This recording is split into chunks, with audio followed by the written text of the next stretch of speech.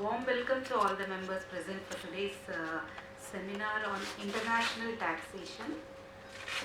I hope you all have a very good learning lesson today because it is a very subject oriented.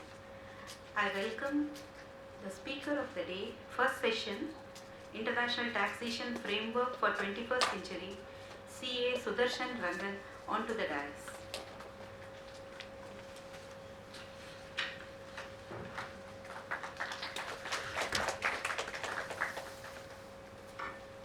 I request you all to please raise for the motto, please. Motto song.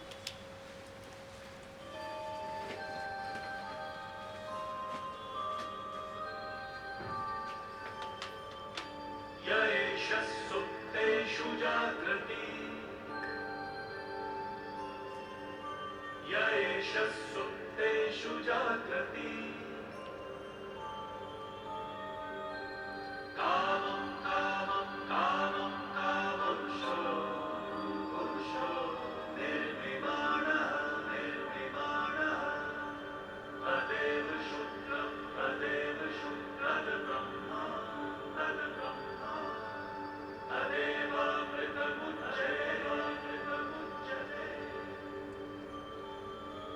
तस्मिन् लोकः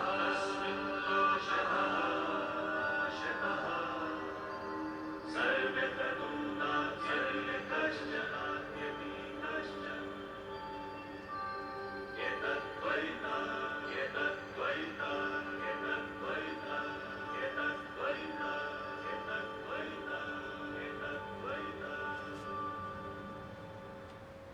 Thank you. I'll just brief you about today's session. The first session, 10 to 11:30, we'll have International Taxation Framework for 21st Century by CA Sudarshan Rangan. And from 11:45 to 1, Introduction to Multilateral Instruments by CA Prasanna. And 2 to 3:30, Transfer Pricing by CA Hussain. 3:45 to 5:15, Tax Treaty Entitlement with reference to treaty abuse. Now a brief introduction of the speaker because he didn't want me to elaborate much and he didn't give his profile also.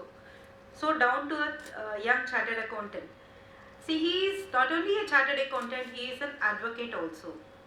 He advises on policy related tax globally because he goes to various places and he advises on various tax related things on the policy matter.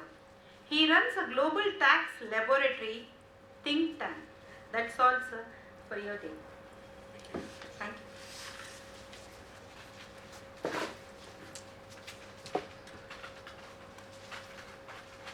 Thank you, madam, for the kind introduction.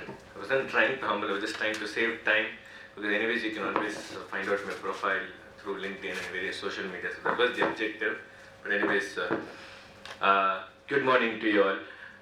International tax framework for 21st century is the topic. But however, what I decided is I'm going to segment my session in 3 parts.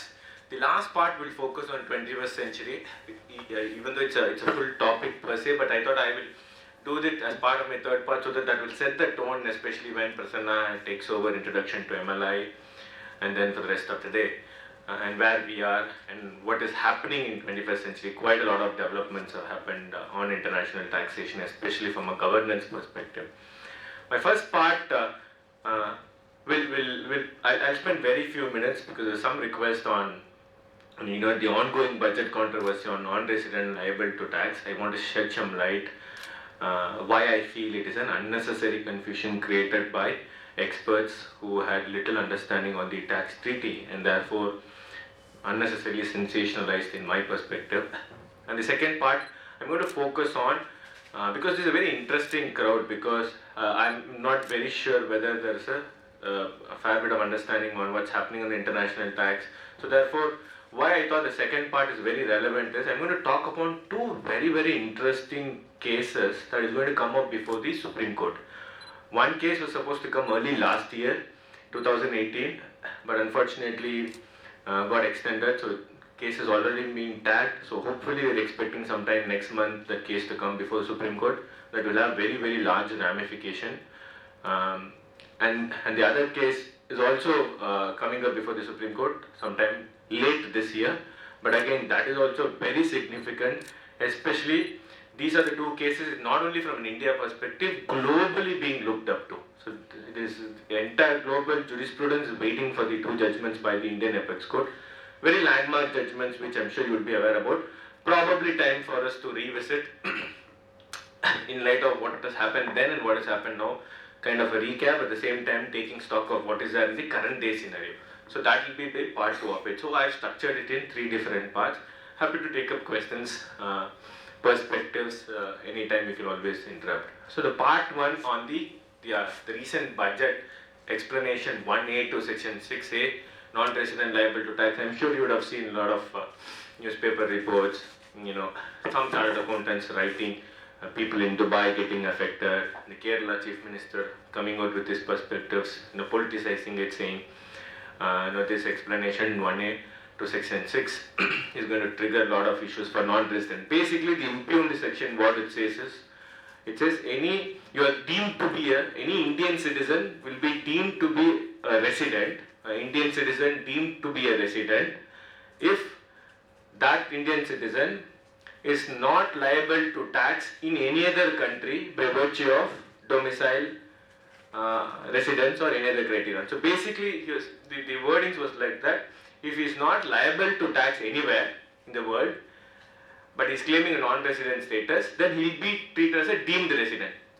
So an Indian citizen, this is only for an Indian citizen. So Indian citizen will be deemed as a resident if he is not liable to tax elsewhere. So which means if he is not liable to tax elsewhere, India is saying he will become a deemed resident, so which means he is an Indian tax resident and his global income will be taxed because India goes on a worldwide basis of taxation.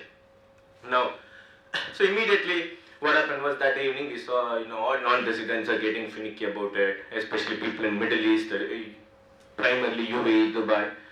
Now just want to give you a backdrop about this amendment, which of course has been clarified. Way back in 2009 when the subprime crisis happened, which was taken as a bait by the global economists because the subprime crisis had nothing to do with actually tax evasion. So therefore, however, the countries came together, G7 first came together, then G20 came together and figured out, global recession, people are unhappy, so how do we go about? So then they said, no, it's largely because the digital companies are not paying their fair share of taxes, which I'm going to come to the third part of my discussion. So therefore, let's do something to ensure these digital companies pay their taxes. They were doing tax planning, no doubt about it. So therefore, that's how the G20 came into the picture of tax scheme of things, because G7, G20 had no tax agenda, but however, that gave them a point for them to discuss about tax. Now, in 2009, so one of the objectives apart from tax base erosion and profit shifting, which we're going to discuss, one other agenda that came about was secrecy, banking secrecy was discussed. So in 2009, OECD countries plus as of now there are 90 odd countries came together and formed a forum called Global Forum on Tax Transparency, basically trying to end banking secrecy, trying to promote exchange of information between countries to find out these tax dodgers or tax evaders. 10 years celebrated, fascinating impact that Global Forum has done because the government, around 90 odd countries, and from 2012 to 2018 or so was headed by an Indian IRS, Ms. Monica Bhatia, who did a phenomenal job in coming up with a FATCA equivalent, CRS, basically exchange of information, curbing banking secrecy. She did a phenomenal job. Now, one of the objectives in the Global Forum was there are two concepts called citizenship by investment, residency by investment.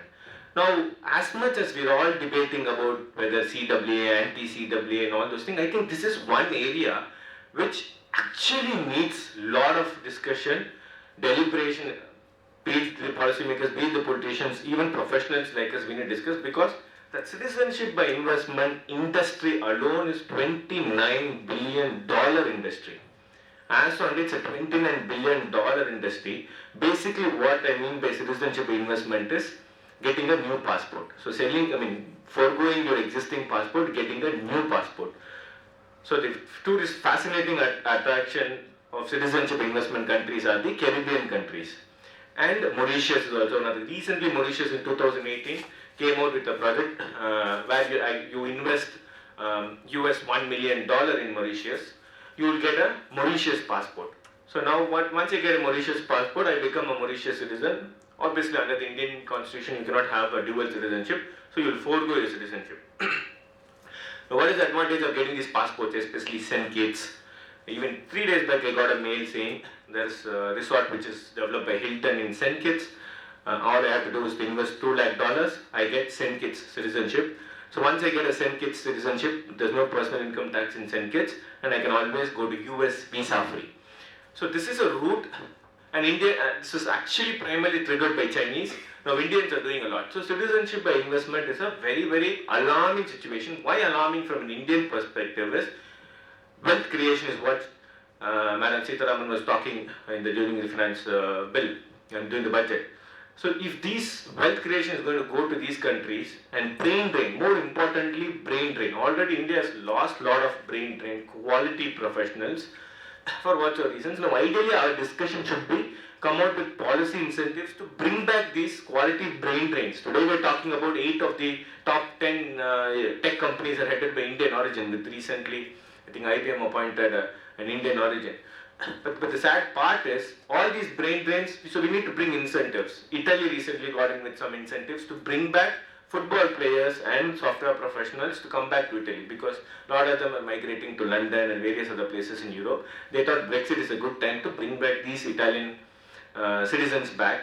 So citizenship investment is one aspect. Now this amendment is not trying to worry about citizenship investment. It's a larger macro worry. But from a tax perspective, they're not worried because these guys are ready to forego their citizenship. So no point talking about them. Let them go, so we can't do anything. The next category is residency by investment. Now a lot of European countries, for example Malta, Cyprus, Greece, Bahrain, that's what I have to come to Bahrain as well. So these are the countries which go by residency by investment. They will not give you citizenship. They say you invest. Even UAE recently introduced a residency by investment concept. Dominica Republic. So now what happens is, I know quite a few Indian businessmen, including few in Tamil Nadu, have become Dominican resident.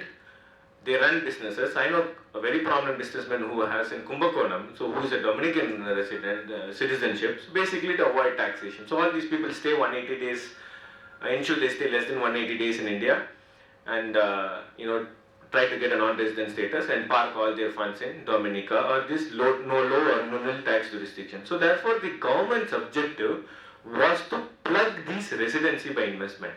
So what is very disturbing to me is, so this is an anti-abuse provision. I understand, flawed not in the drafting. A lot of professionals are saying it is very very badly drafted. It is drafted in the global way because in globally residency is determined by Article 4 of all your tax treaties, liable to tax by virtue of domicile, residency and similar criteria. So the wording is absolutely right. They should have put it in the special anti-avoidance chapter, not under 1A. Probably that is one thing they could have done. So any anti-abuse provision you introduce, be it India or anywhere, 2 conditions. It has both 2 conditions have to be satisfied. Subjective as well as your objective condition. So you cannot apply anti-abuse right royally. Even the General Anti-Avoidance Rule or SARS in India, you have to satisfy both the subjective criteria as well as the objective criteria. Now coming back to the UAE debate, there is absolutely no issue in UAE because India UAE amended the tax treaty in 2004, if I am not wrong, 2004 or 8, I am not very sure. Because UAE had the same issue, saying we don't have this liable to tax concept because we don't tax at all. So there's no personal tax, so where is the question? So India-UAE treaty was specifically amended to say if a resident is present for more than if a resident is present for more than 180 days, he becomes a UAE resident. There is no question of liable to tax and other things. So as long as if I am a UAE resident, I am working in UAE, Middle East, especially in Dubai, if I stay for more than 180 days, I become a UAE resident. And Supreme Court has also very clearly held in Azadi Bachao Andolan, which had all these UAE related cases as well, saying liable to tax is different, subject to tax is different. So liable to tax means he is taxed like GST, nil rate. Liable to tax, but tax is zero. So therefore, if the wording used is liable to tax, he is taxed. But whether the country is going, tomorrow UAE can bring personal taxation. Already they're bringing in corporate taxation, they've already brought VAT. So therefore they'll bring in tomorrow. So the word used is liable to tax. So therefore it is taxable in UAE. UAE has decided not to tax. So Supreme Court has clearly said you have to look at the fiscal fact and not apply. So that we have very clear precedents. India-UAE treaty is absolutely crystal clear, and we cannot. And India has agreed. It's a negotiation. All these treaties are not like act done by bureaucrats. This is a negotiation. Indian government, UAE government sit together. Look, we have this issue. How do we sort it out? Okay, let's remove the liable to tax. That's creating unnecessary legal issue. So I don't see any issue with India-UAE. Probably I would have been extremely happy if these professionals who created, in my view, unnecessary sensation, because they were there. They wanted to identify some flaws and then created this sensation. They could have at least given Bahrain as an example, because there is no treaty with Bahrain. India does not have a treaty with Bahrain. The reason for India not having a treaty with Bahrain is Bahrain has this residency by investment concept also. That is one reason. Two, they never had any person who was focusing on taxation. So therefore there is nobody to negotiate the agreement. Now Bahrain, after all the BEPS and other related measures, have an exclusive tax person who is coming out attending all the OECD meetings. So India-Bahrain treaty very soon we can expect. So at least had they mentioned Bahrain, I would have been very excited. That makes sense to create sensation, not UAE, which is very, very crystal clear. So bottom line, what I wanted to convey is this residence liable explanation 1A has nothing to do with persons working in Middle East or persons who are working in UK who are relatives, friends or clients. Absolutely very clear, and government has also clarified. They may maybe come out with a very clear provision saying it's an anti-abuse. The clarification clearly said it's an anti-abuse provision. So anti-abuse provision can be invoked when you have to satisfy both subjective and objective. So you cannot just apply it as a blanket provision. So therefore, on the amendment, I am very, very clear. This is a needless confusion created by professionals who unfortunately could have spent little time on treaty before going ahead in the newspapers and sensationalizing the issue. So no issues with it. They are only targeting certain residence by investment schemes which are available in Bahrain, Dominica. Malaysia has a My Second Home. Quite a lot of Tamil Nadu businessmen have opted for that. Malaysia My Second Home. So you have a home in Malaysia for 10 years. You have it. Malaysia will give you a residential. So that's a residency program, not a citizenship program. So therefore, I can always go to Malaysia and say I'm a Malaysian tax resident and plan my taxes accordingly. So this is the scheme of things with which Section 6 was introduced, and just thought I will clarify on it, and I don't see any issue. There's no need for panic unless and until if you're purposely trying to get into a residency by investment schemes. So OECD is coming out to plug the citizenship by investment and residency by investment, but all these Caribbean countries have a different logic. They are saying, how does it matter to you? It's our sovereign power. You guys colonized us, so we lost a lot of money. You took it, just like how India has been criticizing UK for colonizing us and taking away all our wealth. These Caribbean nations have been saying, go to hell, we will continue with this. So there are some talks going on, they're blacklisting it, public shaming is happening. Anyway, that's a different political controversy which is being faced, and I think it will be very interesting going forward. Now this is what, with regards to my first part, which I wanted to share my 2 cents on the ongoing controversy with regards to introducing explanation 1A to section 6 only as an anti-abuse provision, and that will not affect any salaried workers working in or basically the outbound expats. I don't see any issues with that. Now coming to my second part, the 2 case laws which I would want to focus on, which is going to come up before the Supreme Court. I thought this will also act as a refresher on some of the provisions with relating to international taxation.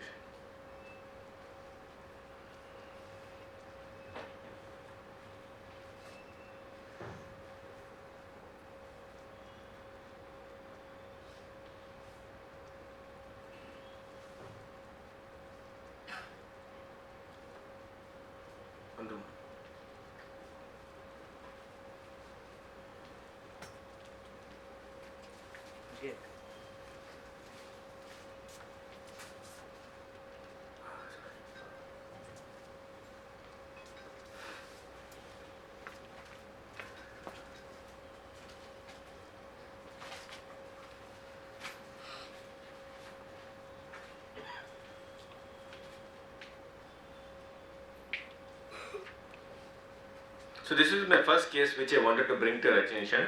It's a New Skies satellite coming up before Supreme Court. Very interesting judgment. Expected sometime next month or late this month. Now, what is the issue with New Skies? So we'll give you the background. So basically, lot of these television channels cannot afford satellite transponders which are situated in geo orbit. So we have exclusive satellite companies which have transponders which are situated in the geo orbit. So now all these television channels like Raj TV, Sun TV, what they will do is they'll get into a leasing arrangement. So they'll get into a leasing arrangement to hire these transponders. So now what will happen is these channels will telecast, so uplink and downlinking. So that will go to the transponders, and then the transponder will do some process, and then it will send the downlink which will come to our house wherever we are seeing the channels. So basically the question here is, the television channel will hire these transponders which are situated in geo orbit. So uplinking will happen, and the transponders are specialized transponders which will do some little bit of process, and then after doing the process the downlinking will happen which will come to our respective homes or wherever we are. So now the question here is, when Raj TV, I am taking Raj TV as an example. So when Raj TV makes a payment for this lease transponder, the question is, should it have to withhold taxes? So this is the issue with the entire New Skies batch of cases. There are a lot of cases, AsiaSat. I worked with one of the matters called Intelsat.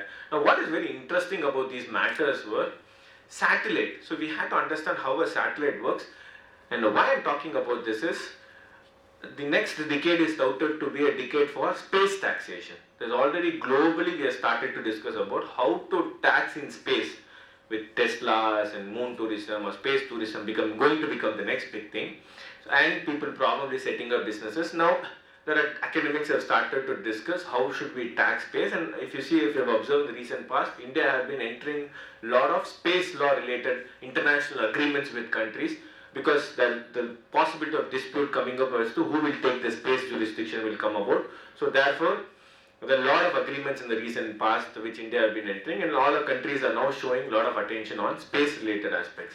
Now what is very interesting is, there was a judgment before this is a High Court judgment. So in 2008 Asia Satellite, fantastic judgment. So Indian tribunal discussed about how to tax satellites, how to tax spaces way back. When I mean way back, almost a decade back. And today globally, even last year in one of the conferences in London, IFA, which is very prominent for international taxation, IFA Congress, one of the sessions was space taxation, and majority of the judgments was discussing AsiaSat, New Skies, Indian judgments. So that way, very heartwarming to see Indian judgments, and we have been very proactive in that aspect. The adversarial nature in us is, the tax authorities want to tax everything, is a different ballgame, but the judges understanding how the satellites work and coming out with judgments have actually been a global jurisprudence, and today the world is looking at these judgments, and all the more they're waiting. Of course, the issue is different here before the Supreme Court, but these judgments have already been acting as a case study, made samples across the globe on how to taxation on spaces. This is on a side note I want to tell you, basically trying to appreciate the efforts put in by our courts in terms of these new judicial precedent or new judicial outlook. Now coming back to the case, so the issue here is these uplinking, and as I said, when making payment by the television company to the satellite companies who have hired their transponders which is in geo orbit. So now the issue here is they are in geo orbit. So there is no territorial nexus, but the payer is situated in India. So can a payer be a source is a question. So if you observe in India, 1976 we have introduced this section called section 9 today, which is one of the most sought after international taxation section, income deemed to occurize in India. This section was primarily introduced because of treaty influence, because treaty always said wherever income is arising, wherever income arises, that state will get the taxing rights. So what is arising? What is it? So India, what they did very smartly in 1976, has introduced Section 9(1), thereby saying these payments or these income deemed to occur or arise in India. So therefore, they will say India has the taxing rights because India has a source. So Section 9 history is primarily influenced largely by tax treaty. There are some few provisions which are influenced by tax treaty. This is a very interesting. Section 9 is not an Indian innovation. It is primarily to curb the treaty so that people don't say in these kind of situations, the satellite company will say, no, there is no source. Source is in geo or geo orbit. That's why US also came out with clarification. Any NASA-based satellite, this thing, that income will accrue to US. The only clarification we have NASA-based. So therefore, there was no clarity. But by virtue of the 1976 provision introduced under the Income Tax Act, Section 9 deemed to occur in India, India said we have the source deemed to occur in India. So therefore, we will have the taxing right because source is in India. Now the question is whether this will amount to royalty. The logic only probability coming is the income tax department felt it could be a royalty payment because the royalty has a definition. There's a process in it. I'll come to it. So basically, the question here is whether this amounts to a process. Now, if you see 916 of the Act,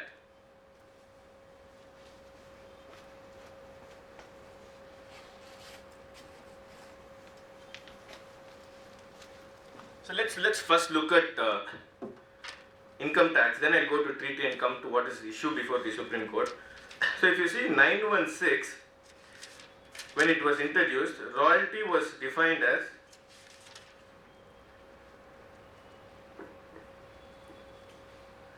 imparting of any information concerning the working of or use of a patent, invention, model, design, secret formula or process or trademark or similar property. Now why I stressed on comma is, that is the issue here. Invention, so use of any invention, information relating to invention, model, design, secret formula or process or trademark or similar property. There is no comma here. So secret formula or process or trademark.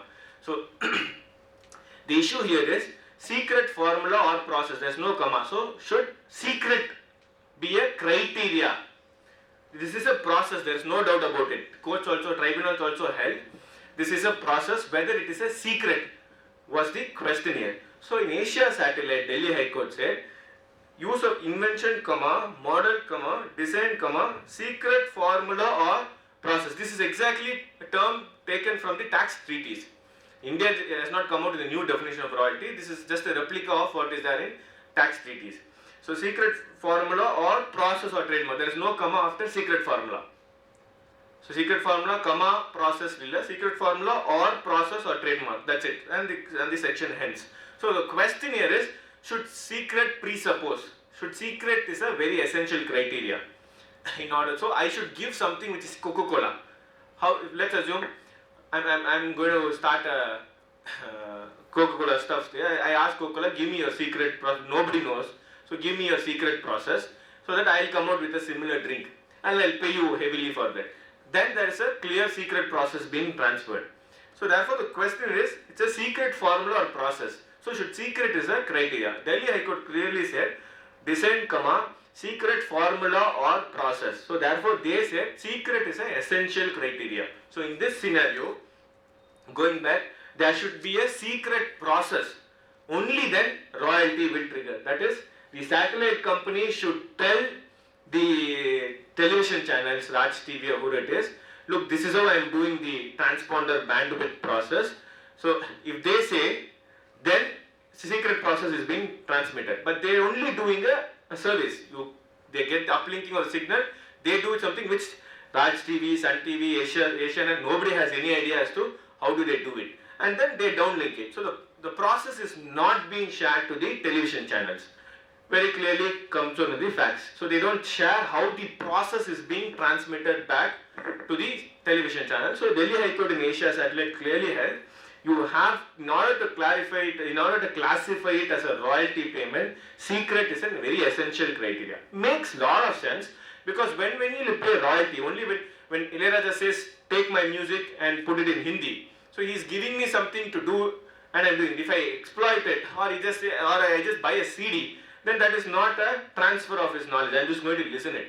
But if I'm going to exploit it and he's sharing something which is secret, source code is being transferred to me so that I can do something based on the source code, then it makes sense. If I do just Excel, then there is no source code. Microsoft doesn't share the source code with me. So the point here is, does it come close to that then make available? no, make available is only in the treaty. Yeah. Just saying, like when you say that this has to be like Make available is only for fees for technical services. the knowledge. I'm saying the knowledge process, the secret. When that person gives you the secret of it, something which in future you can do it on your own. No, then anyways you'll get affected in royalty. So I don't even need to go to FTS. Either royalty or FTS. So specifically to your question, normally the idea was the entire make available. I'm sorry for slightly digressing. The question is, there are some tax treaties which has make available. India's US, UK, Singapore. What do they mean by make available is, now when India said we want to tax the entire fees for technical, because India is a developing economy and lot of know-how or technical services comes from foreign, especially the exporting countries. So therefore what India said is, deemed to occur in India, any service rendered by a UK engineer in India, India will get the taxing rate. So US smartly said, let's negotiate. Don't tax every services. You do wherever I give the knowledge to you, and tomorrow you are able to do it without my presence, then only those should come under the technical service criteria, not all services. Today if I am advising a client and tomorrow the client should know what is that I advise and try to do it, then there is a concept of make available. So that was a negotiation bargaining done by US and UK followed it, Singapore. It's not there in all the tax treaties. So basically kind of a give and take. So why I am talking about this give and take is, all these agreements are give and take. They are not law. You cannot see like legal stuff. So therefore you need to look at the agreement carefully. And that is why I always feel whatever is not there in the treaty means it is not something which has been missed. It is missed intentionally because they have agreed it. So when you and me get into an agreement, you will tell me, Sudarshan, put this in your clause. I will tell you, put this in your clause. We will not say, no, I forgot about it. So therefore, the point what I am trying to drive at is that all these treaties have to be looked closely, and these are bargaining rights. So nothing is being given. No country will sacrifice it unless there is a give and take. Now this is with regards to make available. Now coming back to the royalty stuff. So therefore only if the secret element is being transferred in this case by the satellite companies to the TV channels, then royalty will come. Delhi High Court said there is no secret process being transferred by the satellite companies to the TV channels. So therefore there is no need to withhold taxes under 195, read with 916. Now immediately after this judgment, very interestingly, India amended it in 2012 with retrospective effect from 1976. Now if you see, they would have amended it saying, for the removal of doubts, explanation 6 to 916, for the removal of doubts, it is hereby clarified that the expression process includes and shall be deemed to always include transmission by satellite, whether or not such process is secret. Whether or not such process is secret. Basically trying to nullify the Delhi High Court judgment. Now what is the next judgment we are going to see is relating to the Supreme Court Vodafone Sanofi case, where Supreme Court did, after Supreme Court judgment there was a retrospective amendment. There's a difference to this and that. This is a Delhi High Court judgment being retrospective. So if you do a Supreme Court amendment retrospective, I don't know if you recollect, the Constitution says you can do retrospective, or Supreme Court also in 1969 clarified you can do a retrospective only for small repairs. Constitution per se does not prohibit retrospective. In some countries, they specifically like Brazil, US, you cannot do a retrospective. But in India, we don't have retrospective. We have you cannot do retrospective only for criminal matters. For normal matters, you can always do retrospective only for small repairs. Now, what Income Tax Department did in the next case, which I'm going to talk about, they did a retrospective saying it's a small repair, which is not a small repair, crazy amendment. But in order to do that, you have to come up with a validation clause, because you have to say why, what was the intention then. But you don't need such validation clause. I know I'm going little technical from legal perspective. There's no need for validation clause because this is a High Court judgment which they are overruling it. So all the more makes life simple for the department. Nobody can question the validity of it. Now, so this is explanation 6 has been done with retrospective effect from 1976. And I'm sure 1976 India would not even thought about satellite, process, copyright. Anyways, we have to live with it. Bureaucracy, obstinacy, as Nani Palkiwala always says. So bureaucracy, obstinance still continues. Even the latest budget proposals are crazy in my view. But nevertheless, we have to live with it because that's our bread and butter. We are enjoying it at the expense of others, which is a pity. Anyways, so issue is the retrospective amendment. Whether or not such process is secret. I say go to hell with your secret, whether or not. So the act is very clear now. So in satellite, Newscase satellite, which came up after the Delhi High Court judgment, came up before the Delhi Tribunal incidentally. Same view was held by Asia Satellite, but now under the Delhi High Court, now department went in with a different stand saying, we have amended the act with retrospective effect from 1976. So therefore, the Delhi High Court judgment in Asia Satellite will not hold good anymore. So therefore, we are not concerned about whether the process is secret or not. The Delhi High Court in Asia Satellite held that it is a process. It only said it should be a secret process. Now, whether or not secret is immaterial. I have amended explanation with retrospective effect from 1976. So which means I am only trying to clarify. So now, the Delhi High Court has to decide based on this. So this was the contention by the department, whether or not it is secret process. Now, a very interesting aspect here is, 1976 retrospective treaty has the same wordings like what I read out, because whatever was there before the retrospective amendment is there, same wordings are there in the treaty. So question now is, should treaty, will this amendment also will include for treaty? Now the point here is, under the treaty we have article 3(2) of all tax treaties. So there's a very interesting concept called static versus ambulatory. Now what is static versus ambulatory is, the India-Netherlands Treaty is one of the contentions. India-Netherlands Treaty was entered in late 1980s. So when you enter into a treaty, so I go on behalf of India, let's assume you come on behalf of Dutch, the Netherlands. So we will know what is there in our statute. So in 1988, the royalty definition was like this. Whether or not explanation was not there, it was introduced only in 2012.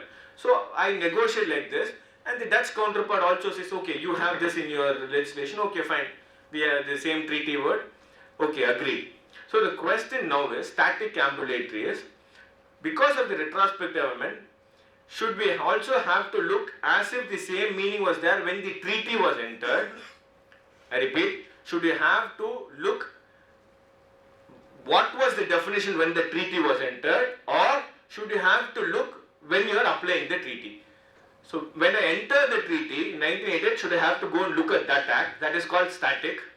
If I go look now in 2019, see what is that? Should I have to look at ambulatory? The question is static versus ambulatory. Now why is this coming up was, Article 3(2) of all tax treaties says, if there is a term that is not defined in the tax treaty, a term not defined in the tax treaty, you can go to your domestic law and take that meaning. Normally treaties will have meaning, but if you don't have a meaning for a specific term, you can go to your domestic law. Now I just want to spend one more minute here. I think this is very, very badly applied, because the intention of Article 3(2) is, you can only go to your domestic law when you don't have any other mechanism to interpret, theological interpretation, literal interpretation, what are the surrounding arguments, notes. Only, if you are not able to find out, then only you can go to the domestic act. But in India, we have always misused, not in India, many developing countries are doing it. We think Article 3(2) is a residuary. England define all, what we go to Article 3, go to domestic law. This is very alarming, because India has been trying to circumvent the treaty by introducing amendments under the domestic act. This is called unilateral override of tax treaties, which is prohibited under the public international law, because all these tax treaties are governed by Vienna Convention law of treaties. So one of the primary conditions, even though India is not a signatory to VCLT, but India follows VCLT, one of the conditions, you enter any treaty, even the upcoming cross-border insolvency agreement which India is going to enter, any international agreement, one of the fundamentals of ECLT, Article 31 is treaty should be entered in good faith.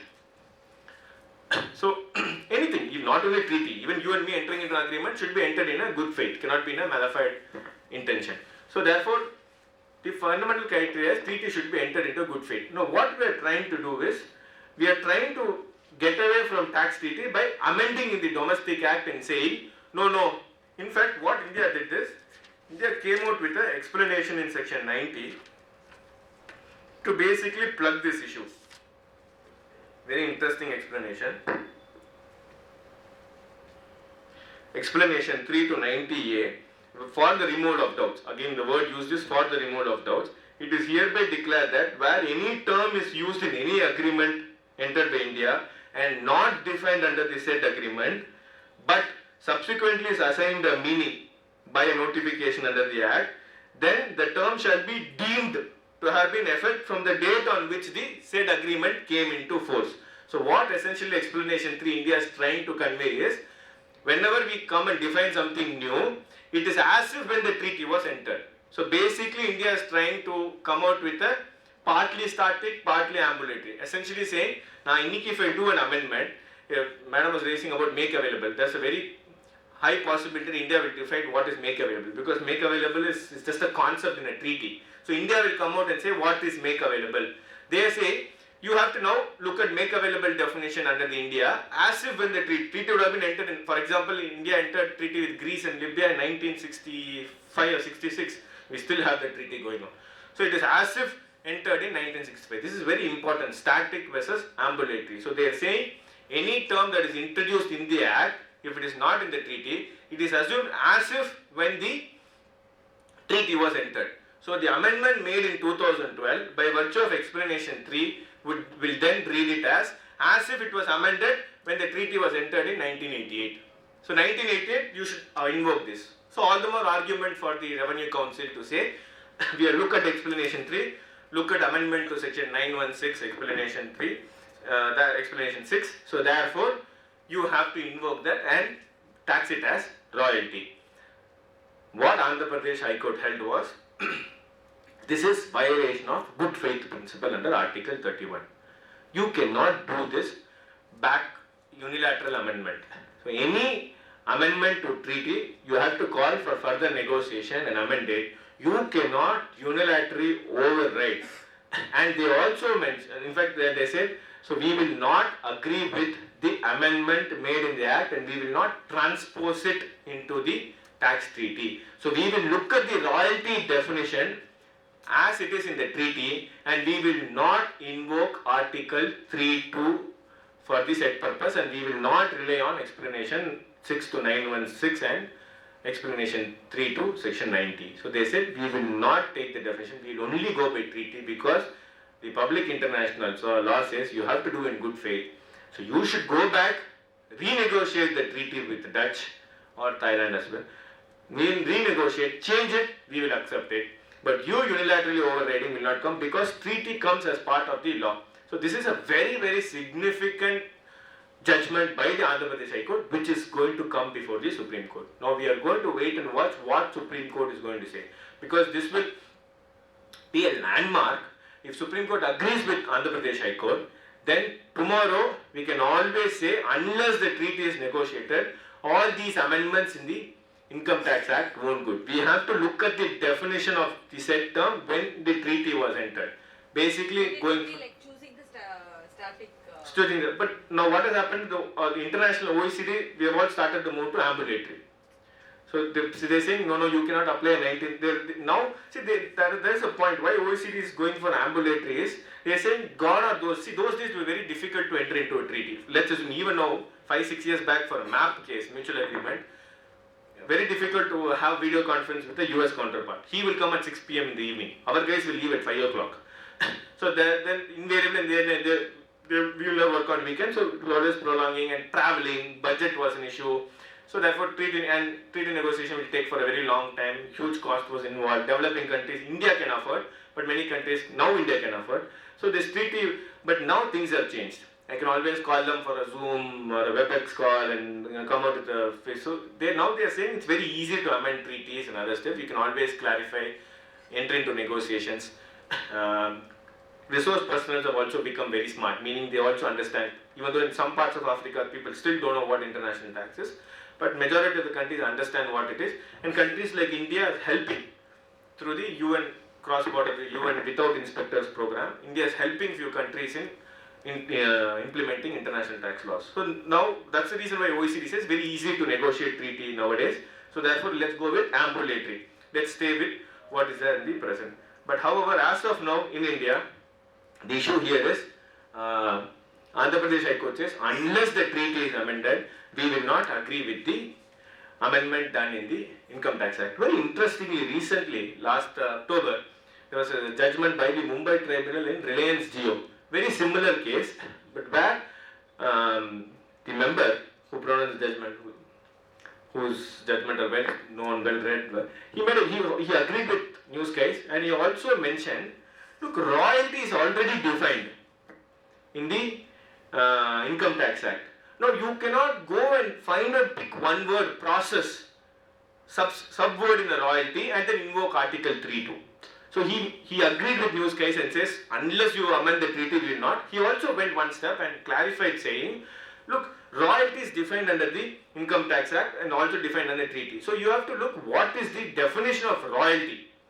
Now you cannot go and say what is process here, what is trademark here, what is invention. You keep amending. I am not bothered, but I am only looking at the headline overall.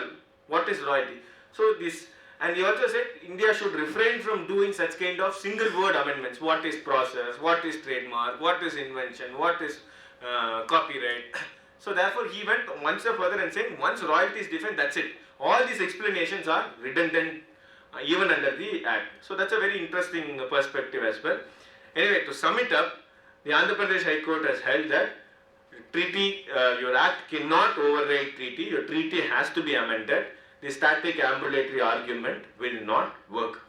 Now, anyway, let's complete the cycle. The next issue is whether at all it is a secret formula. How should you read secret formula or secret process? Now, very simple case, in my view, they could have solved it, but the Andhra Pradesh High Court came with a clarification saying you have to read comma not from a punctuations, not from a conjugations, not from a grammatical sense. You have to give a larger picture, and they also agreed it is a secret. But very easy way they could have solved the issue without going through the Renan Martin classes, grammar and all those things is, whenever India enters into a treaty, this particular Dutch treaty, India entered in English, Hindi, India's vernacular, regional, national language, and Dutch was the third. So this agreement was entered in 3 different languages. So finally, if you see in all the treaties, they will say which language. So India, Netherlands agreed that this will be in English. But under the public international law, under the VCL, the Vienna Convention, you can, when in doubt, you can always go and read your vernacular. What is your... So the Dutch treaty, very clearly in Dutch, says secret formula or secret process, because under the Dutch language, I think there is no or something like that. There is no comma, some sort as per the Dutch grammar. So they very clearly said secret formula. Hindi there was still confusion. Gupt something was there, but Dutch was very clear. Secret formula, secret process. So which shows the intention of the treaty negotiators was to bring secret. Very clearly. All the tax council arguing for this case or any case could have give the translation of a Dutch treaty would have solved the issue. This is something was overlooked by all the professionals involved as well as council, and they were only trying to harpinge on the point whether secret, comma in the ornama, comma in the ponuma, and all those things they were fighting about. But they could have saved a lot of court's time by referring to the Dutch treaty. This I am telling you as a point. Tomorrow, if you come across any such litigation also, please look at the treaty if they are entering any other language. India normally enters all the treaty in Hindi and English, even with the Commonwealth nations. Unless until they insist, let's have only, especially US, UK, or Australia insist for English. But normally India enters with in Hindi. So you can always go back and find out, because there's always a difference. Even if you see treaty language was first written in German. So that's why if you see the may be, may shall be, and this was transliterated. So there's always a difference. When I talk in Tamil and then try to convert it in English, so you'll always see a difference. What I convey in Tamil will be slightly, may not be a verbatim transpose. So therefore, you can always try to understand the real clarity through the original languages. So they could have solved the issue by referring to the Dutch treaty. So just to summarize, we need to wait and watch. Supreme Court, two questions are before them. Can the unilateral override by an act will be valid, or should treaty also be amended? That is now the fate of explanation 90 will come into picture once Supreme Court comes with the judgment. Until such time, as of now, we can always resort saying Article 31 of the Vienna Convention, good faith. Unless and until the treaty is amended, you cannot unilaterally override through act amendment. The second is secret process. We need to wait and watch how to interpret. So this will have an impact on a lot of domestic matters as well, especially export turnover, 10AA, 10A, how freight, telecommunication charges. We already have some judgments. So now we'll see what Supreme Court is going to talk about, the grammatical usage of conjugation, punctuation, etc.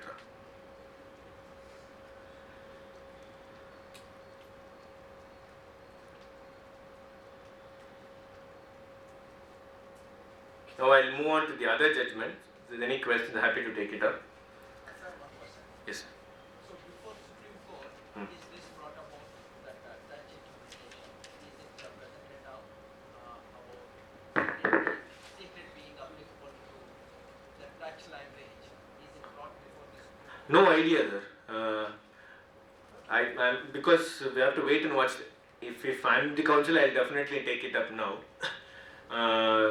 But I'm not sure whether that is going to. We have to wait and watch whether that actually it's a very good point. But in all likelihood, if that point is raised, I think it's a very simple case for the Supreme Court. They need not even go with grammatical. They'll say look at the Dutch, and Supreme Court is bound because public international law. India has to agree as per the Constitution. We can enter into an agreement, and VCLT we have to follow. A lot of aviation judgments we have followed public international law.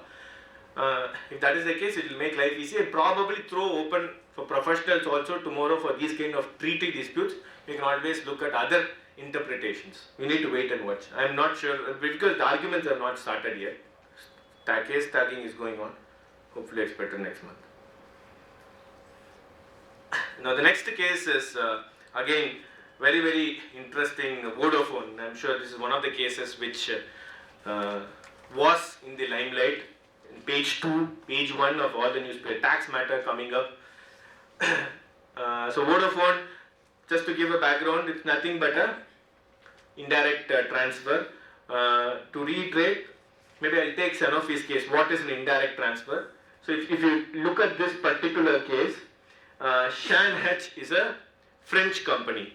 So that is held 80% by a French entity and 20% by another French entity. Now, Shanhetch, the intermediary holding company in France, all these are situated in France. The intermediary holding company in turn has a subsidiary in India called Shanta Biotechnics. Shanta was very famous because that was the first Indian drug company to come out with a drug for hepatitis. So they're very popular. Their drugs were sold heavily in the market. They made a lot of profits. Now, because of that, Sanofi, which is a French pharma giant, wanted to buy Shanta Biotechnics, Indian company. So what they did is, the Shanhetch holders sold the shares of Shanhetch, which is a French company, to Sanofi. So the entire transaction was between a French buyer and a French seller. So Shanhetch shares, the shareholders MA and GMD sold the shares of Shanhetch to Shanhetch France to Sanofi France. So by virtue of this acquisition, automatically when I buy the mother, daughter will also come along. So Sanofi, Shanta Biotechnics will now become a part of subsidiary of Sanofi. So this was the issue. The issue here is whether the sale of shares of Shanhetch, which is a non-resident to non-resident, this is an indirect transfer. They didn't directly sell Shanta Biotechnics shares. That is, Shanhetch had sold Shanta Biotechnics share to Sanofi, clear 911, capital asset situated in India. The issue is, Shanhetch shares were instead sold by the French ultimate shareholders to another French company. The shares of Shanech were sold, thereby Shanta Biotechnics also went off. So logically the valuation should be very high because Shanech would have valuated Shanta Biotechnics. So this is an indirect transfer, not a direct transfer. That is, ideally, if the intention was to sell Shanta Biotechnics, Shanech should have sold the shares of Shanta Biotechnics. Instead, Shanech's shares were sold by the parent. So this is a very, very classic, have an intermediary holding company and then transfer that. In the intermediary holding company will not be an operating company, it will always be a sham entity. So this is called indirect transfer. Now, the Vodafone was the same issue here. So Vodafone did like this, but in Vodafone a slight difference between Sanofi. Vodafone case was a non-treaty, Cayman Islands, so there was no treaty involved. The question was only on section 911. There was no treaty element involved because the transaction was between a non-treaty country. Now issue here is, so therefore the issue in Vodafone came up to the Bombay High Court, very good judgment, went in favor of the department saying indirect transfer taxable. When it went to Supreme Court says you cannot do a look-through approach. You have to do a look-at approach. What they are doing is, don't pierce the corporate will, substance over form will not be valid, because the act, they went by a literal wording in section 911, that is why it is amended now. Look-at approach. You just have to look at it, you cannot look through it. There is no hollow man theory here. You have to have a look-at approach, and Supreme Court went in favor of Vodafone. Now this is what the issue happened. So after Vodafone, the government was upset, so they made a retrospective amendment. Now you all know what happened, the saga after that. 1962, clarifying validation clause, hereby removed of, it is hereby mean to clarify. Very, very bad step. Now why it is bad step is, a lot of things failed for the department here. One, they openly said Vodafone is a test case. What they mean by test case is we are trying out indirect transfer. They admitted we are only trying to see, because India didn't have an indirect transfer provision at all. Now the indirect transfer issue already surfaced in a very landmark judgment given by a non-tax UK court. It's called Indo-Food. You should look at it. It's a beneficial ownership judgment. Very interesting. Mauritius, Indonesia.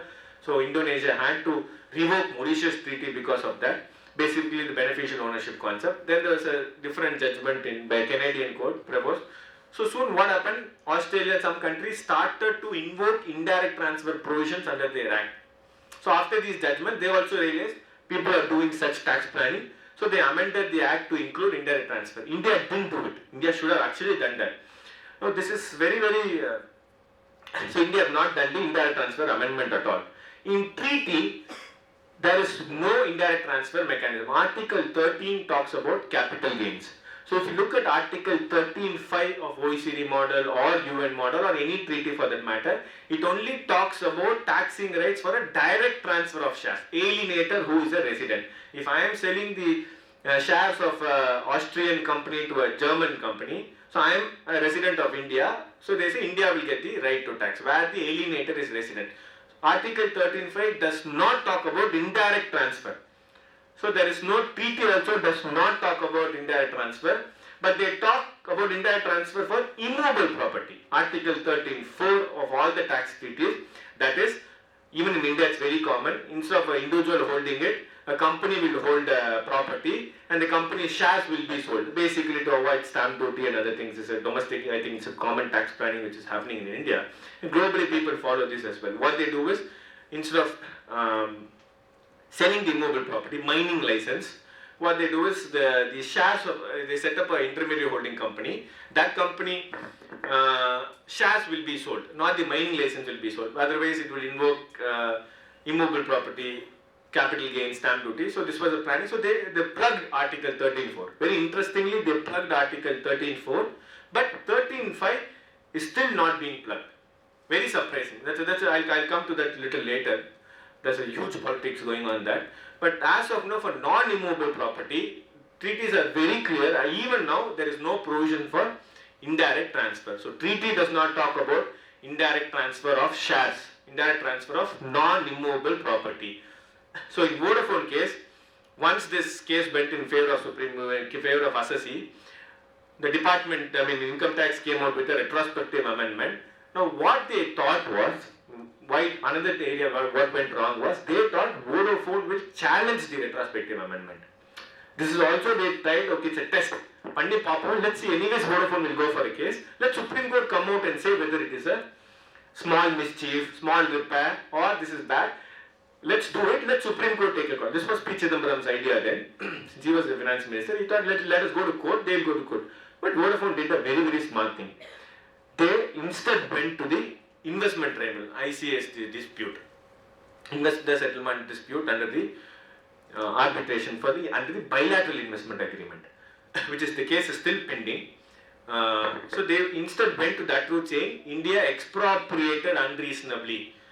The sad part of it was after India went, King Vedanta followed, and already Nissan is before that's a state tax, Tamil Nadu government against Tamil Nadu government, that is also pending at the ICTS dispute, investor settlement dispute in Amsterdam.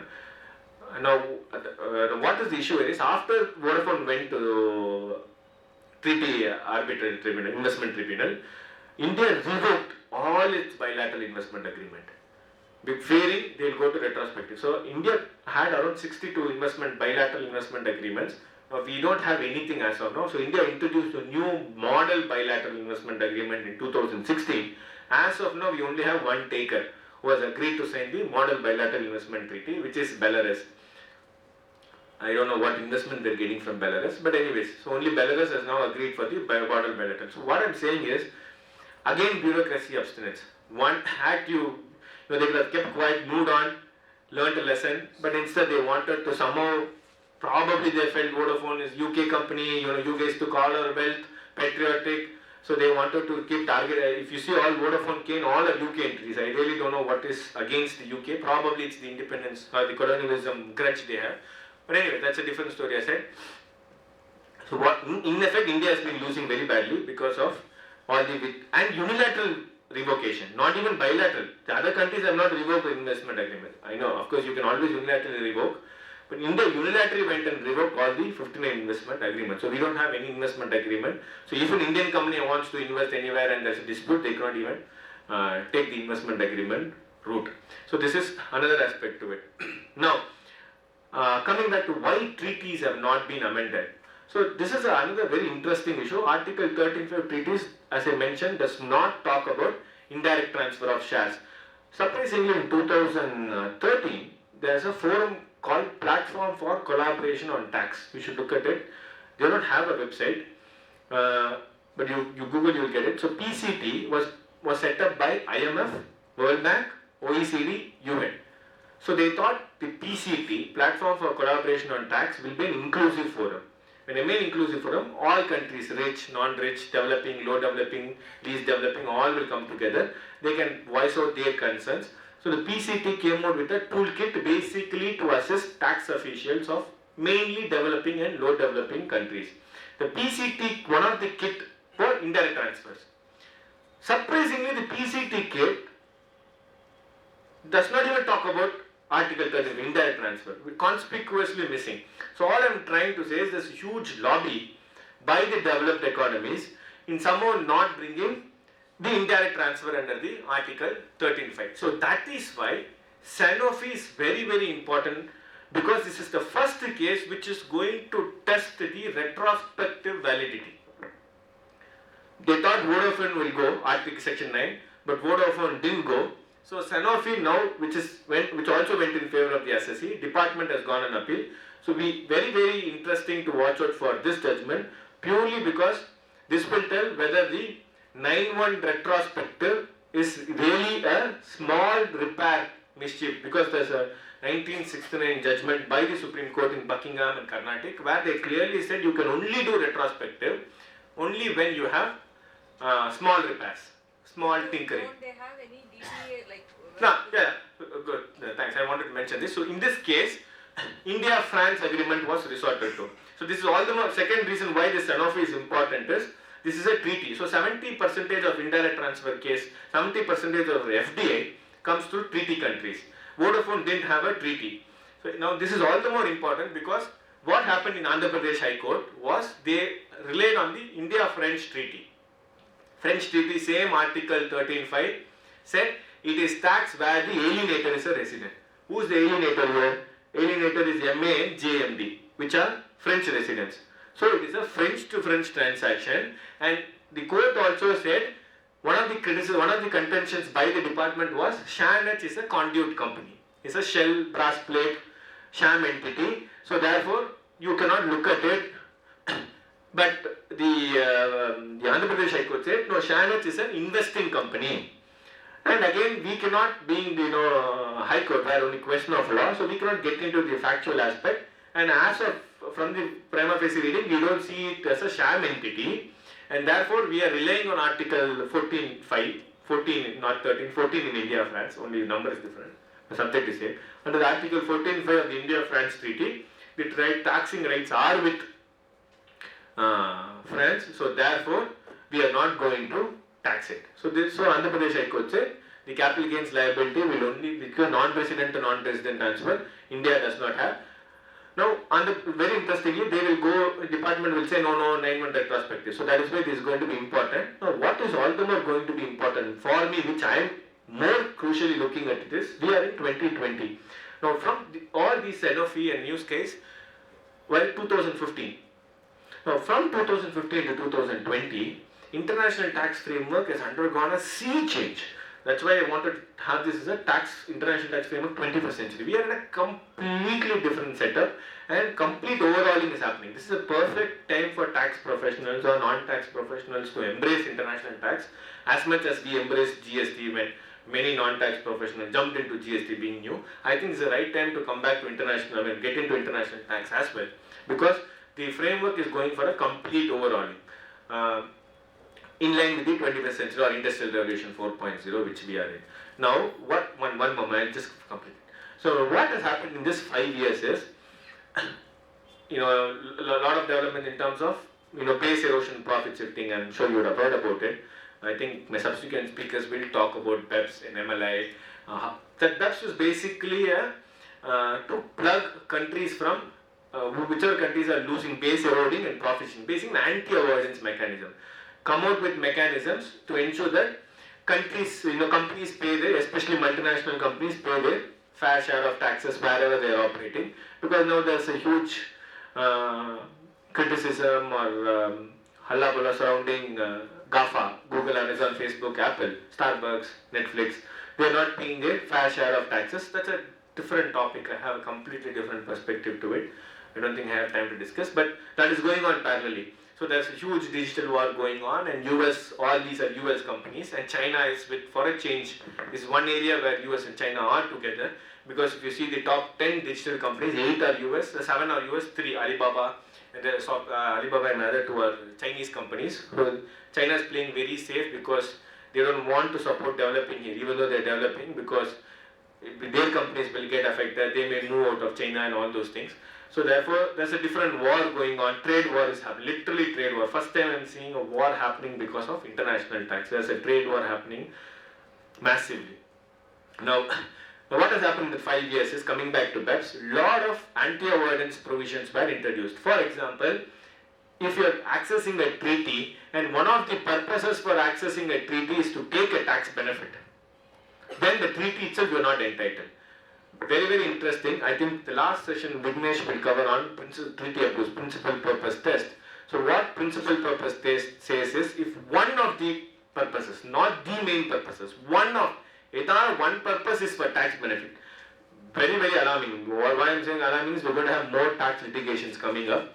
So one of the main purposes, if you take for example, latest India ordinance, India reduced the tax rate. Why they reduced the tax rate? Ms. Sitaraman also said the reason for reducing the tax rate is to compete the China-US war. We reacted very late. We should have done during the first budget itself. But anyways, so therefore they specifically said the reason for lowering the tax rate is to be tax competition, being competitive, to invest all the US companies which are not now going to China will come to India. So now what is the purpose? Tax benefit. So there's a clear tax benefit happening. So one of the main purposes. So now I'm only worried, or rather I'm very interested, curious to know, if the Revenue Council for Department arguing here, can he invoke the principal purpose test? Can he invoke the preamble of all the treaties have gone for a change? Normally preamble will say to double taxation and to promote trade, mutual trade, economic and benefit. This was very important. Preamble is very important because Supreme Court in Azadi Bachao said treaty shopping is valid because the preamble says double taxation and promotion of economic trade. So therefore economic trade is also one of the main reasons for entering into double tax, not only avoidance of double tax. One of the reasons is also to promote trade. So therefore India-Mauritius treaty is valid, treaty shopping is valid. So post Supreme Court everybody has been resorting, all tax planners, tax advisors have been taking treaty arbitrage. Now this will be very interesting because they have changed the preamble. Now preamble has removed trade, economic and all those things and says to prevention of double taxation and to ensure avoidance of non-double taxation. So preamble is very strong now. So whether they will resort to the current developments, the MLI or the new developments, we have to wait and watch because in Europe they agreed for a 2004 case, they invoked the OECD Model Convention 2017. The European Court agreed, Court of European Justice agreed, you can invoke the 2017 Model Convention for a 2004 case. And they said this is a clear tax avoidance. They abused it, so therefore they went against the taxpayer there. So whether the Supreme Court will go against Sanofi, will they use the latest developments in the tax treaty? That is why it is all the more very interesting what is going to come. But anyways, the issue before the Supreme Court as of now is whether section 911 retrospective is valid, especially in a treaty scenario. First, whether it is retrospective, can a retrospective be made on 911? Because you cannot do retrospective, complete sea changes happen. What is very, all the more disconcerting is, 2 expert committees were set up, stakeholder, I'm sure many of you, there was a meeting in the institute here as well, Pachati Som was there and we all made a representation. Both the expert committees says, don't go with retrospective, go going forward. They ignored both the expert committees. Then what is the point of setting an expert committee? So they ignored both the expert committees, they still went ahead with whatever they wanted. So that is why I say the bureaucracy obstinance still continued. So that's why it's very important, one, whether section 911 is retrospective, 2, should treaty be, can a treaty override and be happen? So this is something which the tax world is entirely looking forward to, especially on indirect transfer. Especially developed economies are looking forward because none of the treaties have till now covered Article 13 for indirect transfer. India has been struggling to put it, especially in the UN Tax Committee, where India is one of the very active members, UN Tax Cooperation. India has been asking them to come out with a new Article 13.5, but US is also part of the UN Tax Cooperation Committee. They are somehow not agreeing to bring the indirect transfer of shares in the tax model conventions. So that's why these 2 cases are very, very important. You had a question? No, I was about to ask about that only. In the sense, as per the new regulations, BEPS, whether Shan Hedge could be considered as a sham entity, in the sense, just for the tax purpose they are holding it. And you covered that. And that's why I'm very curious what will happen, whether if Supreme Court goes with the BEPS and all those things. There are some tribunal judgments already have invoked BEPS for a past cases. But of course, tribunal you can expect, but Supreme... You say US is one which is not, doesn't want indirect taxation to be brought. Not US, all the developed economies. Because they don't. They themselves they are trying to change their laws to bring in more revenue. Yeah, exactly. Parking funds outside, all No, see, India is still a capital importing. You look at our overseas direct investment is very minuscule compared to China, where the overseas direct investment exceeded the foreign direct investment. So therefore, it has huge impact for capital importing. All these capital exporting, they're not only India, especially now they're looking at Africa. This has a huge ramification, macroeconomic level, I'll tell you, because I was part of a panel with the Minister of Finance and External Affairs done by an intergovernmental organization where I had the 2 Indian tax counterparts. One of them was instrumental in drafting 911. There's a Bangladeshi counterpart. It's a civil society group conversation, all income tax officials, and what is alarming is all developing countries want 13.5, but somehow developed economies don't want, because especially countries like Africa are losing very bad in actual extractive countries. Huge. So this has a huge ramification. Imagine a US company, a French company investing in Rwanda on mining or extractive, and they just sell the shares in French to another counterpart, and then they don't pay any taxes there, which is actually accruing in Africa.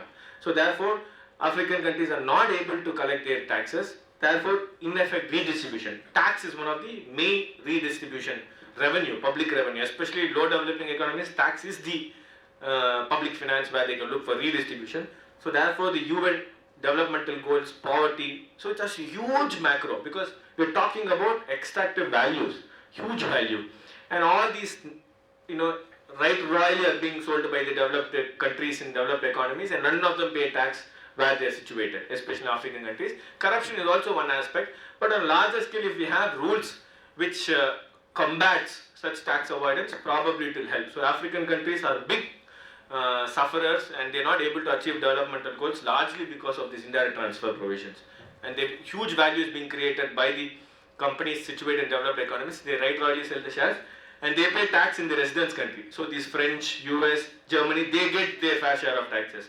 But the values created, especially natural extractives, there is no doubt. At least data, you can always say data, new oil, cliche, where is data? Data is everywhere, not there in market country. Data situated only in California, only in Silicon Valley. But here, there is absolutely no confusion. There is no data. It's a physical, immobile, physical rights, mining license rights are there, but they go scot-free because of tax treaty, which has been influenced by the developed economies. So huge global governance goes on. Sir, one question. If the French company sold to another French company, but instead if a merger happened, do you think still, For India, no, if that now anyways it is immaterial for us because the merge happens, the shares, there will be a value. So they may have a tax neutrality. The question here is, when they value the shares, is it because of an indirect underlying asset situated in India? So India is saying there's an underlying asset is situated in India, which is Shanta Biotechs, and the value of Shanets is largely derived from Shanta Biotechnics. So therefore India should get its taxes. So they are asking Sanofi should have withhold. Sanofi should have withhold the taxes while paying the capital gains to MA and J. Incidentally, the JMD is nothing but the Dassault. So we all know who the Dassault is. So therefore, it will be very interesting to see how the government, because Dassault is where the government purchased all its rockets now, the defense, the Modi saga, everything. So Dassault is one of the shareholders. So whether it's a political element will be involved also has to be watched on. But Now- the treaty has to override, treaty with benefit No. will override act. In that sense, if the treaty doesn't have this indirect transfer in its articles, so how would the department? So department is saying it's an abuse. So in abuse scenario, treaty should not be resorted to. So there are no explicit provisions for abuse. So they are going to say no, the intention of entering into a treaty itself to avoid double taxation, not double non-taxation. So they'll go with their argument and say 911 should come, treaty should not be looked into, we have amended it, explanation 90, same with news case. Now what is very interesting aspect is, I missed this point, when Vodafone, in the earlier case, had Vodafone withhold the taxes in Hutch, before the amendment, that would have violated under the conflict of laws, private international law. Hutch would have sued Vodafone because the law is very clear in India at that point in time when the transaction happened that there is no indirect transfer, no look-through approach. So the advisors who advised Vodafone and Hutch said there is no tax impact in India because it is a non-resident to non-resident transfer. Somewhere down the line, 5th, 6th chain, you have Hutchison SR. So therefore, the act is very clear. And treaty also says, anyway, there's not treaty there, so there's no need. So had Vodafone been little cautious and had they gone and withheld the taxes, then Hutch should have taken them to private international law. Conflict of laws, very clear, would have gone against the Vodafone. So therefore, some people are saying, no, Vodafone should have on a safer side. I don't think that's logical because private international law would have come into picture. Do you have some more time? Alright. So the last part, what I wanted to touch, of course I made a passing remark during my discussion is taxation of 21st century. Maybe I'll just take 5 minutes, I'll tell you one particular case.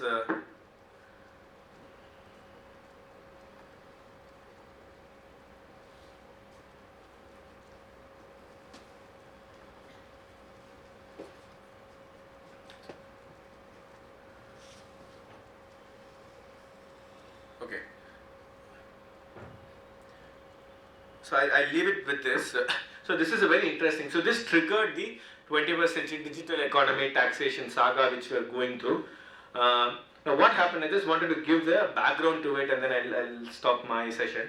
So now rightflorist.com, rightflorist.com is a website which is still active, you can look at it. They used to sell flowers or bouquets, especially for people outside India. So if my brother in US wants to give bouquet during my anniversary or my birthday, he can just order a bouquet from the website rightflorist.com, and the Right Florist was set up in Kolkata, so they will deliver the bouquet during my anniversary date. So this is what happening. Now what they did is Right Florist paid Yahoo advertisement charges for market traffic. So whenever somebody searches, so Yahoo will say Right Florist will come advertisement. Now question is, for paying advertisement charges to Yahoo USA, should Right Florist withhold taxes was the question. The Kolkata tribunal in that case, again a very landmark judgment. The same judgment was delivered. He also delivered the Reliance Jio case, which I mentioned some time back. So now what he mentioned was, Yahoo does not have a permanent establishment in India. This is not a royalty, because accessing Yahoo does not give any access to their domain or thing. There is no technical services, because Madras High Court has always held technical services means there should be a manual intervention. Algorithm will not tantamount to being services. Business income, there is no P for Yahoo. Therefore, these are the three ways in which you can tax. So Yahoo does not have any setup in India. Therefore, there is no need to withhold taxes. Now, after these two developments have happened, today Right Florist, if you go and see, I still remember in 2009 or 10, they were, as I said, they were just, you can order it from wherever you are, deliver it in India. Now they have become a marketplace themselves. They have become like Amazon. So I can be even in Zambia and I can order to somebody in Croatia. They have grown. So I am saying how digital economy has grown. Second thing is Yahoo has disappeared. That's a different ball. So today it's Google. But anyways, these are two. But this triggered. So this is a starting point from an Indian perspective, saying these advertising companies, Facebook data companies, are not paying their taxes, saying they don't have a presence. So the PE concept, conventional. So this is why I said 21st century framework. All the tax treaties were entered in 20th century, early 20th century, 1919 precisely, when the First World War happened. That was, we were even talking about, even I think prior to Industrial Revolution, maybe Industrial Revolution 1. So therefore things have moved on a lot, but the treaty laws have not moved on. And now what is very interesting is, since there are multiple countries are involved, normally tax remains a sovereign matter. Because one of the identity of any country is sovereignty. How do you identify sovereignty? Two ways, taxes and violence. A country can influence violence. Country can, this is a public policy lesson I'm talking about. A country can raise. So today Indian government can come ask me, Sudarshan, pay your taxes. Nobody else can come and ask. And similarly, Indian government decides they can trigger violence, war and anything. So these are the two features of any sovereignty. How do you determine sovereignty? So taxes play one of the biggest role. Now, you can always say, if India decides to tax it, it's a sovereign matter. But what is happening is, we don't know, the constitution says you cannot tax extraterritoriality. That is, there should be a nexus, territoriality. The same non-resident issue we are talking about. Somebody works in UAE, gets money there, why should India tax him? So same logic, if he is a non-resident. If he is a resident, different ballgame. Worldwide taxation. So that's the point. Why should Facebook, US companies are saying, we don't come and do that, why should we pay taxes? But on the other hand, developing economies, mainly India, China, says we are a marketplace. Today, Facebook, India is the first or second largest users. Google, WhatsApp, every day 100 good morning messages we only keep sending. So therefore, India is the top in wherever, and they derive so much of value from India. So India is saying there is an excess. So you should look at both demand and supply, not only look from a supply perspective. So this controversy is going on. Economic, so nexus, basically they are saying have a presence. So that's why India introduced a significant economic presence, we have deferred it. I'm not going to get into it, that's a different topic for another day. But just wanted to leave you with this thought that we still have not had any consensus on how to tax the digital economies. Countries have come together because this is a very sensitive element to identify nexus. So therefore almost 135 countries are part of the inclusive framework. Now tax is going multilateral. But of course, on the other hand, we are seeing trade is going unilateral. But anyways, taxes are no more bilateral. Taxes are going multilateral. And I think for the rest of the sessions, you will I think the next session, Prasanna will deal about what is multilateral. But that's a very significant change. We are now going into a multilateral era. With this, I want to thank you for your patience listening. Thank you. Can I take, if there are any questions, happy to take them. Or are we breaking for tea now? Yeah, we are breaking for tea. Or I'm available for tea and we can happy to pick your brains on any other topics we discussed.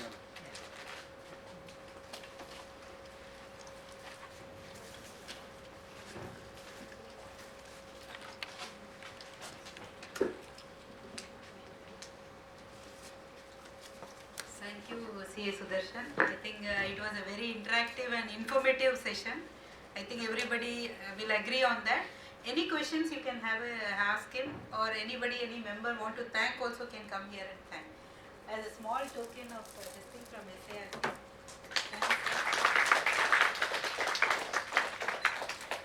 Thank you. Please come. Sure.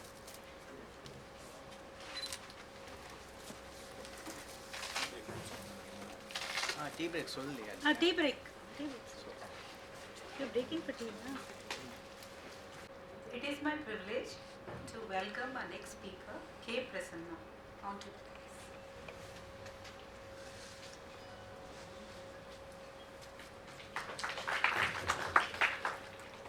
A brief about C.A. Prasanna.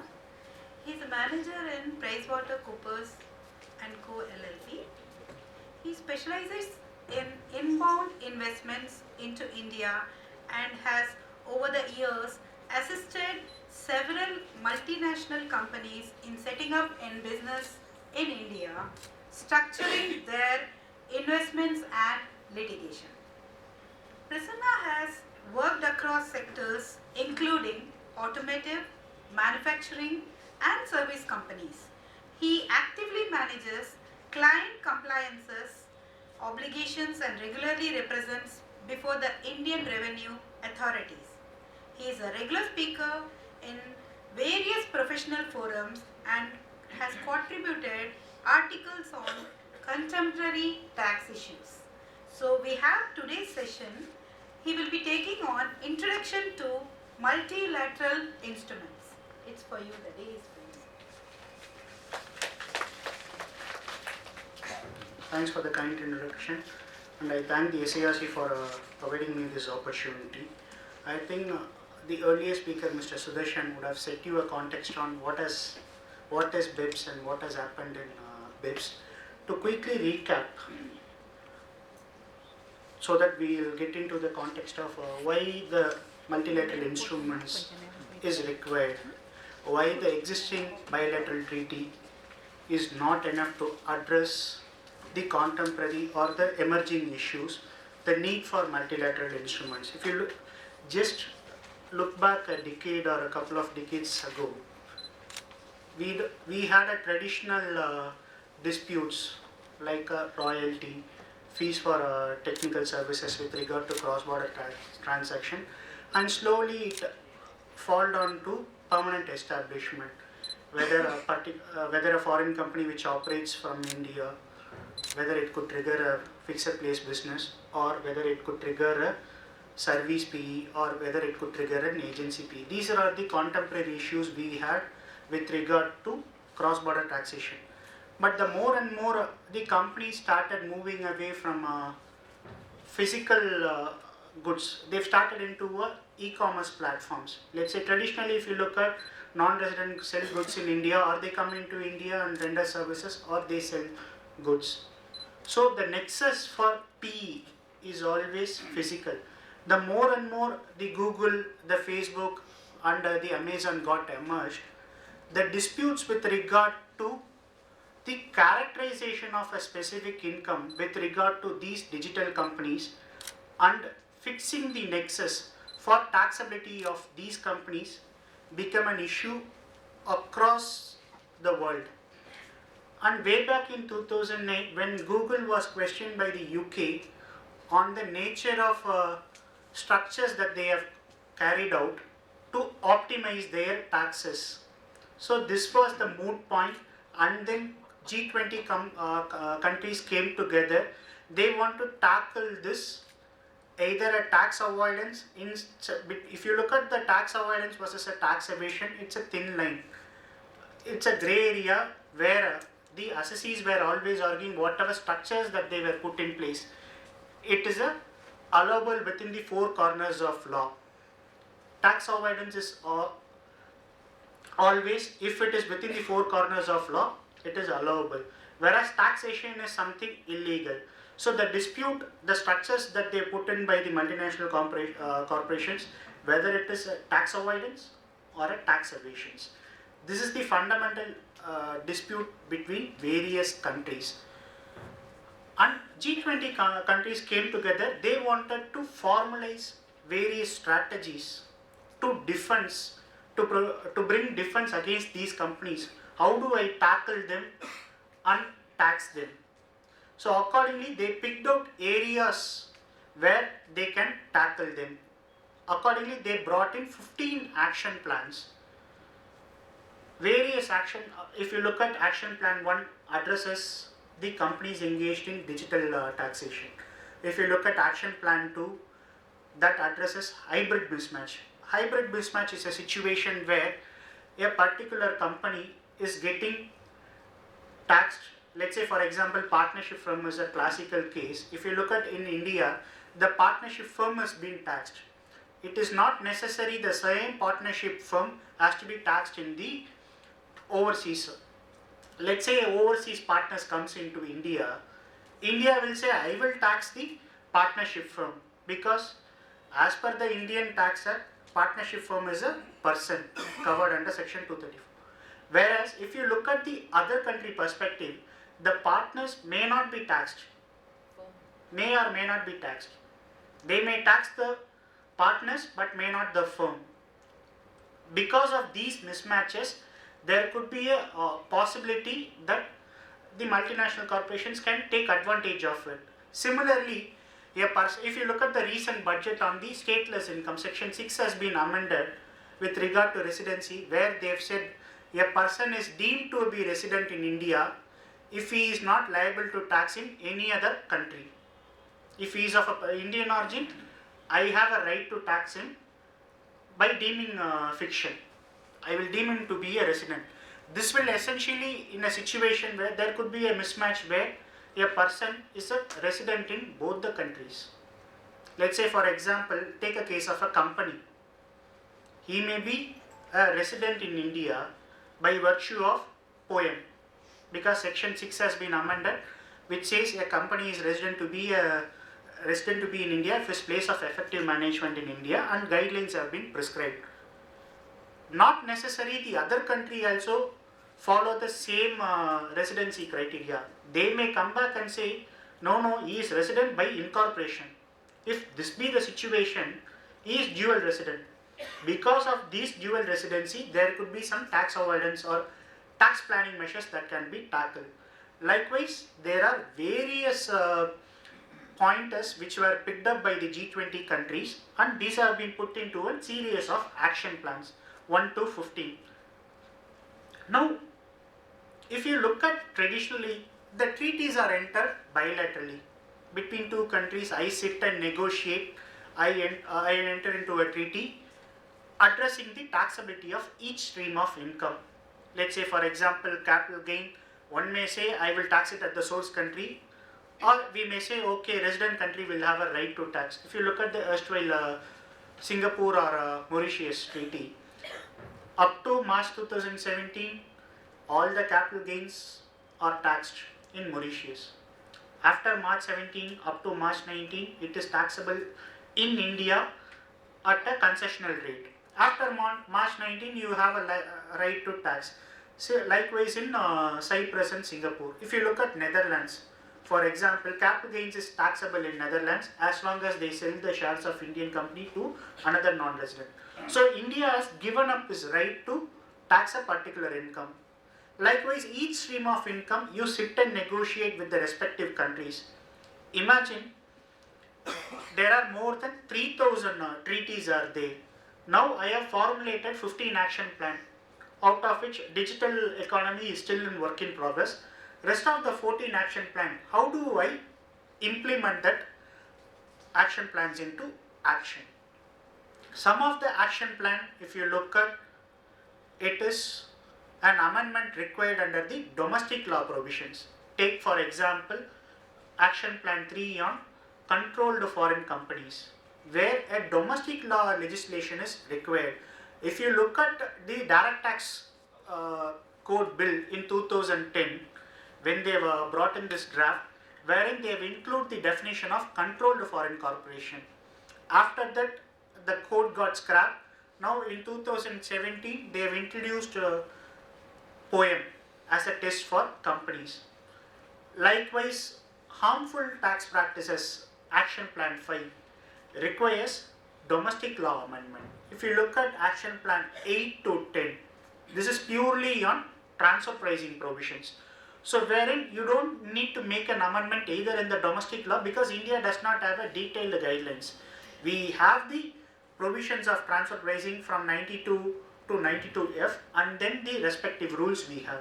These are all the not a detailed guidelines. The guidelines are emanating either out of a OECD or Australian Tax Office or a UN Model Convention. These are all the available guidelines with regard to transfer pricing. So they have made amendment in OECD guidelines with regard to action plan 8 and 10. If you look at country by country reporting, action plan 13, it requires amendment under the domestic tax. We have brought in that amendment in transfer pricing, wherein entities beyond a particular threshold is required to file a country by country reporting reports. Now there are certain action plans, say for example action plan 6 or hybrid mismatch agreement, as we discussed in action plan 2. Action plan 6 talks about prevention of treaty abuse. If there is a treaty abuse, then obviously it is required to carry out an amendment in a treaty. If you look at in the entire globe, there are more than 3,000 treaties are available.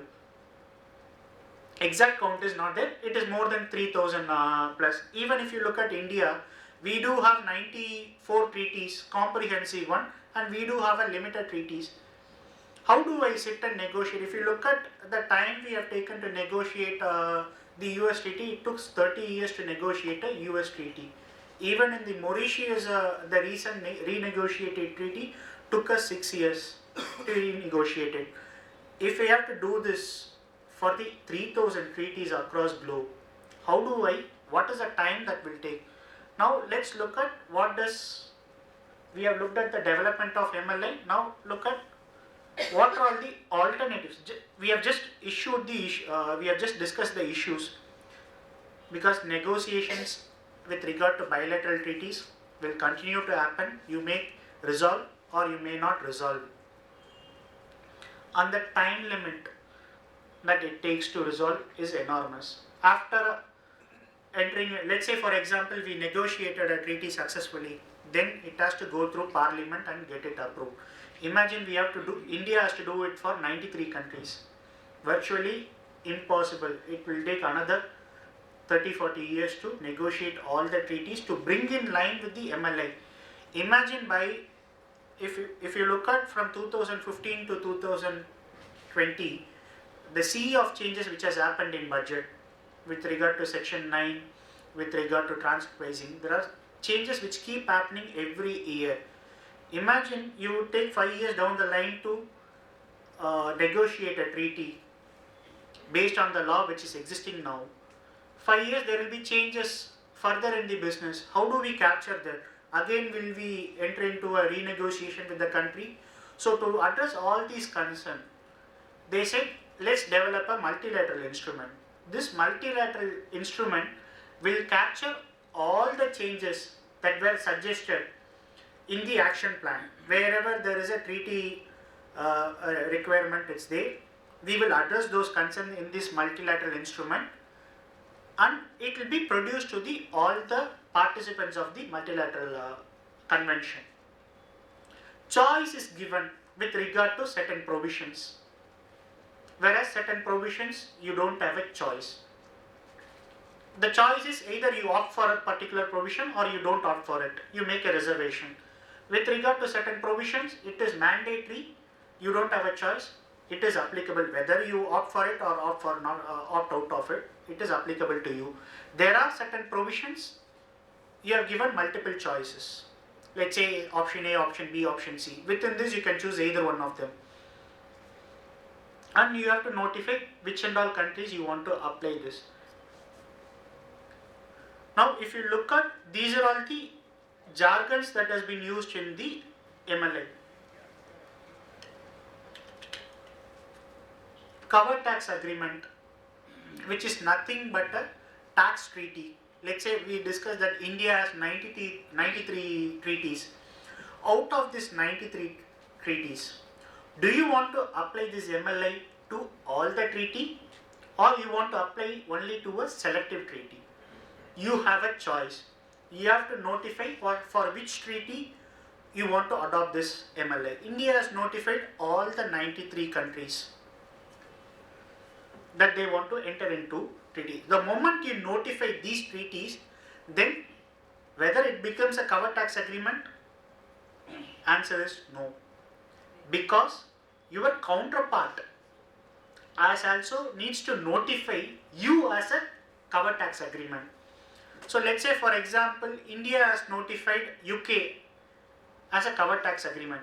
UK also notified India as a cover tax agreement. Now MLA will apply to India, UK.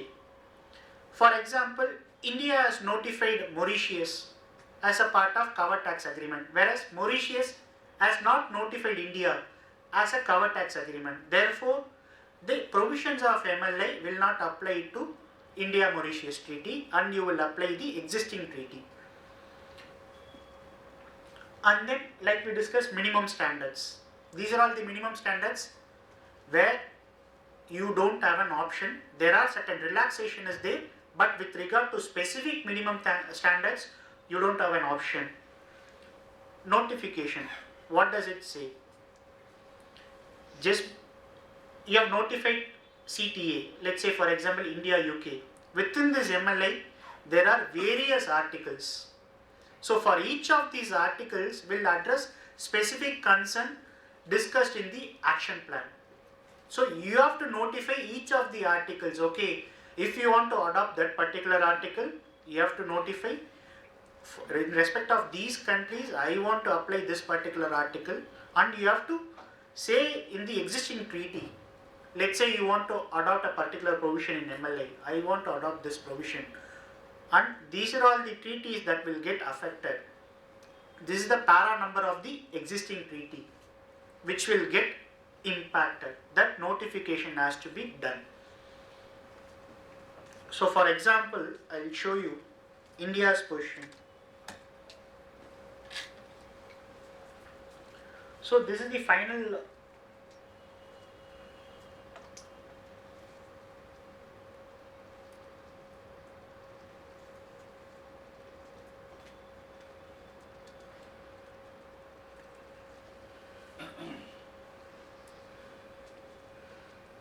So if you look at in notification, they have notified the cover tax agreement.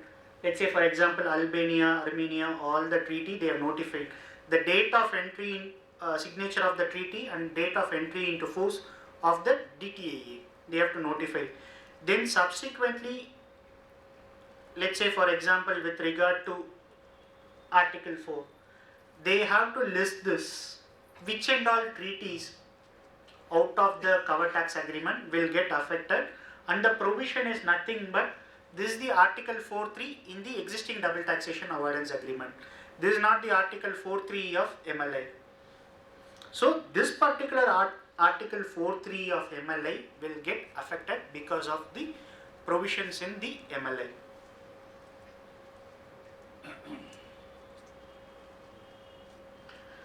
And then the compatibility clause. There are various wordings used in MLA. When the wordings of MLA or the language used in MLA will get impacted by the treaty, whether it is, what if the existing provisions there in the treaty, how will I modify that language? Those are the compatibility clauses. This depends on the other countries' notification also. It is not that India notifies MLA comes into force. You have to see the notification provisions by the other CTA also. You may opt for certain provisions in the MLA. It is not necessary. The other treaty partner also needs to notify the respective articles. He may opt out of that article if there is any choice of options available. So you have to compare the notification clauses of India's position as well as the other country partner's position. If both are matching, then the MLA provisions will come into play. If both does not match, then MLA will not impact the tax treaty. The existing treaty will holds good.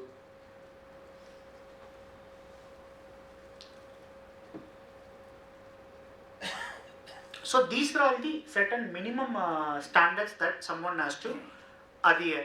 The minimum standards were with regard to treaty entitlement is there. That is, if you look at the existing provisions under the Act, we do have general anti-avoidance rules, wherein it says if the principal purpose of the, if one of the main purpose of the transaction is to take benefit, then potentially GAR can apply subject to other conditions provided, other restrictive conditions provided. In GAR, they have used a word main purpose, whereas in PPT they would have used the word principal purpose. So there is a major difference between the PPT and this one. And one of the minimum standards what they have given, PPT is a minimum standard with certain relaxations. If you look at any tax treaty, we do have the preamble of the treaty, the purpose in which the treaty is entered by the government. If you look at section 90, allows a government to enter into a tax treaty for elimination of double taxation, to avoid or to promote economic growth. A government can enter into a tax treaty. If you look at the recent budget, Finance Bill 2020, they made an amendment in section 90, wherein they brought in certain additional language. Government can enter into a tax treaty to avoid, create an opportunity for double non-taxation or treaty shopping, tax evasion, all that. If you look at these words, these are exactly picked up from the MLI, Article 6 of MLI. So, with regard to this particular heading, you don't have a choice. It is a minimum standards. The moment you notify 93 countries as a cover tax agreement, all the 93 countries, you have to look at parallelly whether they have opted in for MLI or not. If they have notified India as a cover tax agreement, then the preamble of tax treaties will go change.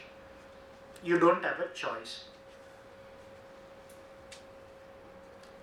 These are all the compatibility classes. If you look at in the first column, MLI uses the word, if you read the multilateral convention along with the explanatory statement, each of the articles may use the word in place of, applies to or modifies. CTA is cover tax agreement, or in absence of, or provisions applies in place of or in absence of.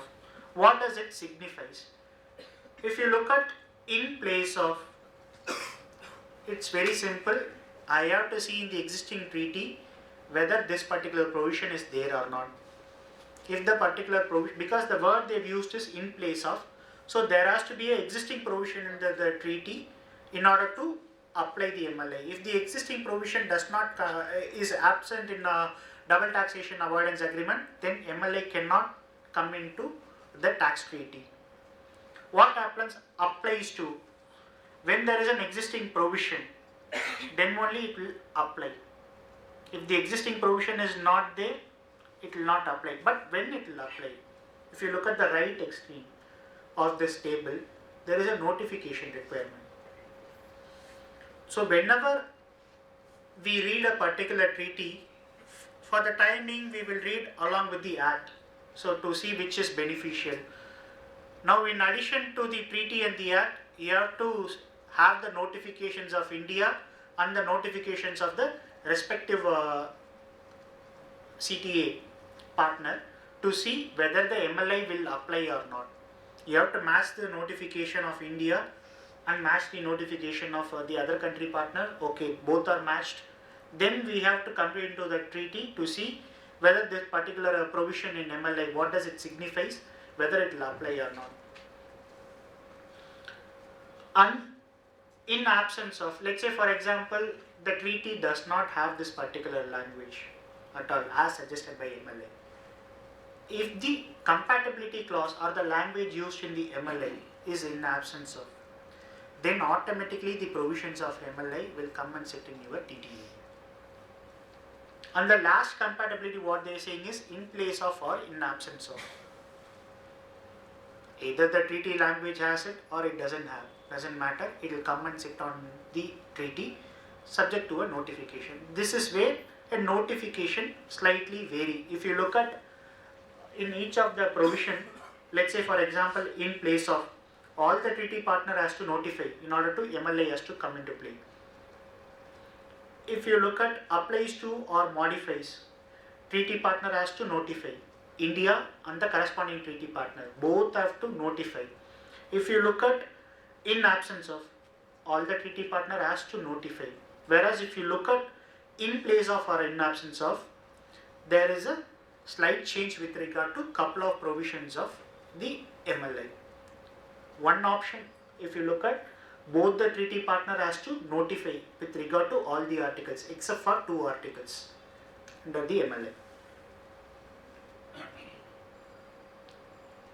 Entry into force. This is the entry into force of the MLA. What does it say is 3 months from the expiry of fifth country. Let's say for example, who has to sign the MLA and deposits it. Let's say in June 2017, 66 countries were signed the MLA. Okay, I am willing to participate in this convention, multilateral convention, and then they have to notify the provisions which regard to each of the treaties. Just now we looked at the PDF file, right? India's position. Likewise, all the countries has to notify that they have to deposit the instrument. These are all the provisions I want to amend through an MLA. These are all the list of CTA through for which I have to apply. Fifth country has to deposit. From there, MLA will come into force. The fifth country was Slovenia. 22nd March they have filed the MLA, so that MLA came into force. Cover tax agreements, we already looked at it. Reservations and choices. We will get into these aspects while we read through all the articles. Reservation is, there are 35 articles in the MLA. Let's say for example, Article 3, which fiscally transparent entity. As a country partner, you want to apply this provision or not. If you want to apply, then you have to notify. Else you have to make a reservation. I don't want to apply this article to any of my CTAs. So you have to specifically make a reservations. If you read the provisions of MLA, it will give you with regard to each of the articles, what is the nature of notification you have to do, under which para that notification you have to do. If you have to choose a reservation, if you want to express a reservation, you have to expressly provide in the deposit of instrument that I am expressly reserving this particular article. Choices, like I said, there are certain articles where options are given. Either you can choose option A or option B depending on the choice of the respective countries. Whether modification of existing provisions. This will happen only the other treaty country partner also deposits the final instrument of ratification. There are 2 ways to do this ratification. One, you do a provisional list. Okay, you decide. If you look at India's at the time of signing MLA, they have made a provisional list. Then subsequently in June 25th 2019, we have notified the final list. So with the final list alone, this will come into picture. So you have to compare the final instrument of ratification along with the final instrument of ratification of the other country and along with the treaty. Entry into effect will depends on each treaties. It is not necessary country wise this will apply. This will apply treaty wise, because entry into effect depends on the date in which the instrument is deposited by each country partner. When the MLA has to, like we discussed, when the MLA has to come into effect, each party has to notify that I am covering this particular country as a CTA. Likewise, India will notify. This will happen only both the countries. So there could be a situation where India notifies in 2019. It is not necessary the other partner also notifies in 2019. They may notify in 2020.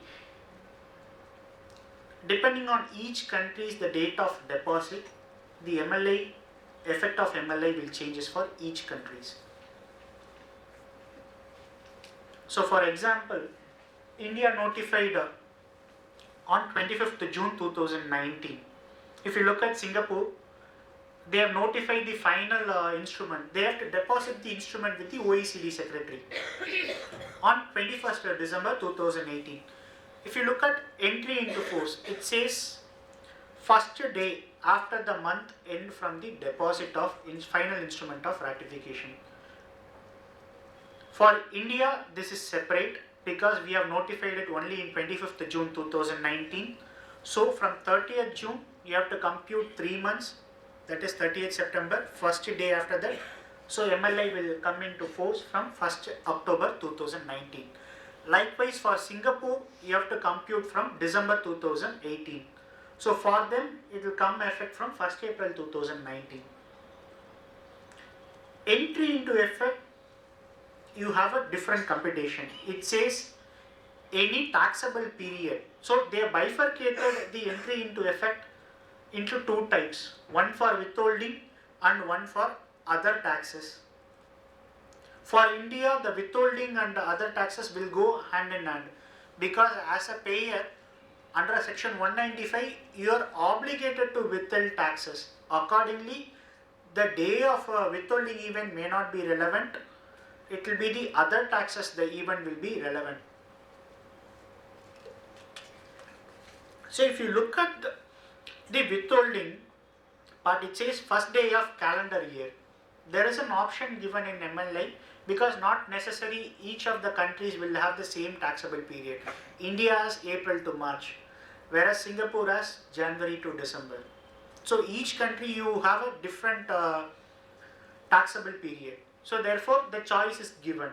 If you want to adopt a taxable period, you adopt it, but you notify it that I want to adopt only the taxable period. India has chosen this option to adopt taxable period.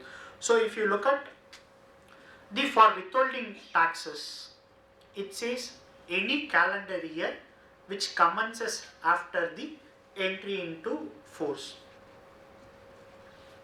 So the calendar year which is commencing, that is for India it is a taxable year which commences is 1st April 2020. Imagine if we have to deposit this instrument only in April 2020, then your withholding taxable period will get extended by 1 more year because the first day of calendar year commences is after deposit of instrumentation is only the 2021. And with regard to Singapore, if you look at it's 1st January 20 because for them Jan to December is the taxable year. They have chosen calendar years because for them calendar and taxable year is one and the same. For India it's different. With regard to other taxes, this is where the confusion of entry into effect will come.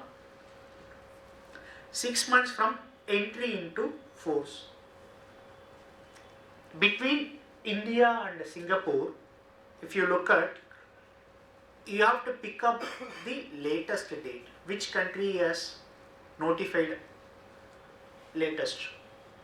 For example, if you look at here between India and Singapore, India has notified in June 2019, whereas Singapore notified in December 2018. Between the two, whichever is latest, you have to pick from them. From there, you have to compute this 6 months. You have to add 6 months from the end of the, let's say for example, 30th June. From there, you add 6 months. It will be 31st December. From there, you see whether the calendar year or taxable year is commenced or not. For us, it is commencing in 1st April 2020.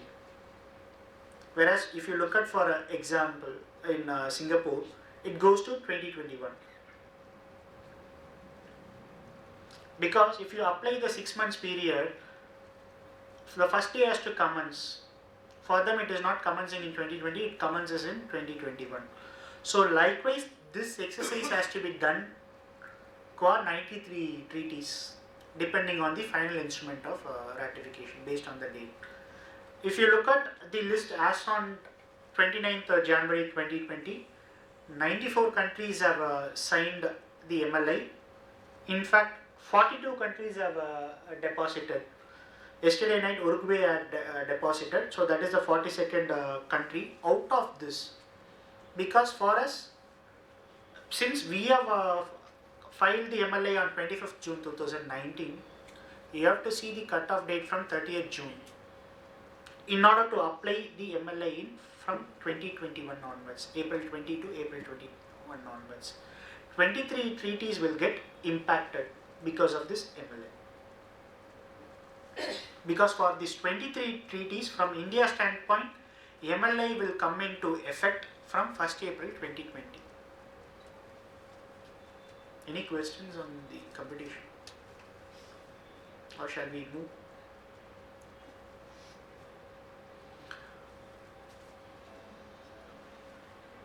So this is how MLA has been defined. Article 1 and 2 talks about the scope and interpretations. Interpretations, it's nothing like our definitions with regard to each of the terms used in MLA. Wherever the terms are not used in MLA, you go back to the treaty. If you look at the existing India's position, under section 90 subsection 3, India has a right to notify certain terms which are not defined under the tax treaty through an official gazette. So if some of the terms which is not being defined in treaty, India will notify it. What MLA says, if I have not defined any of the terms in MLA, you go back to the treaty. So you have to look at the treaty whether those terms has been defined there or not. If there it has not been defined, you have to see correspondingly whether India has notified any terms or not. So not necessary you have to stop at treaty, you have to fall back on domestic law also. Article 3 and 5 of MLI covers your action plan 2 with regard to hybrid mismatch agreement. So they addresses the nuances that is highlighted in the action plan 3 to 5. Sorry, action plan 2 in article 3 to 5. Article 6 to 11 talks about treaty abuse, which is covered under action plan 6. So wherever you have an interpretational issues with regard to an MLA, you may refer these action plan to arrive at a possible conclusion. Though it may have a persuasive value, it is not, because these are all only a action plan notified by OECD. It may not have a precedential value before the courts in India. It will have only a persuasive value, because these action plan lays the foundation of an MLA, so that they have given lot of examples why this particular issue arises with regard to specific items addressed in the MLA. Article 12 to 15 talks about avoidance of PE status, which covered in action plan 7, and improving dispute resolution were addressed in action plan 12. And there are certain provisions with regard to arbitration, and the final provisions which the article 27 to 39 talks about all your entry into force, entry into effect, all those provisions, the choice of notification, reservations, all these been explained in article 27 to 39. So this is what the title of the MLA, Multilateral Convention to implement tax treaty related measures to prevent base erosion and profit shifting. This is only the title to MLA. Now let's get into each of the articles of MLA. I have concised what they have mentioned in the MLA. You may have to read it again and again, this entire convention. If possible, you may have to refer it to the respective action plan. to understand in a detailed manner. So under Article 3, if you look at what they are trying to address is fiscally transparent entities. If you look at the India's existing position, we don't give a treaty benefit to any person who are fiscally transparent. Classic example is partnership, which we have seen. India is taxing partnership, not the partners, whereas other countries taxing the partners, not the partnership. Because of which, whatever taxes that is withheld in India may not be creditable in the home country or a resident country, because there the partners are taxed, not the partnership firm. And to extend the treaty benefit also, India may deny, because in order to entitle for a tax treaty, you have to be a resident of a contracting state. If a foreign partner comes into India and renders some services, this foreign partner is a resident. But if you look at, India does not tax the partners. We will tax only the partnership firm. You have to evaluate whether this partnership firm is a resident in another country. The answer is no, because the other country is not taxing the partnership firm, it is only taxing the partners. Because of which, there could be a situation where India denies a treaty benefit, which is otherwise available. This matter has been disputed before the tribunals, and tribunals are considered favorably in selective cases. Let's say, for example, Linklaters or Clifford Chance. But if you look at other side, advance for authority for advance ruling have decided against it. After the Clifford Chance or Linklaters, India has entered into a negotiation with UK, where they have specifically brought in the partnership firm into the residency, because of which the partner is able to take treaty benefits. If you look at India treaty with other countries, India UK, because of the amended protocol in 2013, has this particular aspect. India US treaty has partnership firm, trust, LLC, all that. So with regard to other countries, these fiscally transparent entities are not specifically covered under the residential status. For them, you will not be entitled for any treaty benefits. So MLI, what is trying to address is, apart from eliminating any tax avoidance or tax planning mechanism, they also consider this anomaly across globe. They want to address this situation, and what they try to say is, if there is a fiscally transparent entity, then the treaty benefit should be granted. Because in the home country, either one of them is getting taxed. It should not be a situation where you pay double taxation, one in India and one in the home country.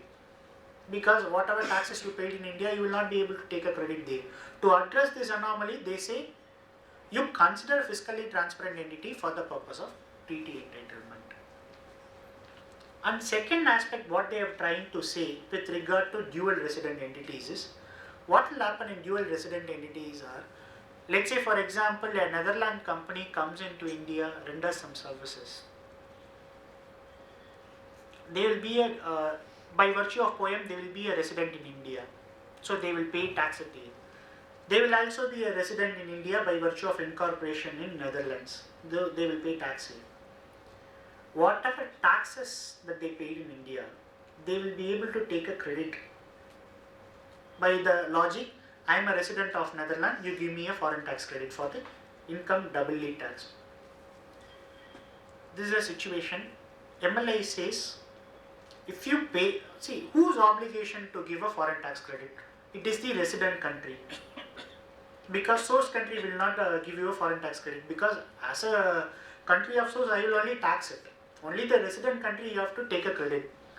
But if POEM is in India, what India will say, I will tax the global income. Whatever income you earned in Netherlands, I will tax it. So that other person will claim a foreign tax credit in India. He will also claim a foreign tax credit in Netherlands, because he is a dual resident. So there is a possibility the foreign tax credit can be claimed in both the countries. So they want to address this situation. If you are a dual resident and you are earning income in both the countries, I will, as a resident country, I will check in order to give you a foreign tax credit whether you paid taxes in the other country on source basis, on residence basis. If it's on a source basis, then as a resident country, I am obligated to give you a credit. But if you got taxed in other country on a residential basis, then I will not give you a tax credit. So these two aspects has been addressed in Article 3 of MLA.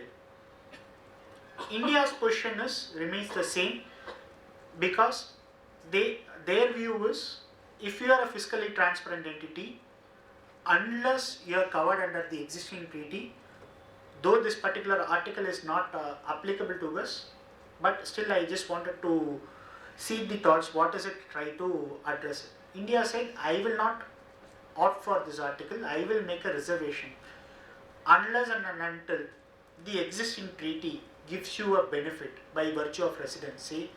Let the treaty addresses this situation. If the existing treaty has a particular language that covers you as a resident, I will give you a treaty benefits. Through MLI, I will not give you a treaty benefit. So they have expressed a reservation with regard to this article. What will happen if the other country partner notifies this particular provision? Since India has not accepted. Will the MLI supersedes? India has expressed a reservation with regard to 93 countries. These 93 countries notifies Article 3, says with regard to India CTA, this particular provision will apply. Will the treaty changes or it no? It all depends on the language which we discussed in the compatibility, whether it is in place of or in absence of, subject to a certain condition. With regard to this particular article, the treaty will not get amended because both the countries has to notify.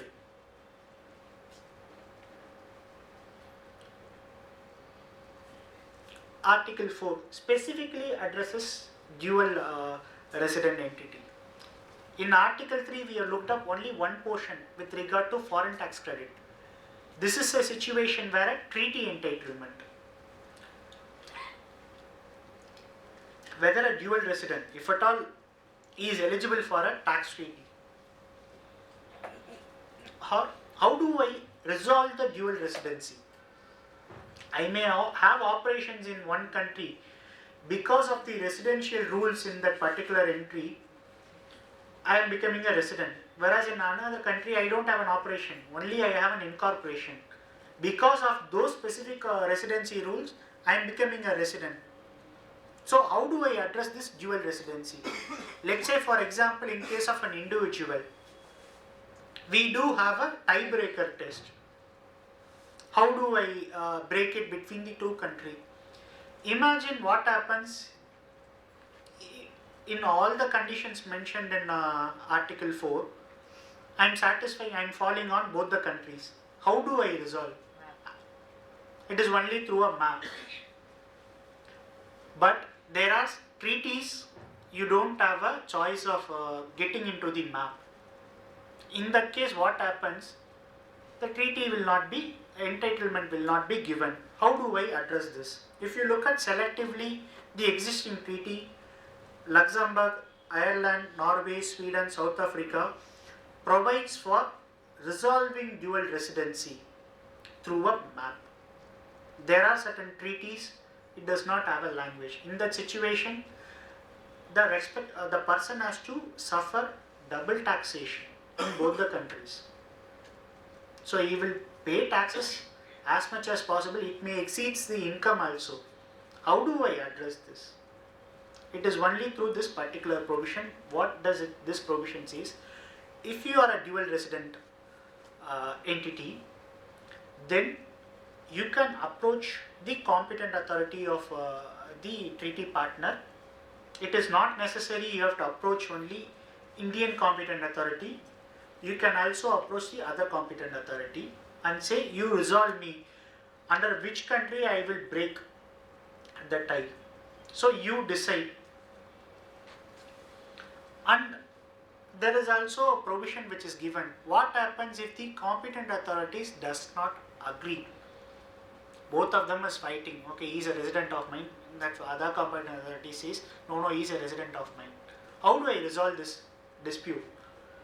Because I will be in soup, I will not be get a treaty entitlement. In such an instance, what the MLI provision says, okay, if the competent authorities were to decide, exercise an option, okay, that this particular person is eligible for tax treaty in the manner they may agree. So they exercise a discretion.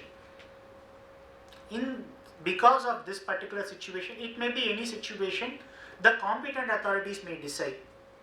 So they exercise this option and say, okay, you are eligible for, that choice is given. If you look at this particular choice is subject to a notification. If you look at in the existing treaty position, and they have also given a timeline within which you have to resolve. Because map may take eternal time. If you look at a recent India-US map, that was not resumed for a period of close to 3 or 4 years. Only in a couple of years back they've started resuming the map discussions because of some policy decision. So MLI mandates a specific timelines within which you have to resolve the map. If you look at the second part with regard to the exercise of option by the competent authority, that is not an optional one. Both the treaty partners has to agree. India has chosen to agree. If the competent authorities decides that this particular person is entitled for treaty benefits, they will notify in the manner in which this person is eligible for. It is at the discretion of competent authorities. You have to parallelly check the other treaty partners whether they have also exercised this option or not with regard to discretionary provisions. If you look at in Australia or Japan, they have not agreed for this discretionary relief. So unless and until the dual residency is resolved by map, you will not be eligible for treaty benefits with regard to India, Australia and India UK treaty. With regard to other treaties, the choice is with the competent authorities. If they are able to resolve the map, then it's well and good. Either one of the contracting state has to give you a benefit. If they are not resolving, then it is at the discretion of competent authorities.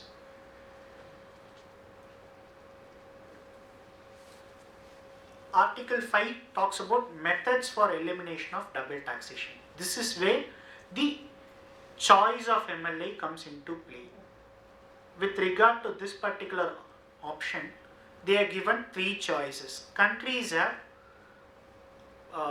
left with their choice. Which one you want to adopt?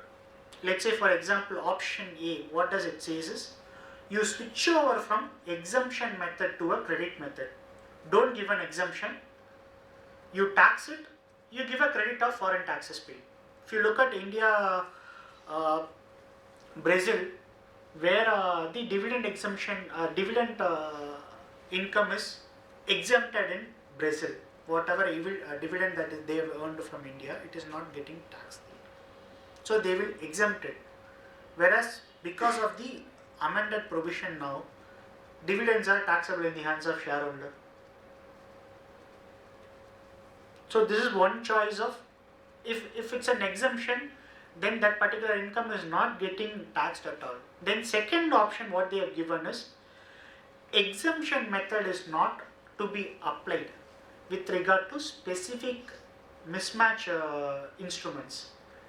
Let's say for example, a CCD is being infused. This has happened in India Netherlands context in the past.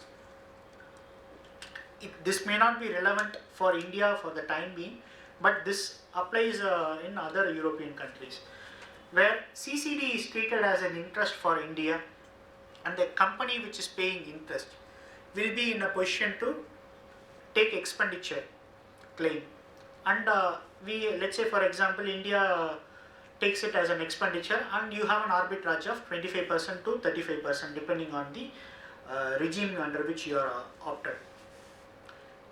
When this interest goes to the resident country, they will treat the CCD as a equity, and they say no, this is not an interest, this is a dividend, so it is not taxable there. So here there is an arbitrage, there is no taxability. So to address these sort of situation, they say you switch over from exemption method with regard to these specific hybrid mismatch cases and get into the taxable position and give a foreign tax credit. And third situation is our traditional method, credit for taxes paid depending on the double taxation portion. This is what India has chosen, option C. Now we have to look at the option C chosen by India vis-a-vis the option chosen by the other treaty partners to see whether there is any mismatch and how do I apply this.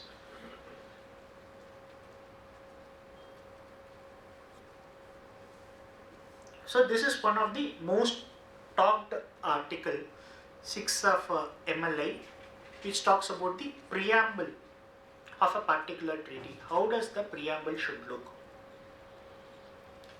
This is a minimum standard article. Country does not have an option. The moment you sign an MLI and you notify a CPA, your preamble of a tax treaty will get replaced with the language suggested by MLI. It says to address tax planning, tax avoidance, double non-taxation or a treaty shopping scenario, the purpose of treaty is not for this. It does not encourage anything. It encourages only avoidance of double taxation or to promote economic growth. With regard to the economic growth aspect, it is an additional language where you have a choice. If you want to adopt, you can adopt. With regard to the main language, you don't have a choice. I'll just read out the language.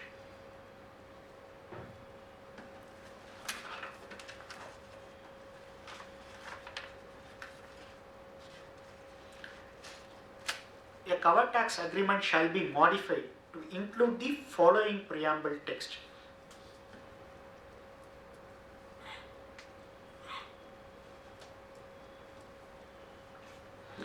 Intending to eliminate double taxation with respect to the taxes covered by this agreement without creating opportunities for non-taxation or reduced taxation through tax evasion or avoidance. In the bracket they have included the word including through treaty shopping arrangements aimed at obtaining relief provided in this agreement for indirect benefit of resident of third jurisdiction. So not only covers bilateral, if you are intending to enter into a treaty for a benefit of the third jurisdiction, that also will squarely addressed by this. If you look at the impact of this particular article, let's say for the time being Mauritius has notified India as a part of covered tax agreement. Let's not take Mauritius, let's say Singapore, because Singapore has notified India as a CTA, India has notified Singapore as a CTA. The existing treaty language, the preamble language, will be replaced by this. Traditionally what has happened from US, if US directly make an investment in India, whatever the capital gains tax that is chargeable in the hands of US company is taxed in India. Whenever they dispose of the shares of Indian company, India has a right to tax it as per the India-US tax treaty. If they were to come through Singapore, they have come through Singapore in the past, Singapore has a relaxed provision with regard to a capital gains subject to satisfying a limited LOB provisions. What does Singapore says is the right of, I'm talking about India-Singapore pre-amended treaty. What does it says is, if a Singapore company were to dispose of shares of Indian company, the gain is taxable in the country of resident, not the country of source, subject to satisfying limitation of benefits. If you were to look at a limitation of benefits of India-Singapore Treaty, it says the company which is investing in India should not be a shell company. It should be some level of operation should be there, and that company previous 2 years has to incur an expenditure of 15 lakhs rupees. It translates into 15 lakhs rupees. So administratively they will incur some expenditure in the Singapore company. Through that Singapore company, US will invest in India. If they were to invest in India through US, when they dispose of the shares, it is taxable in India. If they were to invest through Singapore, the gains is taxable in Singapore. Between US and Singapore, they do have a favorable treaty, because of which Singapore treaty is used as a treaty shopping mechanism.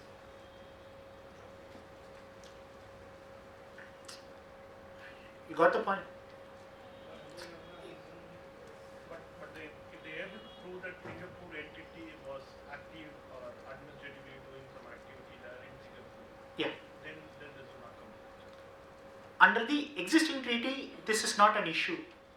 But the moment this preamble go and sits in the India-Singapore Treaty, after the MLA comes into force, it says, including through treaty shopping arrangements.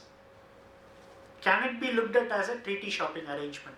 What happens to the existing treaty grandfathers certain shares?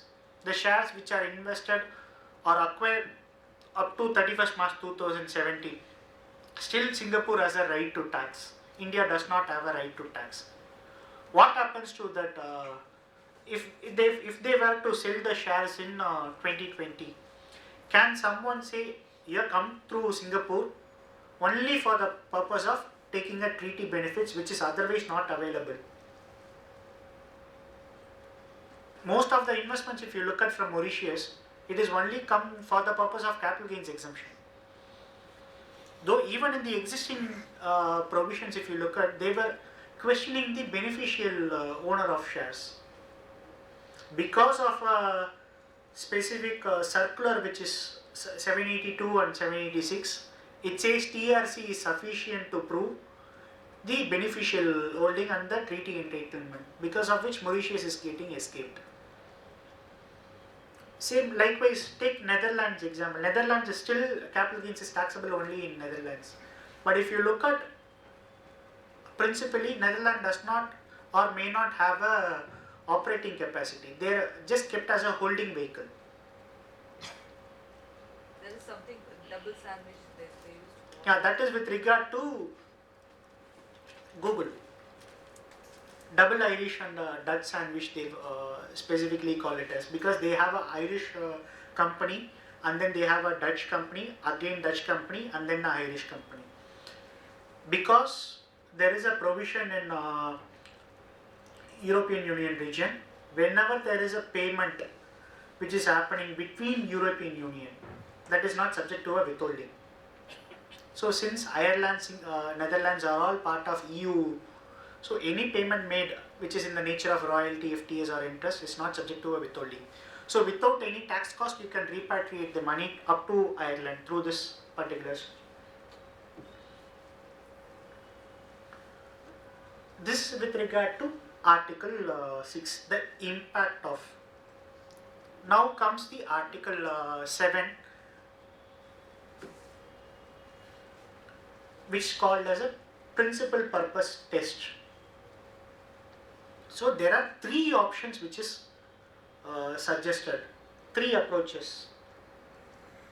What does the principal purpose test says? No benefit will be granted with respect to an item of income or a capital.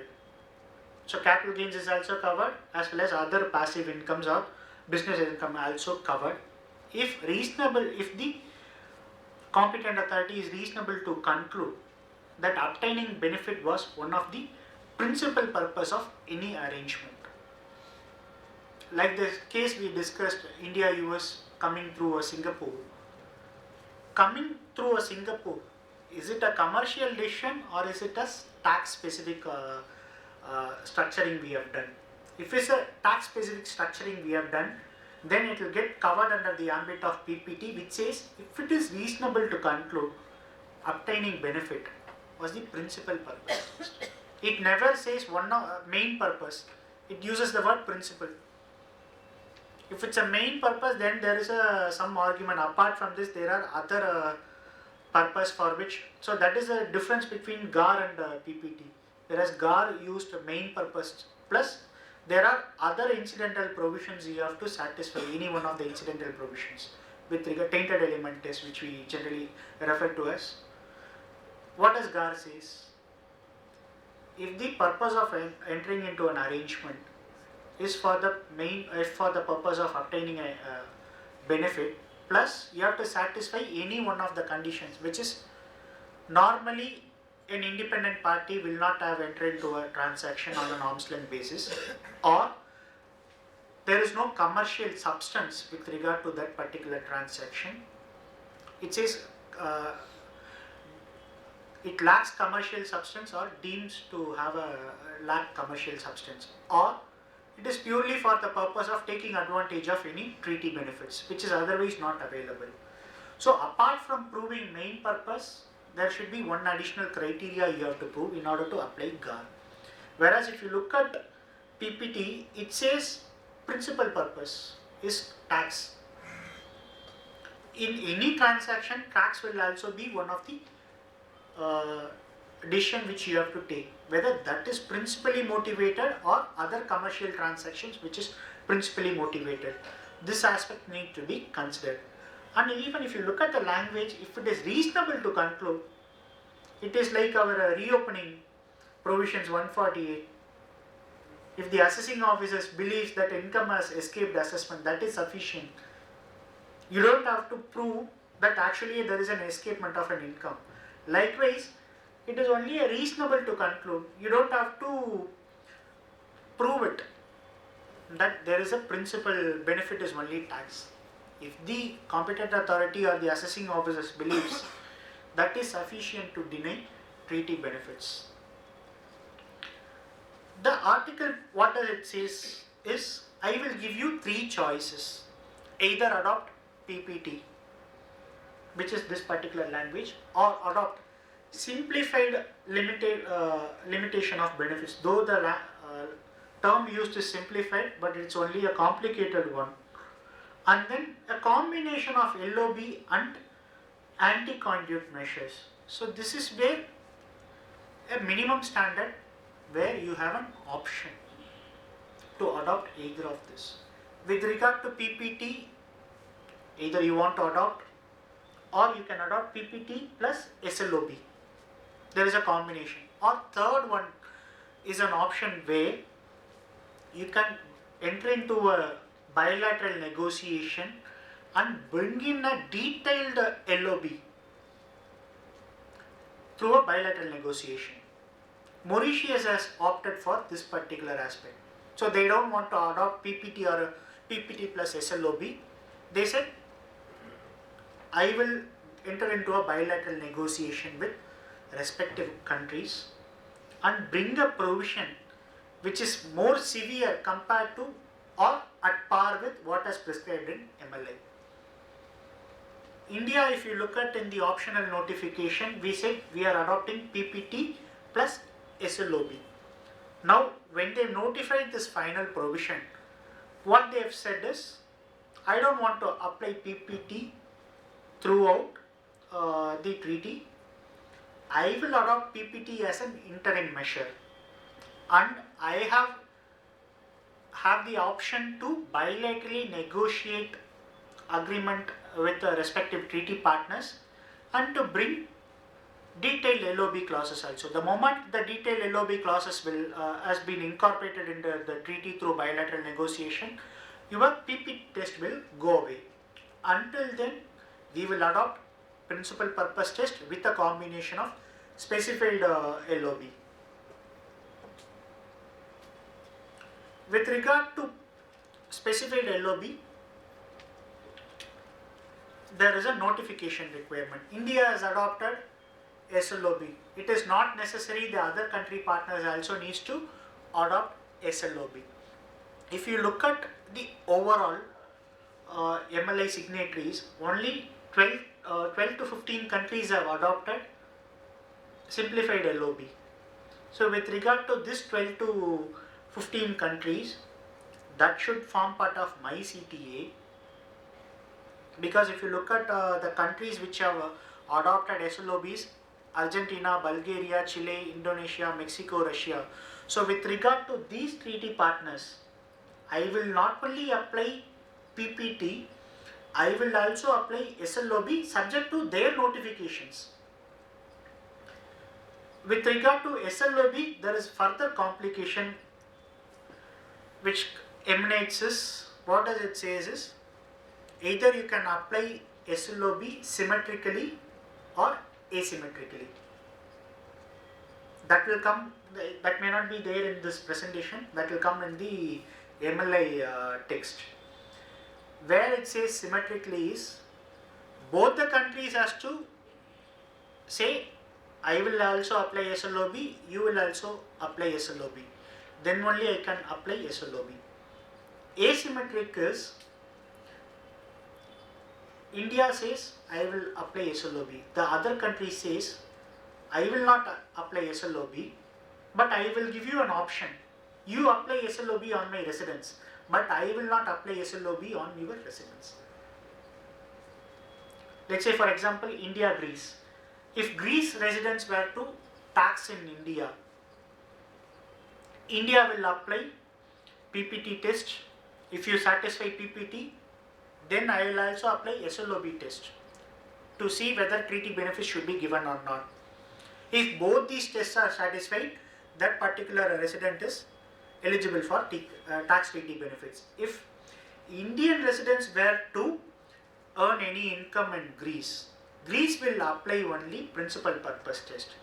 They will not apply SLOB, that is simplified LOB. So that is symmetric and asymmetric. And in Article 7.4, what they say is, there is a discretion which is given to the competent authorities. If they were to say in selective cases that a treaty benefit has to be given, the discretion is left with competent authorities.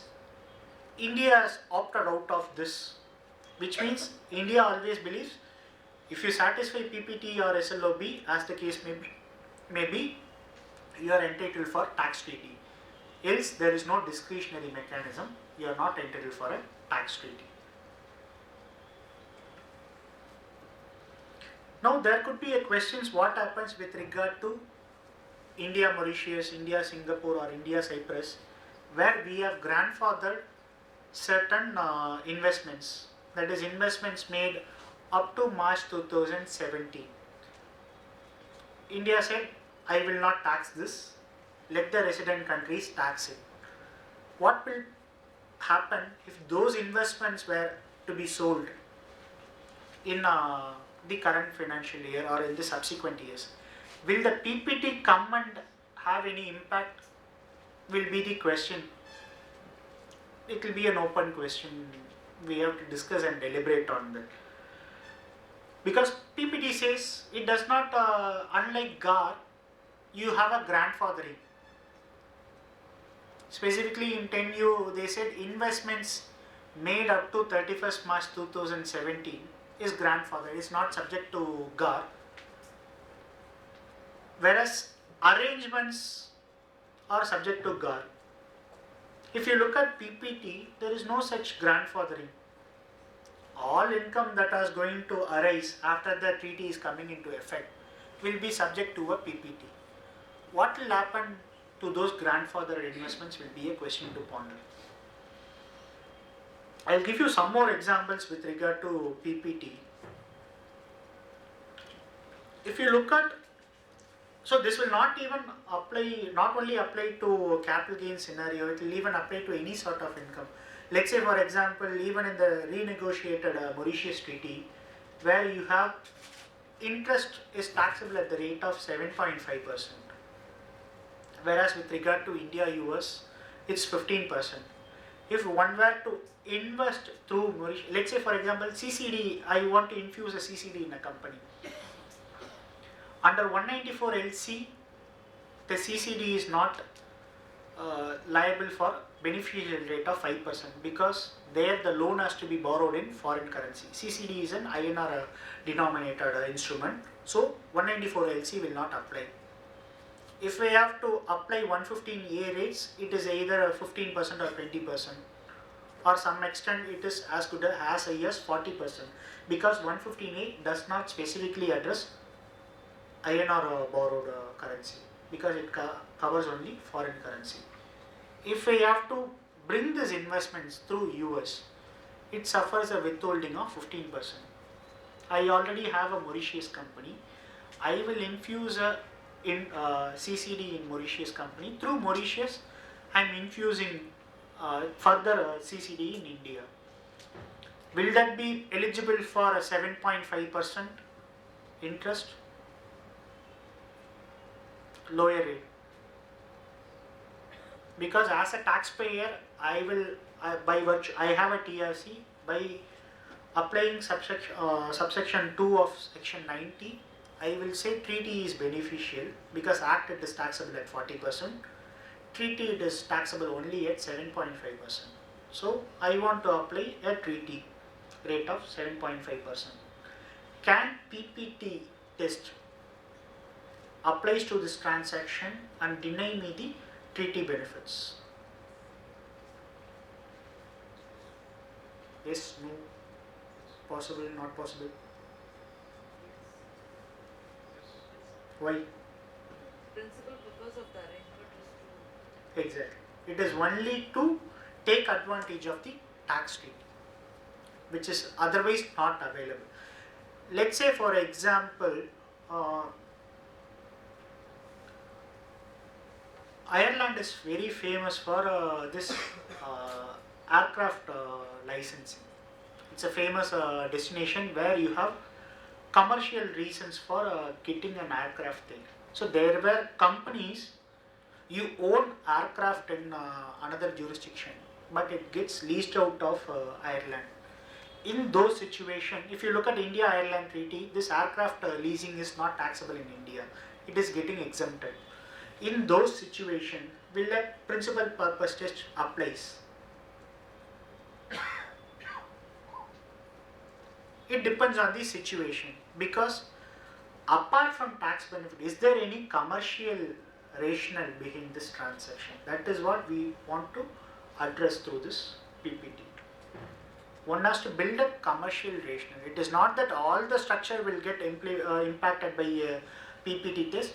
It all depends on why this particular, even if new investments you have to make, not only the inbound investments, also the outbound investments. Generally, when you want to acquire a target in European region, people prefer having a holding vehicle, because that holding vehicle is not only necessary for obtaining a tax benefit, it is only to take advantage of the let's say favorable country's position. There might be a ease of raising funds in the respective jurisdiction. Let's say, for example, Mauritius is cost effective when it comes to raising funds, or you may choose other jurisdiction for investing in the UK from an outbound perspective. So it is not necessary, one may have to strictly go by the tax arbitrage which is available. One should also look at the rationale behind such transactions before concluding that whether a principal purpose test will apply or not. So it's all lies in the substance of a particular transaction. Article 8, which talks about dividend transfer exemption. There are certain tax treaties.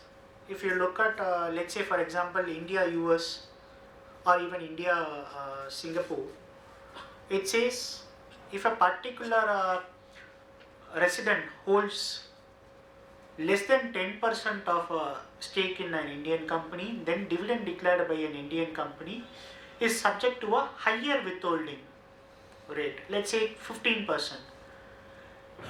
If the shareholding in a particular Indian company is beyond 10%, then they will be entitled for a beneficial rate of 5%. So in respect of these treaties, wherever a minimum threshold is given, where what MLI try to address is, I will add a minimum requirement which is 365 days holding period. So what happens, people start using treaties, they transfer the shares to another country and then take out the dividend and then again transfer the shares back to, subject to your capital gains exemptions applicable across the countries. So this is only not only to address India, it applies to various other treaty partners. So what happens, wherever there is a threshold is given for a beneficial rate, in those treaties the minimum holding period will get added, because it says in absence of or in place of. Now India, if you look at, has notified 21 treaties where there is a minimum threshold period is minimum threshold holding is prescribed. So in respect of those countries, in addition to that minimum holding, you should also hold the shares for a period of 365 days prior to declaration of dividend. If I am declaring a dividend, let's say in 1st April 2020, I have to count the holding period, whether this particular person has held his investments in India for a minimum period of 365 days. If I have not hold the shares for a 365 days, then he will not be entitled to a lower rate under the tax treaty. This may not have impact in the erstwhile 115(o) provisions. Now that provision got amended, MLI will have an impact on these 21 countries, subject to a notification by the treaty partners. With regard to India, Portugal, if you look at, MLI is always position based, not a CTA based. You can't say I will opt this particular provisions for these treaties, this particular provision for these treaties. If you apply this particular provision, it applies to all the CTA depending upon the existing provisions, whether it is there in the treaty or not. If I have, let's say for example, PPT we have taken, so this will apply to all your CTAs. You can't say out of the 93 CTAs, I will apply PPT only for 40, for other 53 I will not apply. If you apply, it has to be applied to everyone. So that is why you make a notification because of this MLI, which countries will get affected. But with regard to this particular provision, if you look at, India has made a reservation with regard to India, Portugal alone. Because if you look at the existing treaty, it has a minimum holding period of 24 months, which is severe compared to existing MLI requirement, which is only 365 days. That is why here you have a choice, which is otherwise not available. If the existing provision is very severe compared to the MLI, then there is no point in adopting an MLI because you are only relaxing it. That is why in this particular article with regard to India-Portugal treaty, Article 8 will not apply. If you look at India-Zambia treaty, it has a minimum holding period of 6 months. In this situation, will MLI replace or not? Because MLI is more severe compared to what is there in India-Zambia treaty. So even in dividend transaction also, apart from, so it is not necessary if you satisfy minimum holding period, you will entitle for treaty benefits. Once again, you have to satisfy PPT or SLOB as the case may be. Say for example, like we discussed in India Mauritius, the amended treaty or even India Hong Kong gives you 5% rate of withholding. What if someone wants to take advantage of this 5%? If you look at India, US, it's 15%. Again, they want to come back through Mauritius and make use of this 5%. In those instances, even if you satisfy DDT, there is Article 8, still Article 7 will apply. So Article 7 will apply for each transaction. For a particular transaction, you may satisfy PPT. For another stream of income, you may not satisfy PPT. So it is not an entity specific, it is only a transaction specific.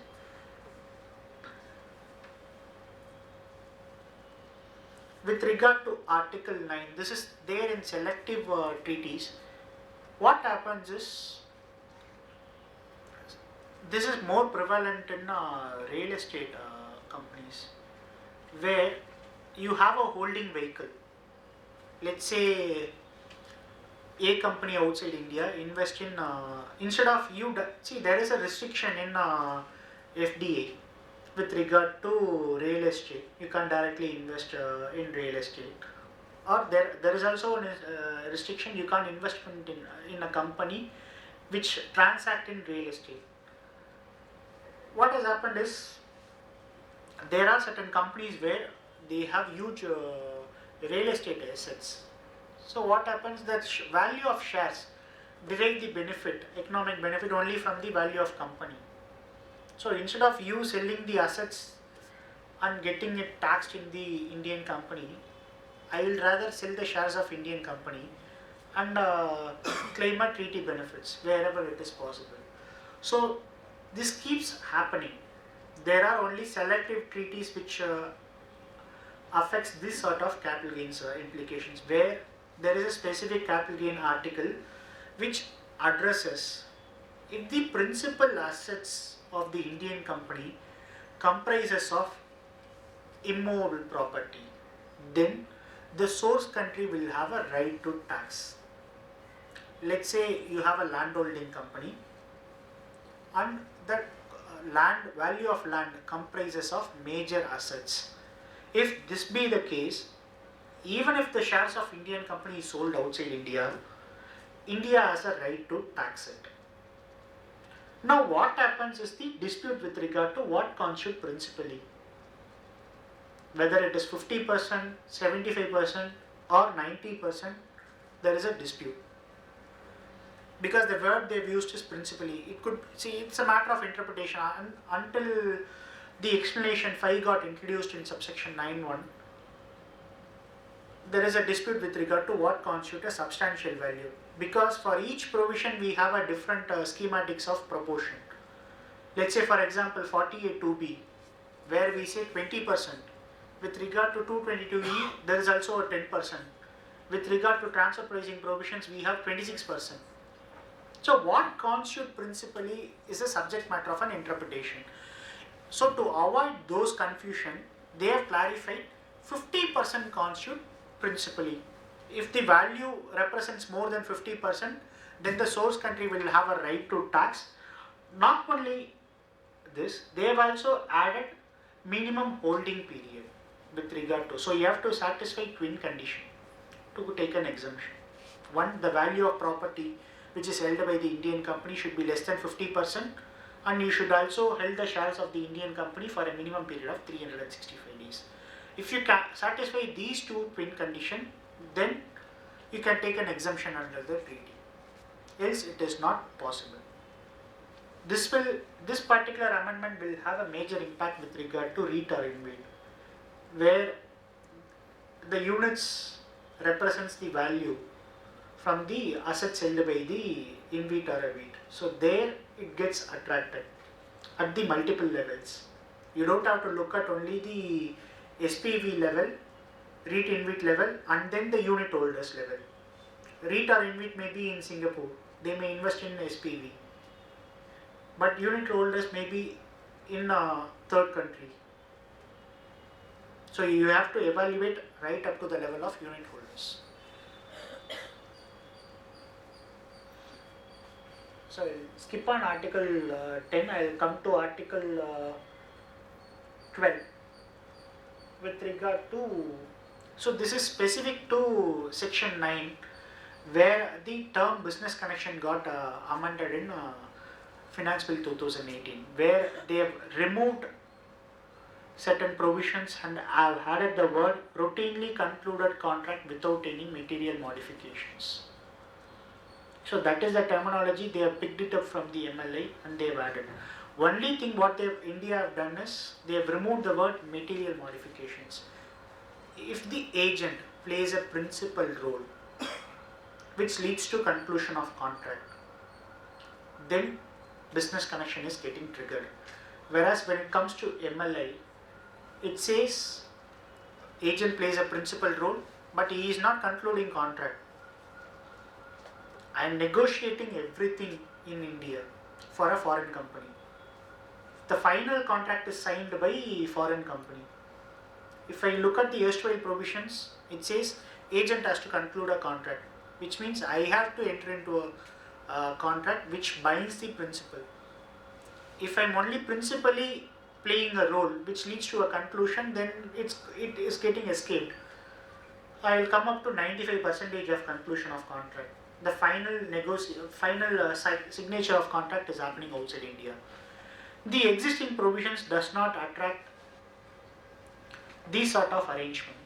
So because of this specific wordings in the treaty as well as in the domestic law levy, this particular transaction were getting exempted. Now to address these concerns, they brought in a specific language. Agent is playing a principal role leading to conclusion of contract without material modification, which is as good as I have concluded the contract, foreign company is only signing the contract. That's all. If that be the situation, then that will create a dependent agency PE.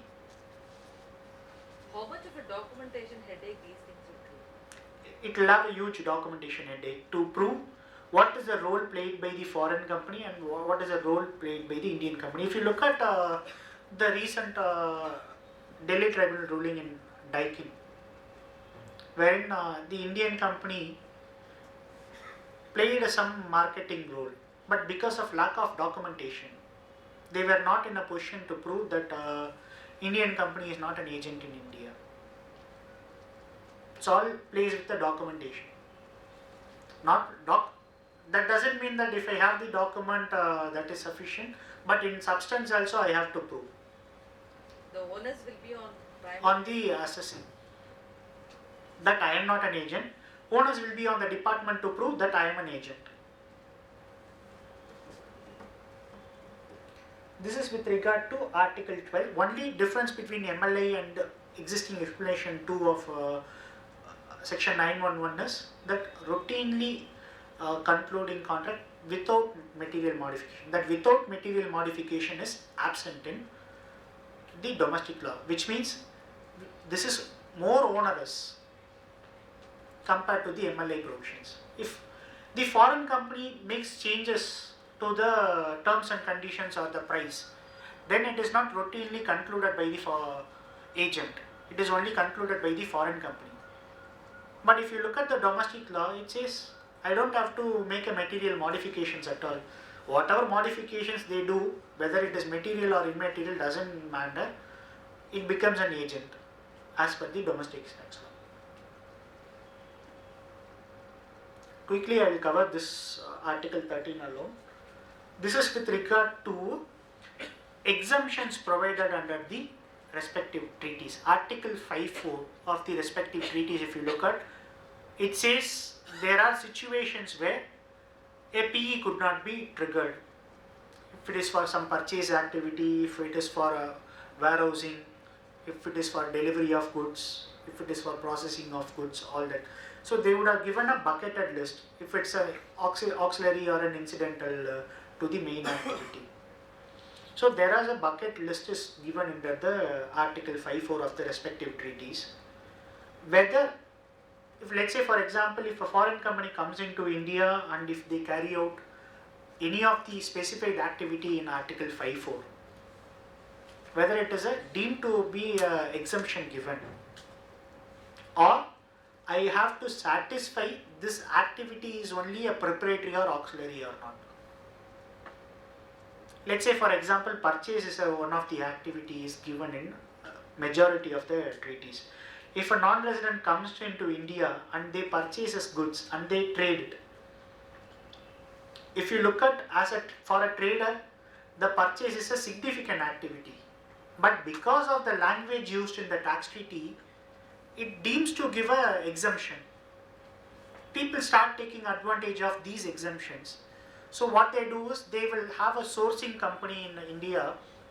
They procure goods and then they will sell it. Because the purchase activity, if I open a branch for the purpose of purchase, or if I come into India and do only purchases, from a company overall standpoint, this purchase is a major activity. But if I apply the treaty exemption, it becomes a deemed activity exemption. It's a deemed to be exempted.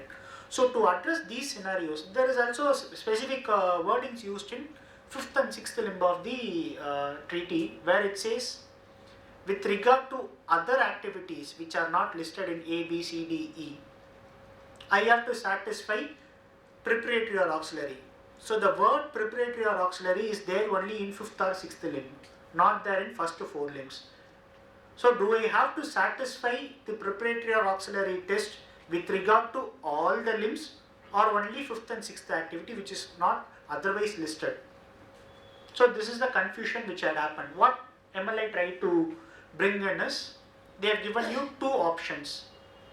Option A, whatever activities which are listed in Article 5.4, you have to mandatorily prove that that particular activity is preparatory or auxiliary in nature. It is not a deemed exemption at all anymore. You have to prove that it is only a preparatory or auxiliary. This is option A.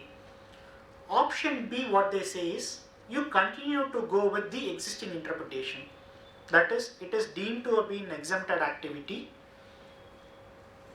only with regard to other activities where the specific wording preparatory or auxiliary is there. Only in those cases you have to prove. So the existing dilemma is left open to the countries to choose whether you want to adopt option A or option B.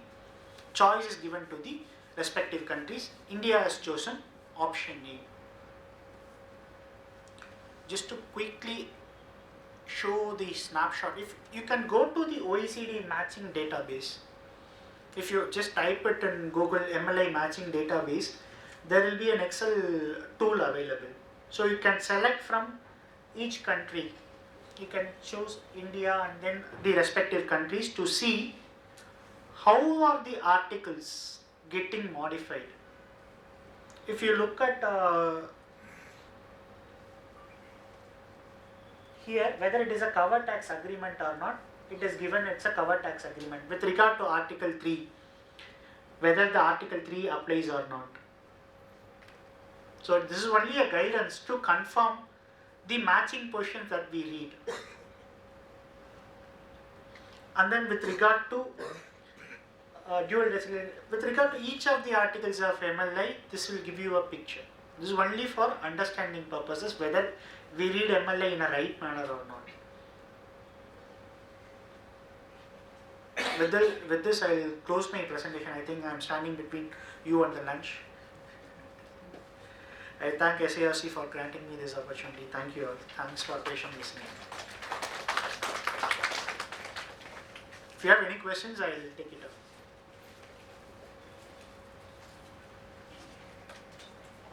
I think only question is, when is the lunch?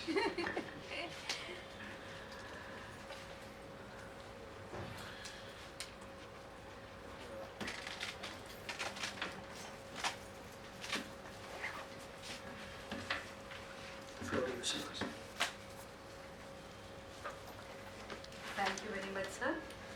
Indeed, it was a very effortful thing because the slides what you have gone are very deep. I think this material, sir, if you will be giving, we'll put it in the Yesterday I was sharing. the same thing I can put it Yeah, in the yeah. website. See, all the presentations of the speaker will be there in our website.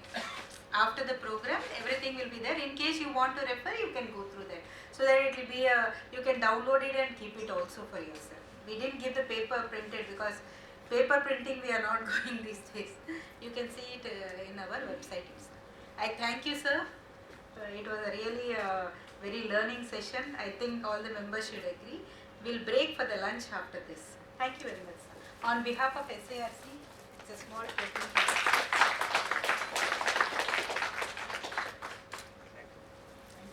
Please join us for lunch. Please.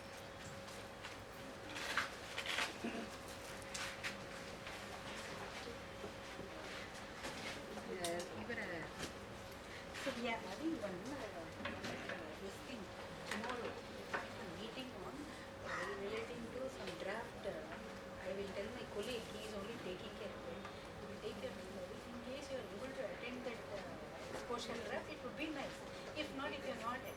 give your inputs at least on the topic. I will tell my colleague to speak to you because he is taking care of that. On exposure drafts on some direct taxes is fine.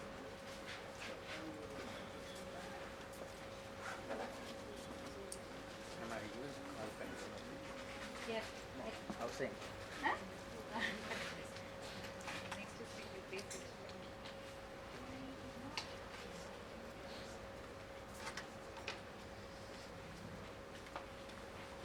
Next is Hussein. Yeah, he said.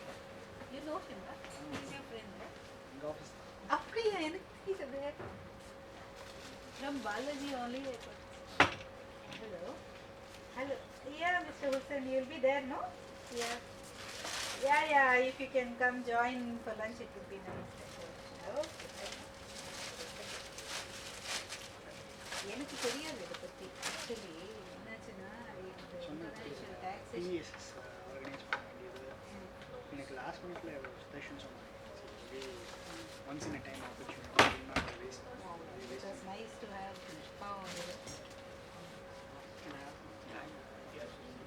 lunch வரல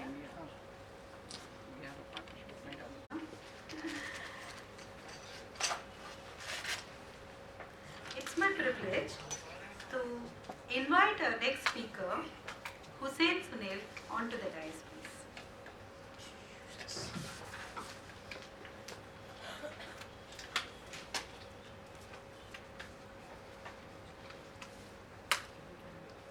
C.A. Hussain is a manager at PwC India, based out of Chennai. He has more than 8 years of professional experience in transfer pricing and international taxation. Hussain has also completed advanced diploma in international taxation from Chartered Accountant, Chartered Institute of International Taxation UK, and a diploma in international taxation from IFA. He has also attended several APAC level regional conferences on transfer pricing. He has a significant experience across TP life cycle, from setting transfer prices, managing compliance, and supporting litigation. He has undertaken numerous TP advisory projects, including price setting, implementation, and operationalization of TP, risk assessment and mitigation, supply chain, value chain, mapping the analysis.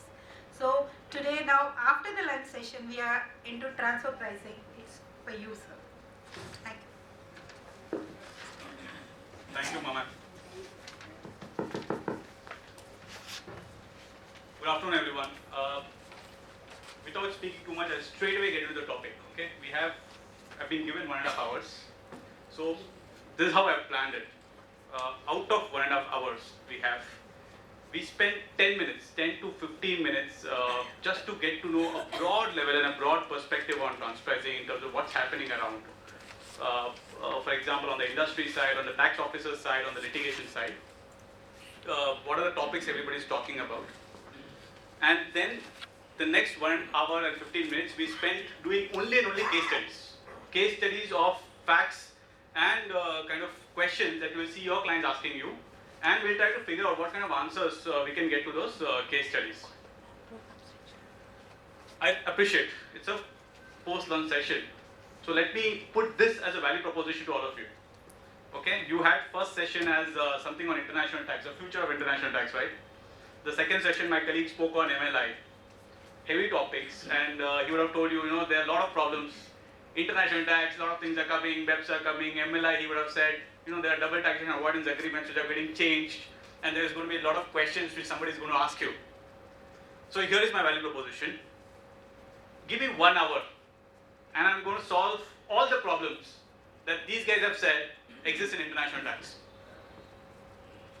With me? Good value proposition? Okay.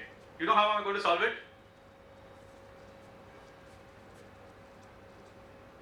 So this is the answer. Okay, when I was, in fact, in my initial days, when I was a budding CA and I was growing, I was learning transfer pricing, it was a lot of pressure because transpricing was new and there's just too many questions that comes to you for which you may not necessarily have an answer. So one day I got fed up. I went and told my principal CA that sir, I'm not able to take it. It's too much for me. It's just too much pressure. There's just too much stress. I'm not able to take this. What do I do? So he listens to me and then he tells me, Hussain, why did you get married? I said, okay, how does this solve my problem? So this is how he explained me. Okay, I'm just going to put that same explanation to you to show you how I'm going to solve it. Yeah. So he said, currently your problem is like this. Okay, this much is your problem. We will talk about transfer pricing, your stresses and your pressure and everything. Once you get married, your problem will be like this. Okay? So the way to solve the problem is to put a bigger problem by its side, and that's how this problem will seem a smaller problem. So this is how we are going to solve the problems on international tax and MLI that we would have discussed in the morning session. Okay, I'll get started with my presentation. We are a very captive crowd is what I see. So I think we can talk through it instead of me just doing a monologue and explaining what the content has to be.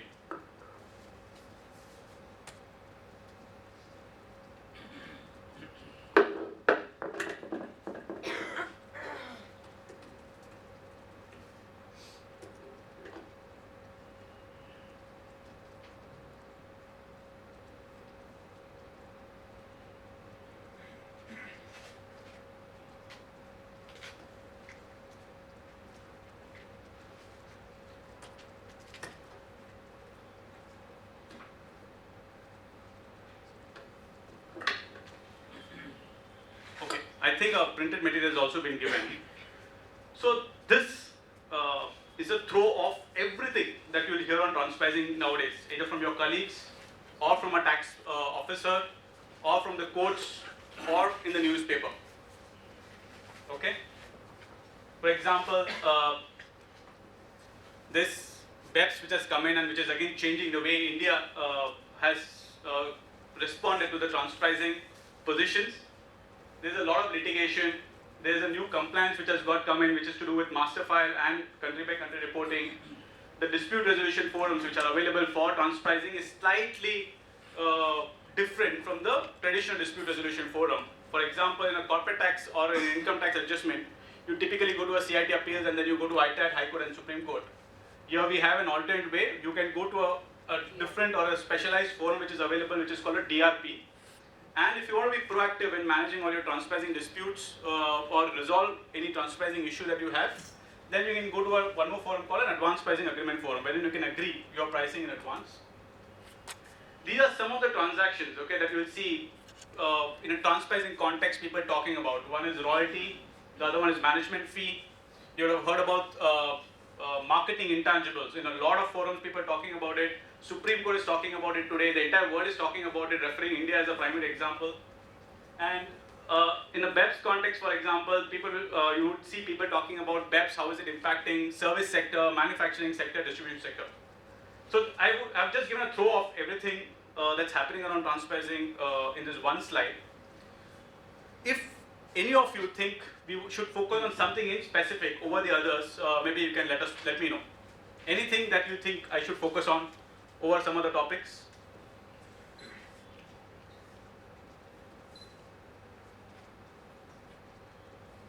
If you can go deep into capacity utilization adjustment. Sure, we'll take that. In fact, I have a specific case study on that. Anything else? Deemed international transaction. Okay, we also have a case study on that. Anything else that we should pick up as part of this discussion? Probably the map. Mutual agreement procedures. Okay, we can also pick that up. Alright, so we'll try and cover these topics in specific, but we'll also start with a broad overview on what's happening on transpricing, okay?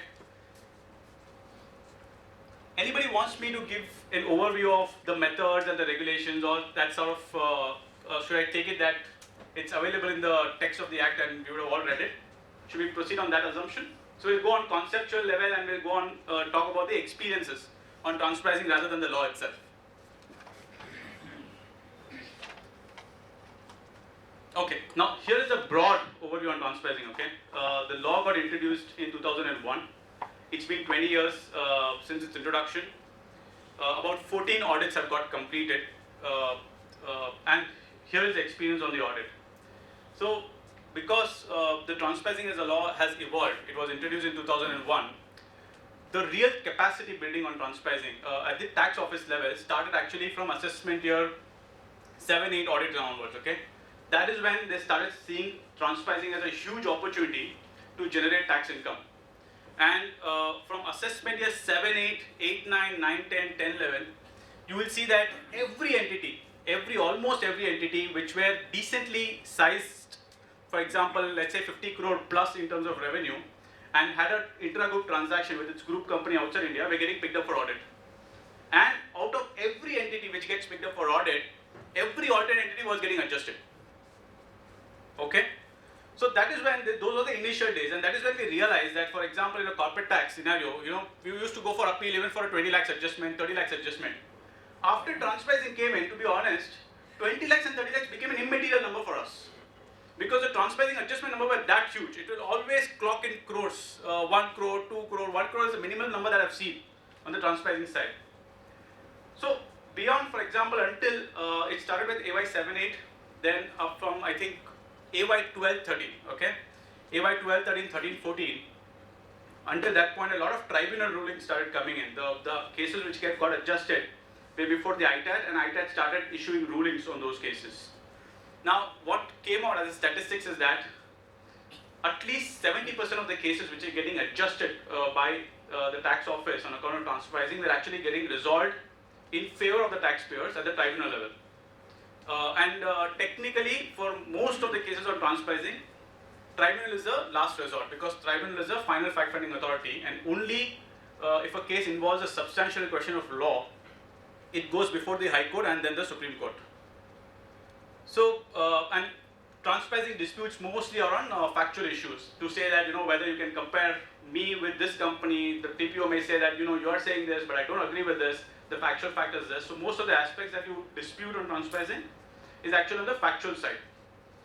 Now, once government and the revenue and everybody, all the stakeholders started realizing that it's only a volume game now, and really nothing is coming out of this entire chain except for the efforts that everybody, right from the government and the tax officers and consultants like us, are spending. There's nothing really coming out of the system. It eventually is going back to square one. They said, let's move on from a quantitative basis of selecting cases for audits to a more qualitative approach. So they said, let's not pick up every case for audit.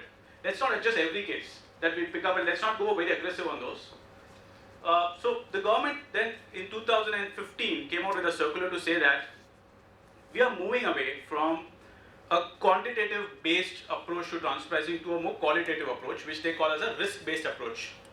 Okay, so what happened then is that the government started evaluating cases as to whether any specific company which has an international transaction, that is a transaction with its group outside India, does it involve a transpassing risk or not? And if it involves a transpassing risk, only those cases were picked up for a transpassing assessment. Now, as a result of this, what happens, I'm not covering the screen, right?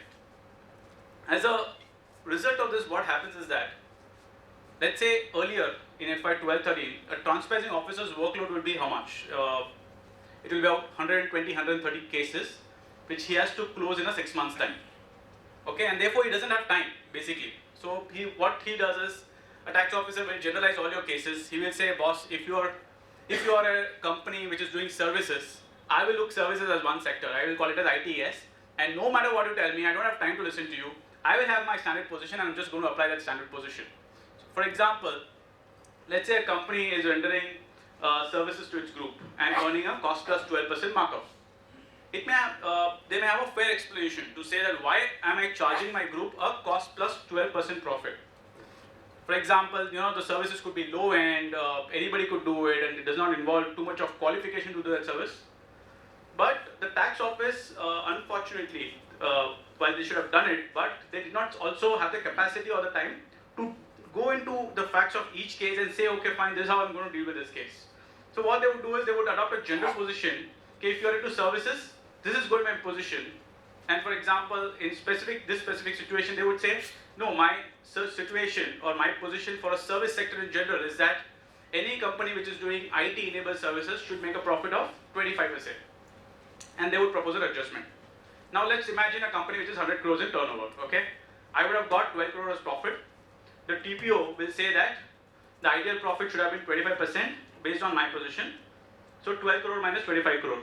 13 crore goes as an adjustment. And then you take it to the DRP and you start litigating it.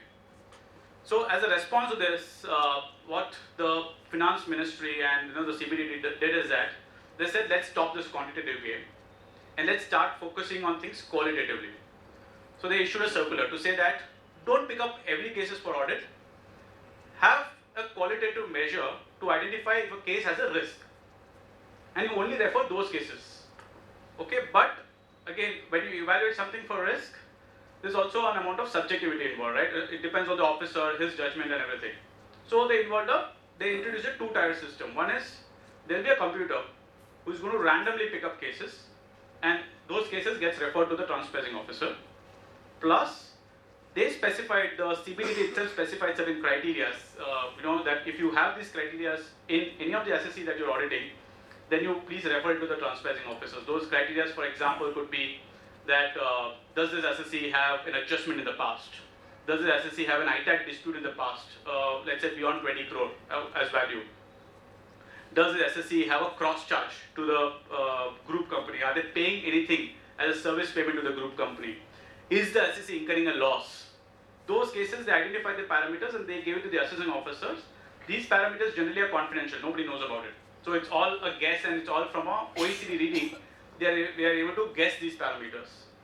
Third is, it also gave a discretionary power to the assessing officer to say that, okay, if something does not get picked up by a computer or even fits none of these criteria, but if you think in your judgment that this case should be audited by a transferring officer and should be looked into from a transferring perspective, then you please take approval of the commissioner and refer these cases to the TPO. Now, in today's world, for example, what has happened is that because of this entire set of measures that has got introduced, the workload of a transferring officer, which was earlier 130, 150, has got reduced to, let's say, 60 cases per year, which is 50% or less than 50% of the earlier workload they had. So the entire strategy now has changed to, for example, or ideally should change to, for example, from a perspective to say that, I don't care what you say, I don't have time, I'm going to do what I have to do because, your cases come to me. From that approach to an approach to say that, please come and file your transferring documentation, let's do a discussion, please explain me. They're asking a lot of questions, a lot of details, and they're trying to take a position individually, case by case, by deep diving into the position. There are both advantages as well as disadvantages of this. We all, as chartered accountants, we know what kind of advantages, disadvantages exist. So, as a trend, what has happened is that, I think it's covered in my next slide.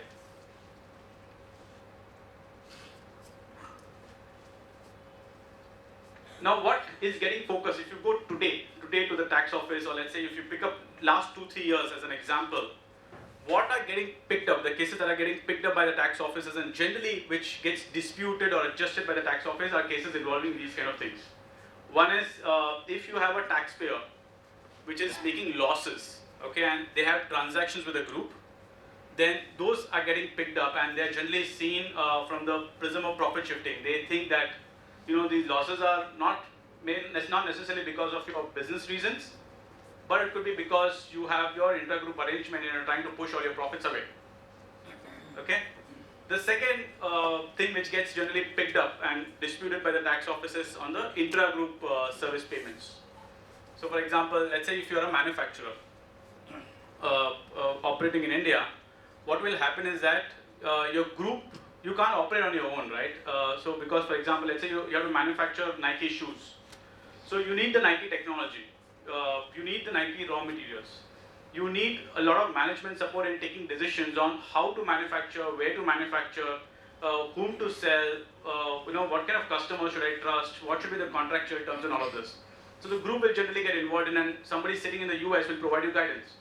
and because he's incurring cost and he's incurring time, he will charge the Indian entity for that cost. So, and as a result, what happens is that when you make these payments, you would have seen in India-US double taxation avoidance agreement that unless a service payment involves a make available of technology or technical element, there's no withholding. So these payments generally get paid at zero withholding, and therefore the tax officers generally see again these payments as a tool which is used for profit shifting. And they get into a lot of details. Okay, tell me who came, what kind of services are received, what is the documentation you have, and all of that. And generally, these kind of payments get distributed. Third thing is on the interest. So, for example, let's say you have a group company, and you're rendering services to the group company, and you invoice them, right? So, for example, once you render the services, you invoice them, and you say in your agreement that whenever I invoice you, the payment, the money has to come to my bank account in 60 days. It doesn't come to your account. Practically, it takes a bit longer time. We all know how practically the world operates. Let's say it takes 90 days. So they pick up all these cases also, and they say that, boss, your own agreement tells that you should have received the money in 60 days, but it's actually taking 90 days, which means impliedly you're actually giving a loan or a funding to your group company by not receiving the money on time, and therefore please pay interest on this money. And that's how they pass an adjustment, and then again it goes to litigation. Location saving is something that we'll discuss through a specific case study. I think it will be more interesting that way. One more thing which is now slowly also getting picked up is that let's say you have a royalty payment or an interest payment to your group, okay, and when you make an interest payment, you have to withhold tax, 194 LC or whatever the section may be applicable. For interest, you have a specific exemption that you don't have to file return of income if the only income of a non-resident is interest income. But there is no specific exemption for transfer pricing compliances. So now this is getting picked up by the tax office. Okay, fine, return of income you have a specific exemption, but for transfer pricing purposes there is no exemption. Why have you not complied? And there are penalty being imposed. So that is, for example, one recent trend. Second thing which is coming out, or which is the last bullet, is on the marketing expenses, which again we'll discuss in very detail when we talk about a case study. But in a very gist, what's happening is that, let's say you are a manufacturer, okay, and you have set up a company in India, and to manufacture and sell your products, you have to incur an advertisement expense, right? You have to market your product for people to come and buy it. Now, what happens is that for all the high quality brands that are there, they generally tend to spend a lot more on their advertisement than a company which, let's say, a typical Indian company. So, this is also becoming an issue in transfer pricing. They say that who owns the brand legally? It is your group. The group owns it legally. Therefore, why should you, when you incur on this, what is the benefit that you're getting? In case the brand value appreciates, who's going to get the benefit when the brand is getting sold eventually? The money is going to go to your group. So why should you incur these expenses? It should actually be your group who should incur these expenses, and therefore, if you incur these expenses, please get the money back from the group. Okay, and that's, for example, one again line of adjustments that happens and that gets litigated. And they say that because you expense this, you would have applied your mind in where to incur these expenses, in what context to incur these expenses. You would have appointed the vendors and everything. So therefore, it's not only the effort, plus it's actually the service that you're rendering to your group. So you should not only recover this, whatever cost that you've incurred, but please recover it along with the markup. So that's something which is again getting picked up by the tax office.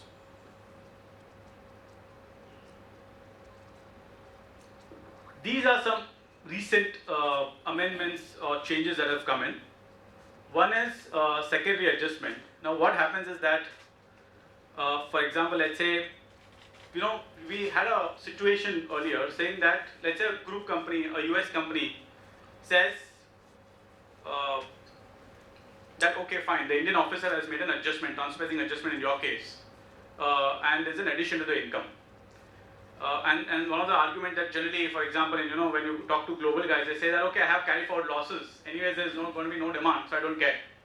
No, so let it be. And then I really, it's not material for me. The other situation, for example, somebody would talk or may ask you is that, for example, let's say they set up an Indian company and the Indian company is, let's say, rendering services to the group. So can I just pay them their cost and only and let the Indian company pay the taxes on the markup element? That was to say that if Indian company incurs 100 rupees for rendering the services, let's say the real estate cost, the office cost, employee cost, the US company would comes and says, can I just pay them 100? Okay, and no profit element on that. And what eventually is going to happen anyways is that there is section 92 in your Income Tax Act which requires you to pay for your tax purposes, compute income on an arm's length price. So for your tax purposes, you add a profit and pay tax on that profit. Let the Indian company pay that. Why should I remit an extra markup from US to India is the question that comes in. So to that, this amendment was introduced in 1670 to say that if there is an adjustment that you make voluntarily from a transparency standpoint, or a tax officer makes it and you accept it, or when you go for an APA and there is a transparency adjustment that is made, not only you have to pay taxes on those amount, but you also have to bring the actual money back from the group to India. So the money has to flow from the group to India. So it's this, with this amendment, the transparency adjustment is no longer restricted to tax alone. It also now has been codified or linked along with the inflow of money. Second thing is you would have all heard, I mean, we've been hearing this from I think 2012, PEPs and the action plans and all of that. Those are now starting to slowly get introduced into transparency regulations. One of the introduction is the 94B limitation, which says that if you have, so for example, a typical funding structure, if you think about it, if somebody wants to set up a company in India, and let's say they have to build a plant of let's say 100 crore. So the 100 crore is what it's going to cost for a company to build a plant and operate. Okay, and the company is going to generate profits. If you fund that 100 crore to dividend, then what happens? The company generates profits, it pays tax. There's a dividend that then gets paid to the group. Okay, so from the profit I pay dividend and again pay tax on the dividend, and that dividend is not an allowable deduction. So instead, a lot of companies, for example, which was used heavily in US as a tax planning or avoidance measure or whatever you can say, is that if let's say the requirement of putting a plant in place is 100 crore, I will set up a company with let's say 20 crore of capital and 80 crore of loan. Okay, so what happens in that situation? You make a profit of let's say 100, you pay interest out of that profit, which is an allowable deduction. So you claim deduction on that interest. You pay tax on what is left out of that interest after paying the interest, and the interest payment has gone to the group at a reduced withholding, and the group is able to claim credit on that interest withholding which has happened here. So then that whatever interest gets remitted actually reduces your tax obligation in India vis-a-vis a dividend kind of a structure. So that was happening, and the government introduces section 94B to say that if you are making payment of interest which is beyond 30% of your profits, then I'm going to disallow it. Then I'm not going to allow it, provided it's payment to the group companies, and you will have 8-year period. So every year I'm going to put this cap, and in the year where your interest payment is actually less than 30%, let's say it's 20%, then you can carry forward that interest which has got disallowed and claim it in this year. So the carry forward is allowed to the extent of 8 years. Okay, now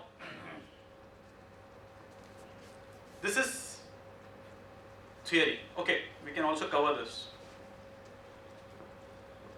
Now, as I said, initially when the transparency regulation started, there were just too many disputes, and every alternate case was getting disputed and was before the ITAC. So government, to resolve or to help resolve the transparency dispute, introduced a couple of measures. One was a risk-based assessment measure which we spoke about. The other one is a concept of advanced pricing agreement, wherein what you can do is that if you think a transparency or a case involves some risk, and I don't necessarily have an answer to it, and I don't want to litigate every year, and therefore I want peace, I go and voluntarily approach the tax office. There's a specific advanced pricing authority for that, and say that, these are my facts. Let's sit on the table you please understand my business and you present all your facts there, and let's negotiate and agree on what should I charge my group for this. And after that is agreed, nobody can question it. The tax office cannot question it. You cannot fall back from it, and the agreement is generally valid for a period of 5 years. And slightly technical element, so it can go 5 years forward and 4 years backwards. One more scheme which the government introduced, which was for which was for smaller companies, was the safe harbor rules. So the government said that, okay, I don't want, in case you want peace and you don't want to go and be standing before a tax officer every year, and you just want to tick off transpricing from your risk area, then there's something called safe harbor rules, wherein the government said that if you are into this business and if your facts are like this, then just declare 17% as profit, pay tax, and nobody's going to come and ask you questions. Similarly, for example, for ITES, they have declared a safe harbor. If you are a KPO, they have declared a safe harbor. If you are an auto ancillary manufacturer and you're exporting to the group, then there is a safe harbor. For interest, there is a safe harbor. But there's a cap placed. They say that this is only for mid-sized companies and it's not for large companies. So therefore, they have placed a cap of about 200 crore. Beyond that, there is no safe harbor. One more thing which the government introduced recently is the use of multiplier data. For example, what happens is sometimes is that, so when you talk about transfer pricing, so you have to benchmark your margins or your price depending on the method that you choose with that of an independent third party, correct? Now, most of the times or a lot of times what happens is that in one particular year, it may be a bad year for the company, right? Something might have happened, some strike, or something didn't go well, the market was not responding or something, and they didn't perform well. Whereas another company whom you might have selected as comparable might have performed well. Now, because you look at only single year data, if you have to just look at single year data, then what are we saying? We are saying this year I made a less profit, but look at the other company which is also functioning on the other side. They have made a high profit, and the dispute is again, okay, I think you have not paid the right taxes in India, and therefore I will make a transpricing adjustment. But factually, what you might also see is that the industry, let's say, is cyclical.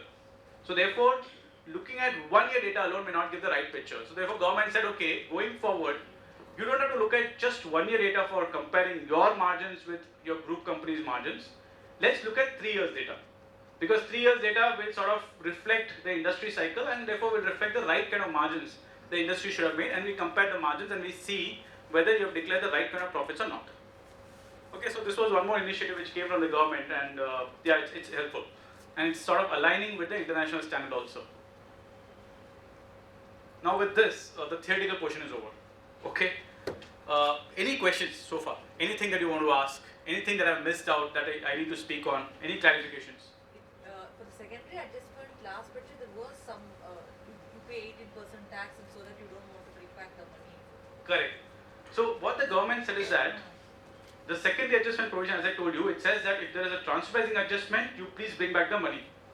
Okay, they said, okay, if you don't bring back the money within 3 months, then I'm going to treat it as a loan, as if you are given a loan to your group company, and then I'll impute interest every year on that loan amount.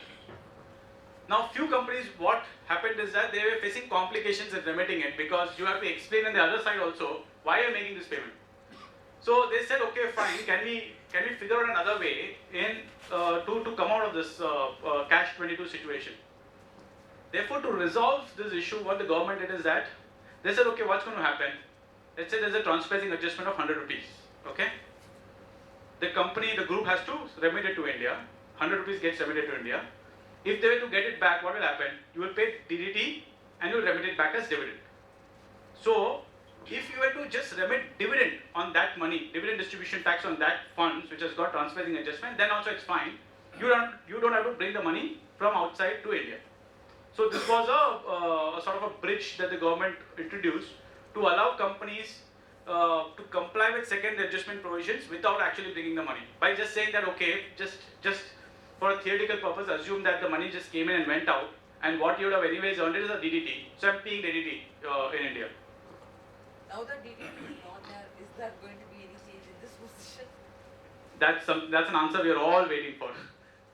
So we don't have an answer yet. The finance bill also doesn't clarify because now the DDT is gone. But the secondary adjustment provision, apparently the amendment that had to be made has not been made yet. So we are all writing for clarifications. Any other question?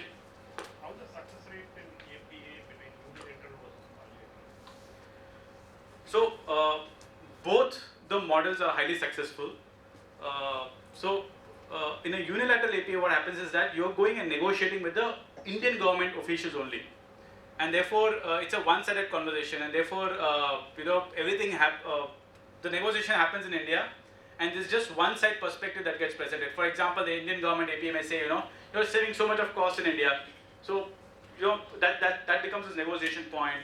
There's so much the group is gaining out of this, and all of the negotiation therefore starts from here. In a bilateral context, you are also placing an equally interested opponent on the other side. To say that, for example, if it's a bilateral APA, you are saying, I don't want just certainty in India, but I also want certainty in US, who is making the payment, so that the US tax officers also do not question the other guys. So it is the Indian competent authority and the US competent authority which are debating and negotiating for you. So therefore both the perspectives are equally presented, and therefore depending upon the complexity of the transactions and what you are actually looking for, the outcome in a bilateral APA may be slightly better over a unilateral APA. So to answer your question, in a unilateral APA, it's just going to be you and the Indian government officials who are going to be negotiating. In a bilateral APA, it's going to be Indian government officials, India IP office, and the officials of the other country who are going to be negotiating. So, which will give you a balance between both, considering both the companies' perspective. Does that answer your question? Again, in interest deduction, there was some confusion, right? For that 30% has to be seen as a whole or only on the associated enterprise. That is very clear. That is on the associate enterprise. That is clear. Because Initially there was. Because the tax audit report had a. Okay. Then there were some clarifications and there were calculations which we internally worked out, and there is no confusion at this point of time on that. It is 30% on the group borrowings interest only. This time they have clarified, right? If it's a non-resident banker, then. The clarification is to do with the P, because what happens is that, let's say Citibank, they have a branch in India. So technically they are non-residents. So for example, if a company goes and approaches a Citibank India for a loan, which is guaranteed by a group, that gets factored. But actually, what are you doing? You're not bringing money from the group, right? You're bringing money from an Indian branch office. So the government said that even those branches which are actually engaged in banking business, I don't want to keep them under 94B, and I want them excluded to keep them in par with other banks operating in India. Anything else?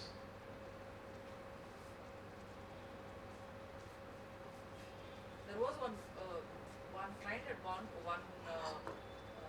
company had gone against that, but they had applied for High Court. Yeah, they have filed a writ on this. Still not. It's still not resolved. So this was on the same pointer, saying that if a debt is from India, then why should I why should you be disallowing the interest? Because there's actually no profit shifting that's happening.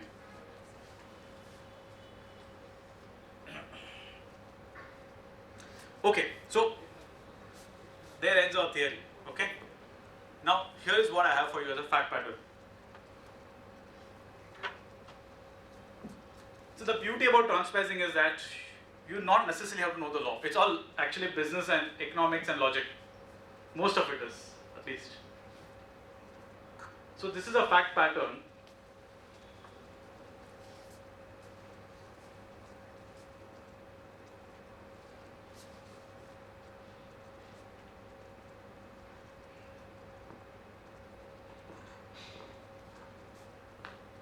So Fortin US is engaged in developing antivirus software. Fortin US gets a contract from a third party for custom development of a software in the US. And the project, let's say, is worth 650 crore, which is INR 10 million. Fortin has about 15 employees and outsources majority of the work to its Indian subsidiary. And the Indian subsidiary has about 100 employees. And due to low cost location, the cost of those 100 employees is only 35 crore. the Indian subsidiary is being compensated on cost plus 15%, and earlier they were doing the same work through Infosys instead of their own subsidiary, and they were paying 50 lakhs per employee to Infosys. The question is this compensation model okay? Or what would be your advice to your, I mean, let's say the client comes to you, or a company comes to you to evaluate if this transfer pricing model is okay. What will be your inputs?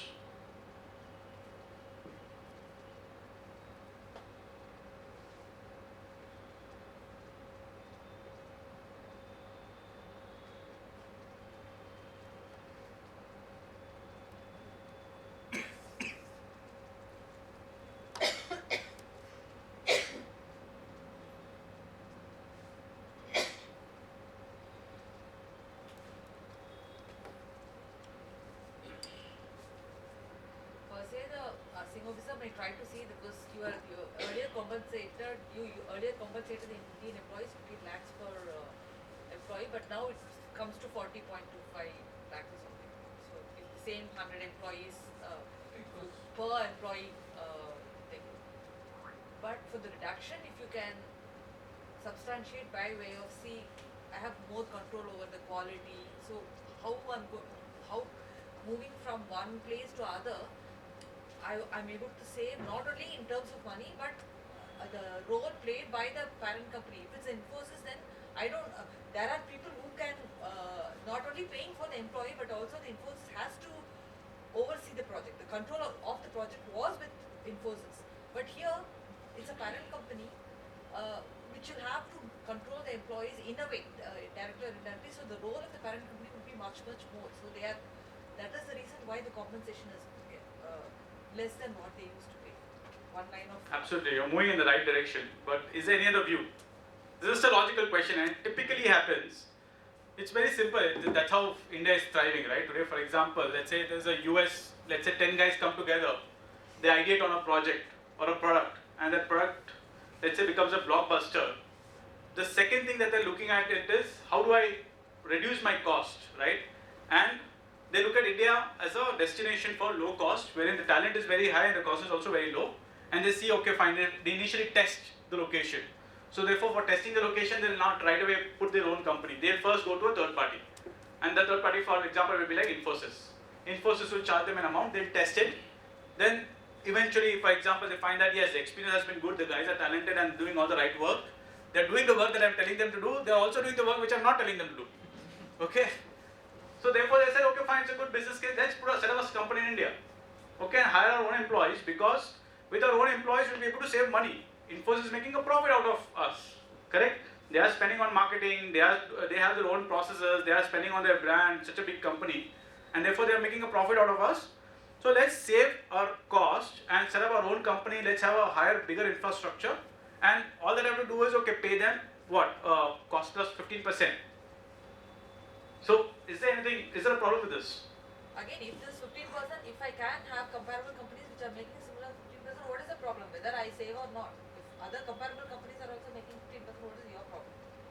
Yeah, so this is, for example, this is what a company will come and tell you. This is what a corporate's view is. This is sort of a case that happens. I've just exemplified the numbers here.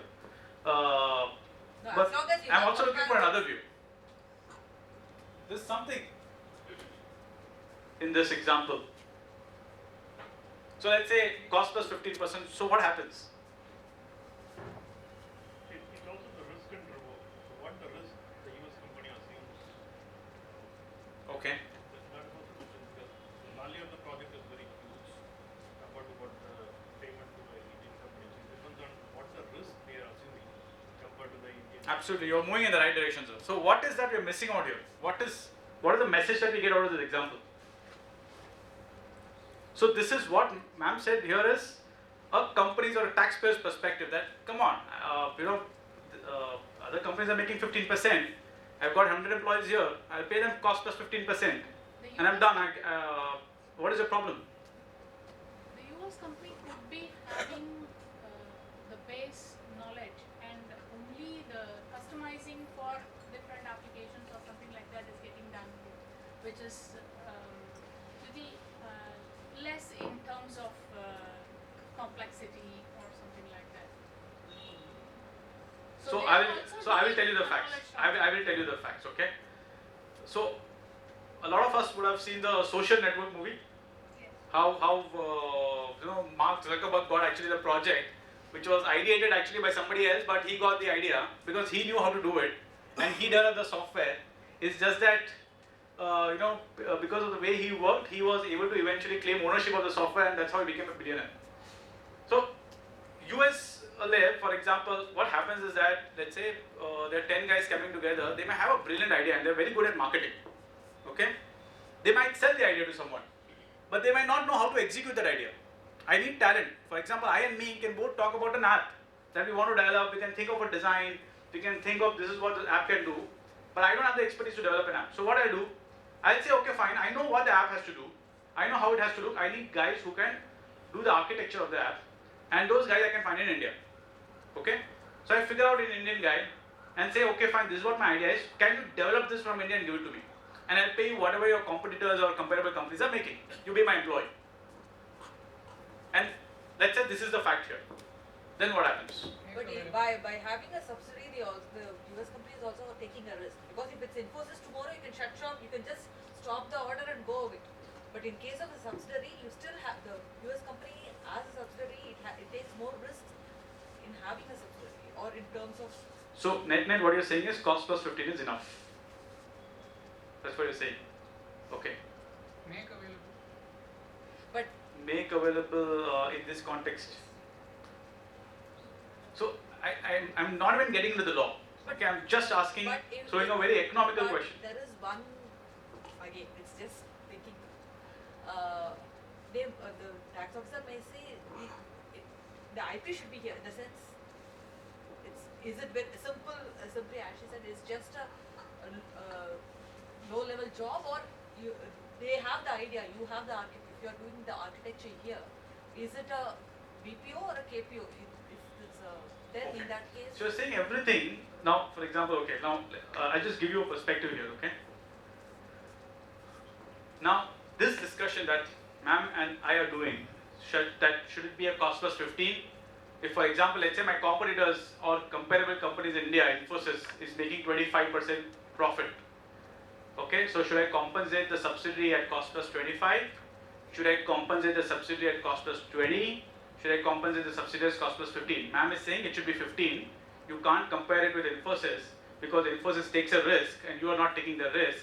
It's actually a group company who is taking the risk here, and therefore you can't say that the Indian company here should make as much as money as Infosys and it has to be discounted.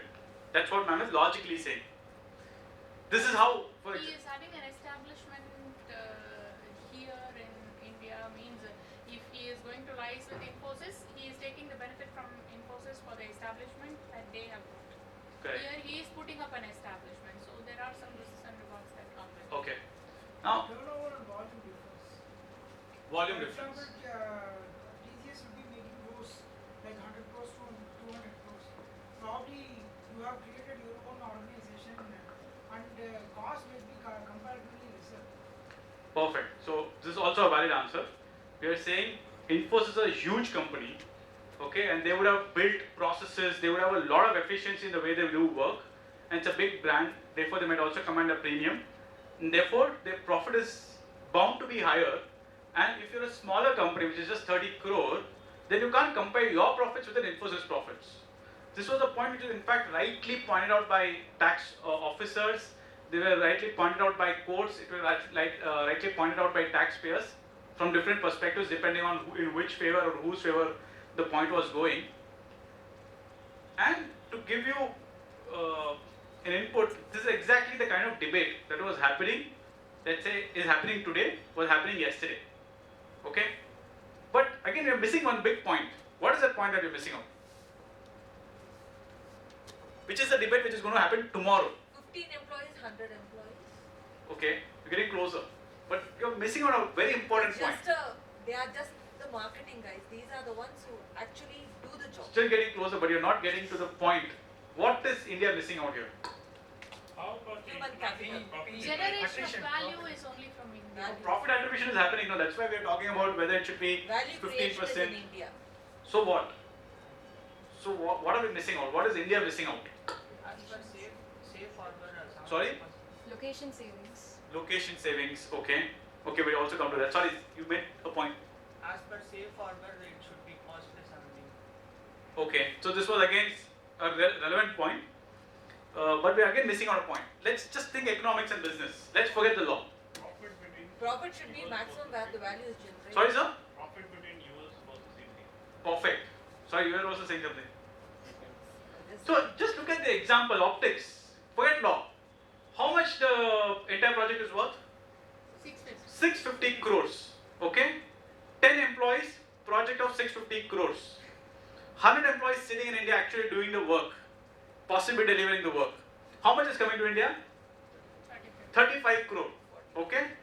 And so therefore, how much is gets retained at US level? Assuming the work is for 1 year? 600. 615 crore. Okay? 615 crore attributed to 10 employees. 35 crore attributed to 100 employees. Okay? And what are we debating here? We are debating whether there should be 35 crore or 40 crore. What we are missing out is, boss, there's another side who is making 615 crore only for 10 employees. Okay? So, what the conversation that we just did, okay, like what we're talking, whether it should be 17%, whether it should be 20%, whether it should be 25%, was the conversation which was happening yesterday, and it's also happening today. And therefore, that's where all the litigation is happening. Suddenly, what happened is that somebody realized, boss, this is how the structure is operating. India is such a low-cost country, or it's just not India, China and US. Also, in some sense, because people started avoiding tax from US, the majority of the work happens here. How can the other guy keep the chunk of the money? The money also has to come here because the work happens from here. So said, I don't want this 35 crore and 10%, 15% markup. I don't want to play this game anymore. You please bring the entire money on the table and let's discuss how we have to divide this money. Okay. Now a very key question here. You're again you're missing to ask one more question. There could be some technology or intangible lying in US, which is why they generate more profits there. Okay. And Good now- point. now So that how would be a are- negotiation point to say that's why the majority of the profit should be sitting in the US and India deserves only a cost plus remuneration because India is only a hand and the brain is sitting in the US and I will attribute majority to the brain, which is a fair point, which is what is the principle which is emanating. But we are again missing on one basic point, very basic point. Like one very logical point we are missing out.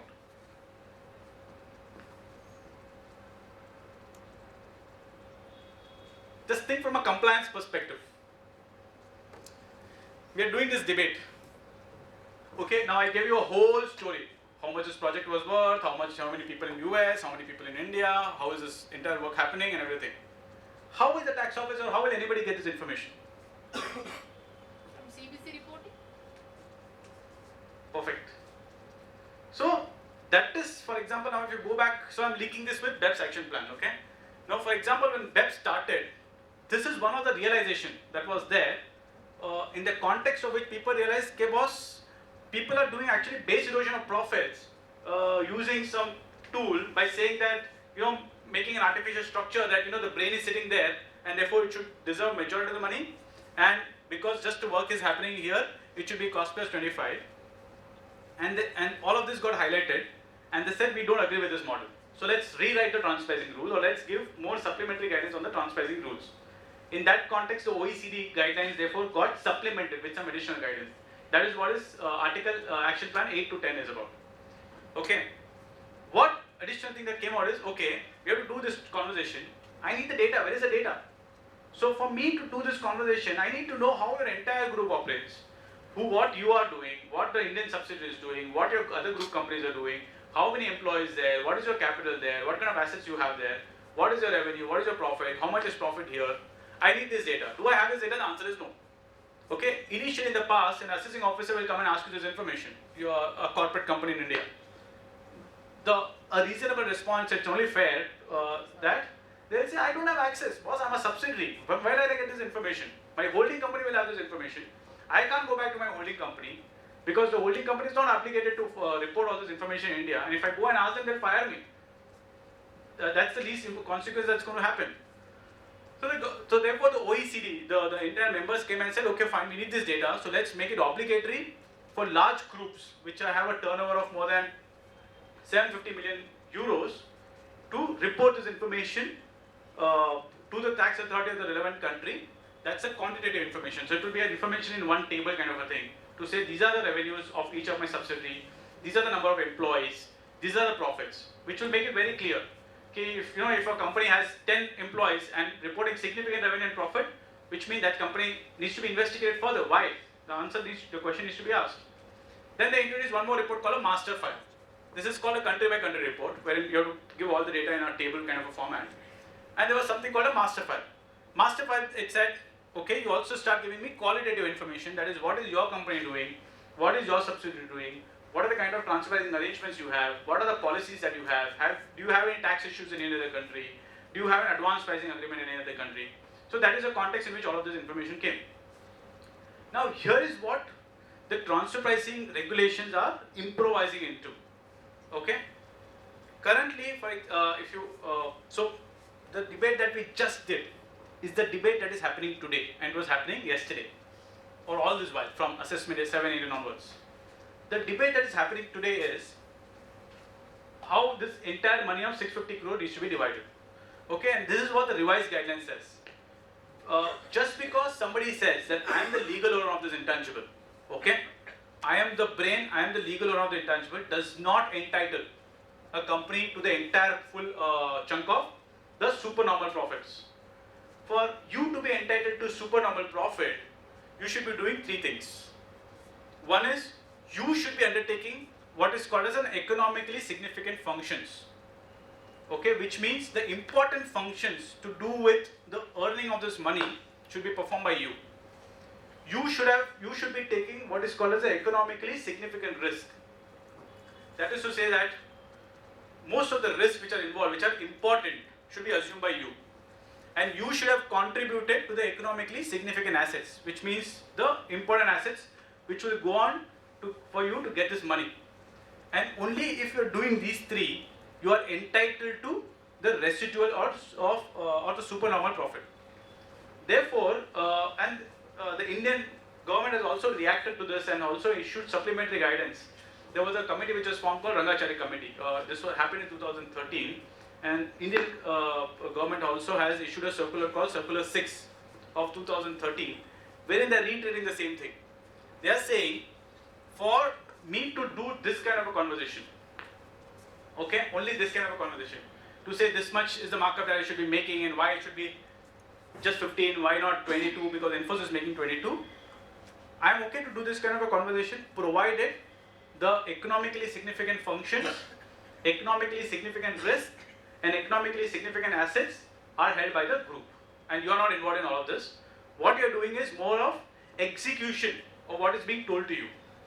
And they have specified criteria. For example, they have said, there's a guy sitting in the US right now. What will a corporate do? Well, I mean, if you want to avoid taxes, what will you do? You will say, okay, fine, I'm putting 10 people out there, and I will call them as the MDs and the CEOs, right?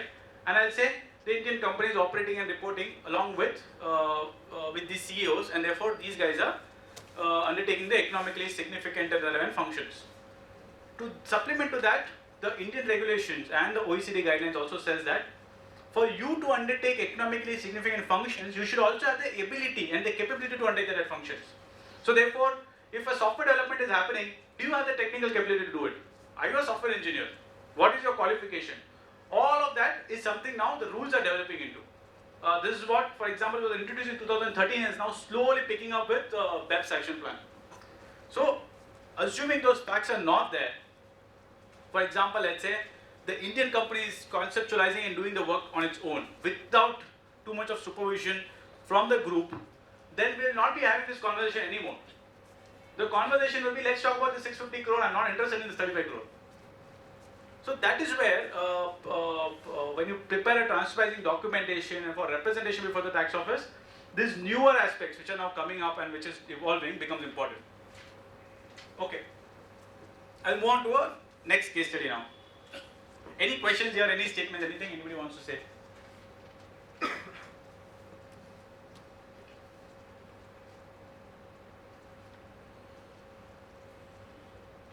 Okay, this is something we just discussed.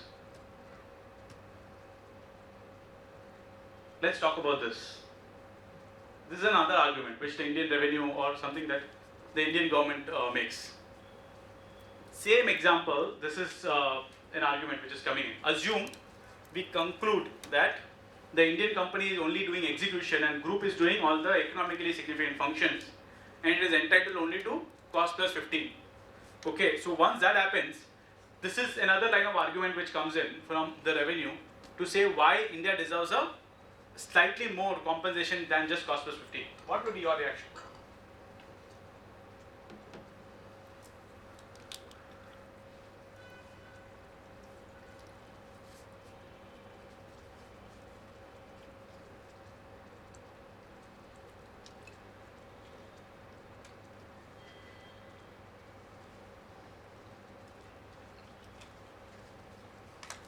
Here, the we can take a stand that if similar services which are performed by Indian companies domestically, whatever be the margin, that should be reflected in my margin also. Just because there is a cost saving, why should I compensate it?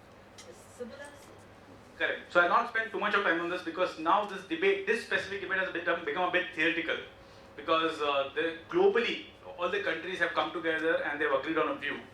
The view is this, okay, it is right that there's a lot of cost saving that is happening, but it's just not me who is doing this, everybody is doing this. Whether you're operating in a group format or in a third party kind of a format, everybody is looking at avenues for saving cost. So the principle that has got emanated is, with whom am I comparing myself? I am comparing myself, the Indian company is comparing itself with another fellow Indian company. So if I am saving cost, right, if I am low cost, the other guy is also low cost. So where is the concept or conversation about additional cost saving that happens? There is no additional cost savings because if I am saving cost, the other Indian company that I am talking about is also saving cost. So therefore there can't be an additional attribution that has to come to India because of this factor alone. Okay, now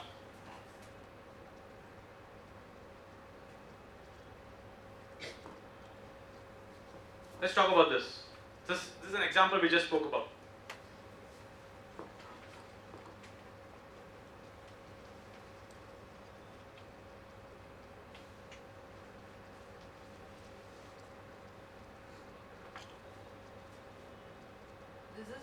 Is there an agreement which says like it has to be like within 30 days, but they have Let's put it that way. There is an agreement saying that the money, if I raise an invoice, the money needs to be remitted by my group company within 30 days.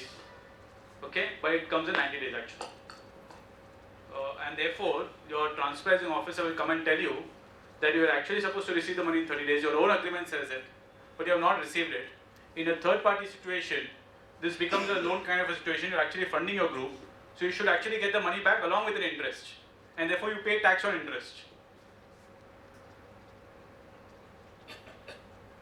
Again, we can compare with the third party, what the third party in India are getting for this. if you have it's a whole it's a BPO kind of situation, then Yeah, so So what I said, I can also do the same comparison with the third party in India. How many days they are receiving it from the perfect. so if I also do services to other than AEs, then I can see that wherever the other party, the uncontrolled party is paying delayed payment, I am not going to impose it because I need business. So I'm not, though it is there in the agreement, I cannot every time there is a delay, I'm not going to do it. I'm not doing it for them, so I'm not doing it for me. Correct, perfect. So this is what the law has evolved like. See, so the argument is the same. Now, my group company has delayed in remitting the money to me, and you are saying that you should have charged interest, you have not charged me. The situation is no different in a third party situation. This is the way of life in India, correct? When you say somebody has to pay me in 30 days, even in third party situations where even your agreement will say 30 days, where even your agreement will say that if you don't pay me within 30 days, I'll charge you interest, nobody does that.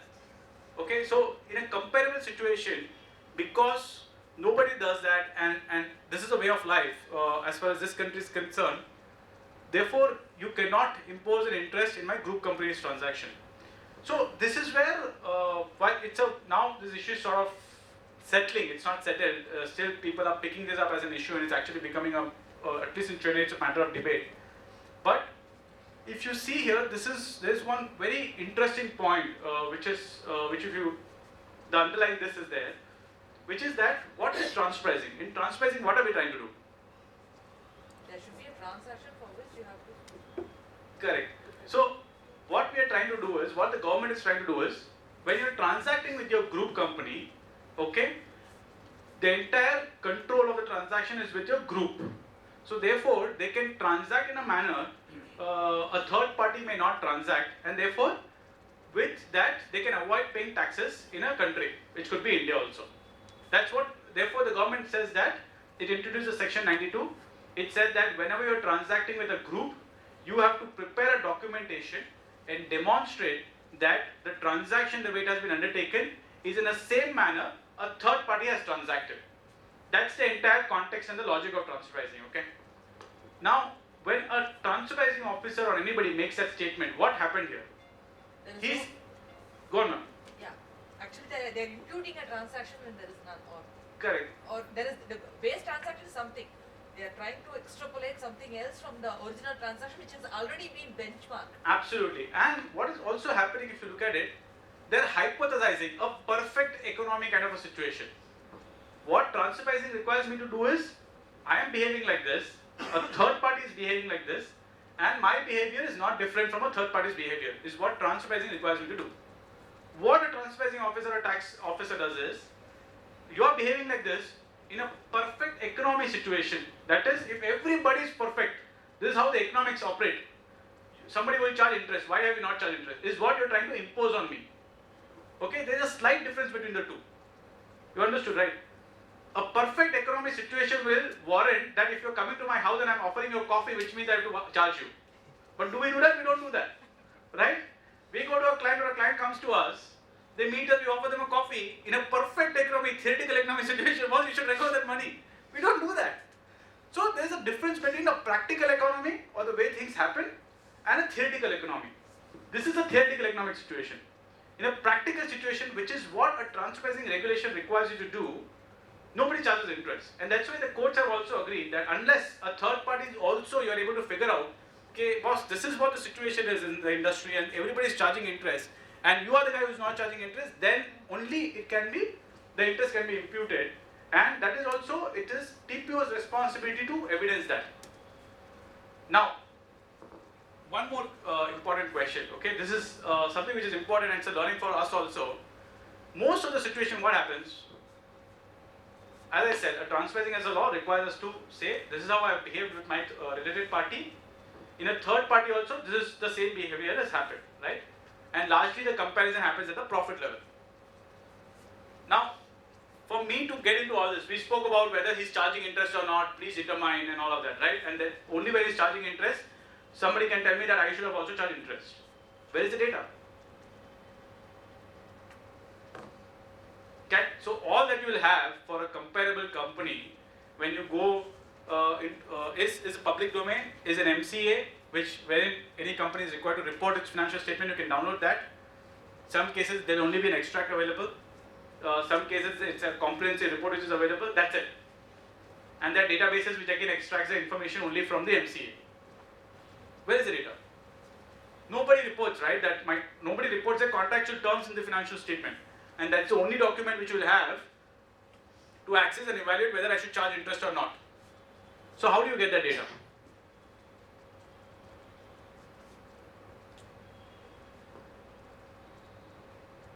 In this case, Portan India can say it has not paid any interest to its suppliers when it make payment delayed. Okay, but let's assume that they are making payments on time. Or the other way of putting it is, this is not a comparable transaction than this. You are making payments to your suppliers as a vendor of goods, okay? But you are exporting services.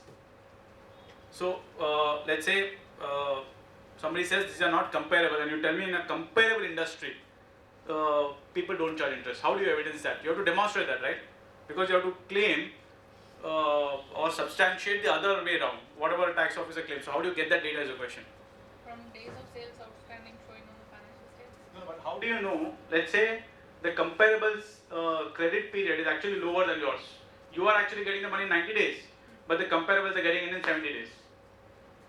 Now what we need to know is whether they are charging interest or not, and whether the credit term is 70 days or the credit term is only 30 days. So in this context, there was a very interesting decision, okay? It was in the context of capacity utilization, wherein a similar issue exists, and we'll also speak on that. The tribunal said that there is no information available, assessee cannot go and access this information, but tax officers have a right to issue section 133(6). There is a legal model available with them, wherein they can issue notice under section 133(6) and ask information from the companies. So it said that it is a tax officer's obligation in that case to get that information properly from another comparable company by issuing this notice, and therefore rightly assess the assessee. In fact, in one of the decisions, it also referred to a Supreme Court or a decision, or I don't know, I think it was just a circular, wherein it said that a tax officer should not exploit an assessee's ignorance. So just because you are ignorant and you don't know doesn't mean that you can impose him with an additional adjustment or with something that he is not aware of. So I'll move on. Let's see what we have next. So this is, I just,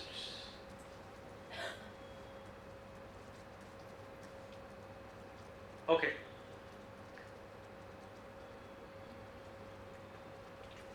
Yes, so let's look at this example now.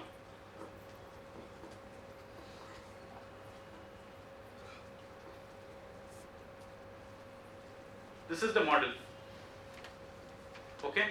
And this is a model that you'll find with typical IT laptops or any IT kind of companies, any companies, for example, which have electronics in them. This is a model which one may find. Deemed international transaction. Yes. So I'll just wait for 5 more seconds if somebody wants to respond. Will transfer pricing apply to this transaction at all?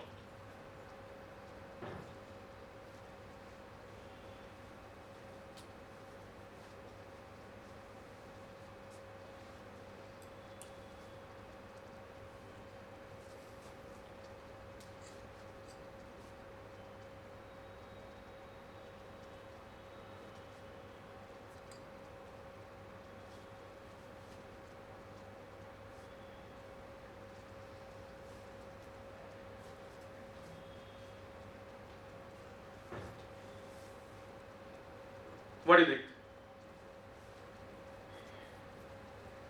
A logical guess. I don't think we need to know the law for this. Should it apply? Let's put it that way.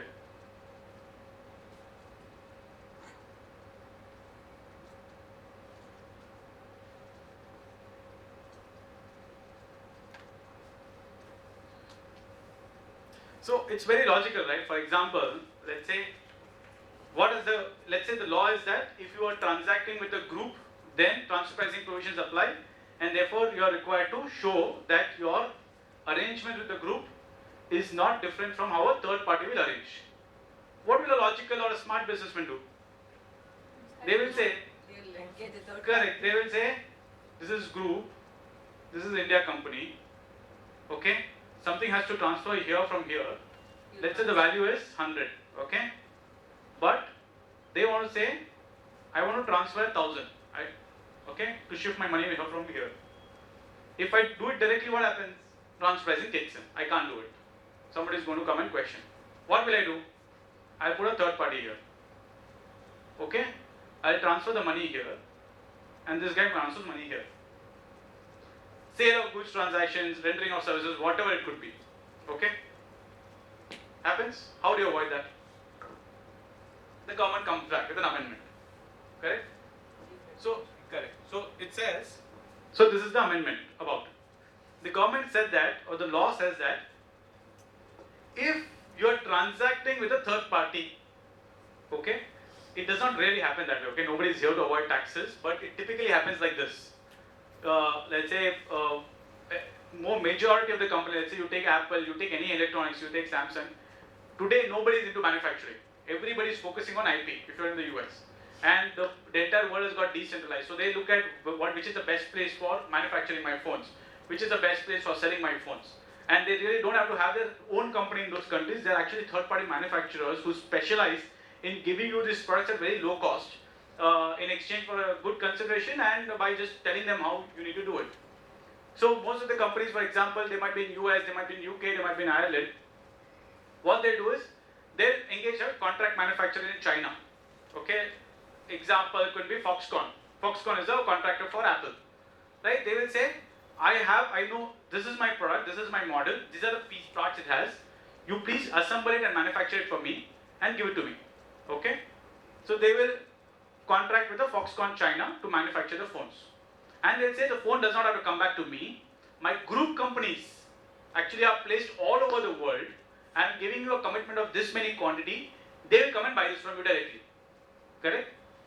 Now you have your contractor who is there. Now you set up group companies across the world who is engaged into selling. They are responsible for marketing. They are responsible for pushing the product to the market. The company says, whenever you get an order, whenever you have a demand, you please buy it from this contract manufacturer. I already have an arrangement with this. He will charge you this much price. Over. Now technically what is happening is that this is a third party transaction. Contract manufacturer is a third party. Okay? So does the transfer pricing provision apply? That becomes a question. So the government therefore came back with a regulation which is called a deemed international transaction regulation. Okay? It is technically not an international transaction, but under the income tax law through an amendment, the government said, I'll deem it to be an international transaction because when you're transacting with a group, the arrangement in substance, you're transacting with a third party, the arrangement in substance is being determined between the third party and the group. So in substance actually an arrangement of the group, and therefore in these transactions also I will deem it to be an international transaction. And the third party, earlier the law was that only if it is a non-resident third party this deemed international transaction provision applies. Now even if it's a related resident party, even if let's say this is in India, okay, and the Indian guy pays you, it is still applicable because it was a loophole, right? Earlier the law read like, if the third party is outside India and if you transact with him and the terms in substance are determined between the group company and you, then it's an international transaction, TP applies. So technically, if the third party is in India, the TP provision wouldn't still apply. Correct? There was a loophole. So the government now captured this loophole, and for completeness it has said that even if the third party is in India, the transfer pricing provisions will apply and the transaction will be a deemed international transaction. Clear? I just want to suppose in automotive they have some global sourcing arrangements. Suppose Renault is giving an instruction to Renault India to source it from XYZ party and then export it to multiple locations elsewhere. Renault India is not manufacturing, he's going to source it from the local people. And this agreement was settled between the tier 1 manufacturer also elsewhere in the world. Again, will there be deemed transfer pricing? If the terms and the prices are set by the group, then it is a deemed international So transaction. we have to establish that the contract was negotiated and settled locally. Correct. So the prices were negotiated and agreed locally, then it's not a deemed international transaction. But if the group negotiates and agrees the prices, yes. Suppose the global tendering for audit services, same analogy and say the particular one big four company here in India is the auditor of another good company, a foreign company. The global tendering happened. Whether that audit fee or this becomes a relevant transaction then. If my audit fee gets determined by my group, Yeah, it's a deemed international transaction. it's practically done that way, right? Practically what happens in the I'm asking practically done that way. yeah, so I'll give you. Practically what happens is that there are both cases, okay? For example, if you look at an IT company, the group does not want to compromise on anything. They want to say, boss, this is a specification. I don't want to take any risk of you going to anybody, you doing any discussion. You're going to compromise on the specifications. You just go and buy from this product from this guy, he'll give it to you, pay the price he tells you to pay. That case, it is a deemed international transaction, okay? But in other cases, what happens is that they say that you go and do a discussion with this guy, agree locally, whatever is the fee, but this is the product. The product is this, the services are this, but you negotiate and agree the price locally.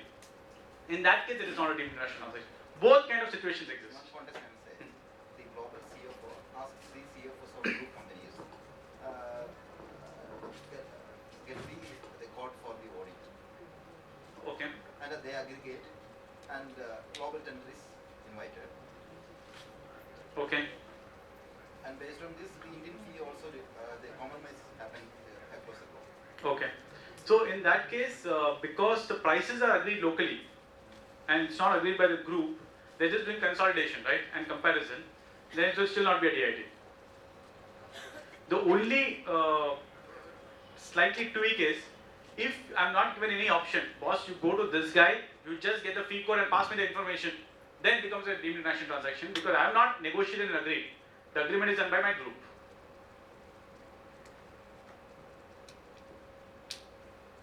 Does that answer your question?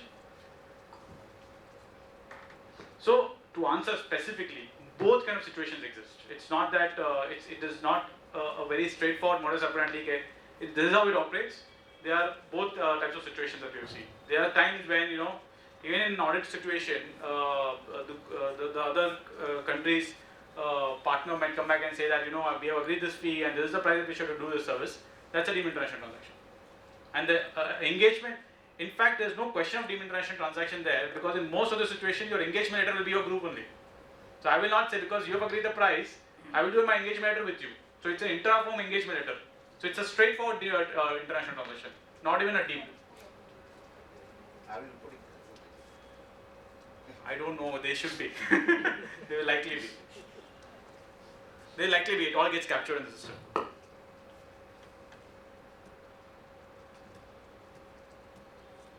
Okay. Yes. So let's now look at this example.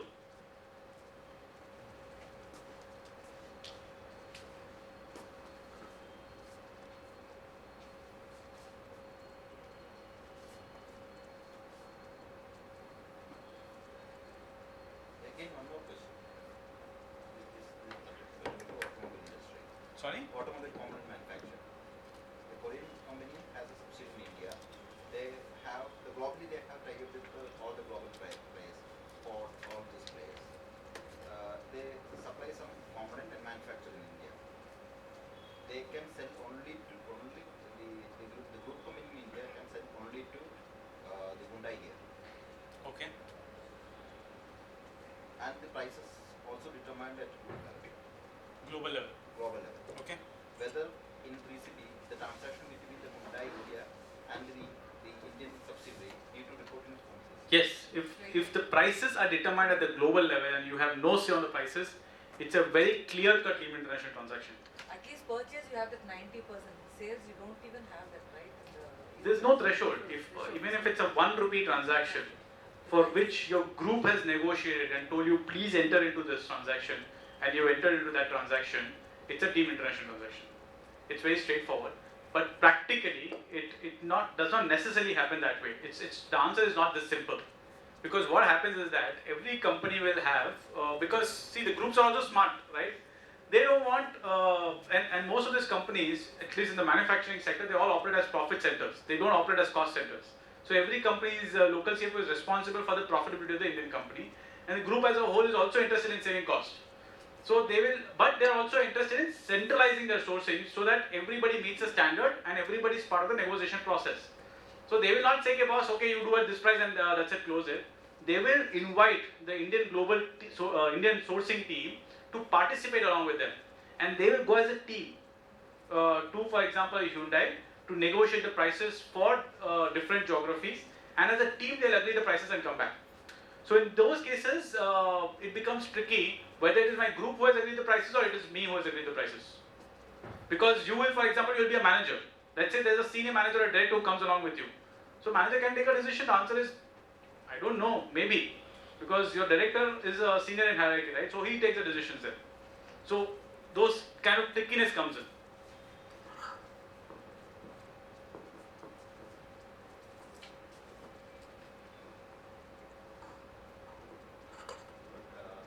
The Jockey International one case law, I think I read long back. Unless the financial fallback with the group, it will not be regarded as need not be regarded as team transaction. Sorry, can you come again? I didn't hear you. Jockey International. Unless the financial fallback to the group, Uh-huh. the subsidiary in India, and the third party in India, in committee in India, and the group, unless there is a financial fallback or any kind of relationship. I've heard of Jockey International's case law in the context of AMP, which we are just now discussing, okay? This I'm not sure. Maybe I can check and come back, but the law today is not conditioned upon whether my financials are getting consolidated or not. It has nothing to do with that. No, financial flowback, anything going back to the group. Very good, interesting question. In fact, I had a case study on that, but I skipped it because I thought this was more important to cover this. A very important question is, let's say there is okay, fine. There are two contexts to this. Let's say there is a group company and there is an India company, okay? Now, let's say the India company is a service provider and therefore the services which are provided by India company is compensated at cost plus 15%, okay? There might be some free of cost goods. Now for you to render the services, you need a lot of things, right? You need laptops, you need maybe some samples, you need maybe some chips, maybe you need some softwares. All of that, let's say, comes from the group, okay? The group is not charging for it at all, zero pricing. It says free of cost or on loan basis, that is you use it and after you have used it, you please return back to me. The question is that an international transaction? Do I need to report it?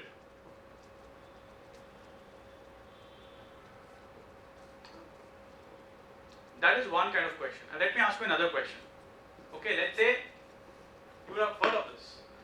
Let's say there is Shell India. Okay? Shell India needs money. They want to go for an expansion. Let's say they want to set up another facility for which they need 100 crore. So they go to the group Shell US and say, boss, we need money. Please infuse funds. And they infuse, let's say, 100 crore. Okay? And Shell India in turn issues shares. The shares are valued at whatever price currently is. Let's say the shares are valued at maybe 1 lakh per share. Okay? And therefore 100 shares are issued. Now, will transfer pricing regulations apply to this? So in that, this is a very, very heavily debated point, but this is a past point. It's not really debated anymore.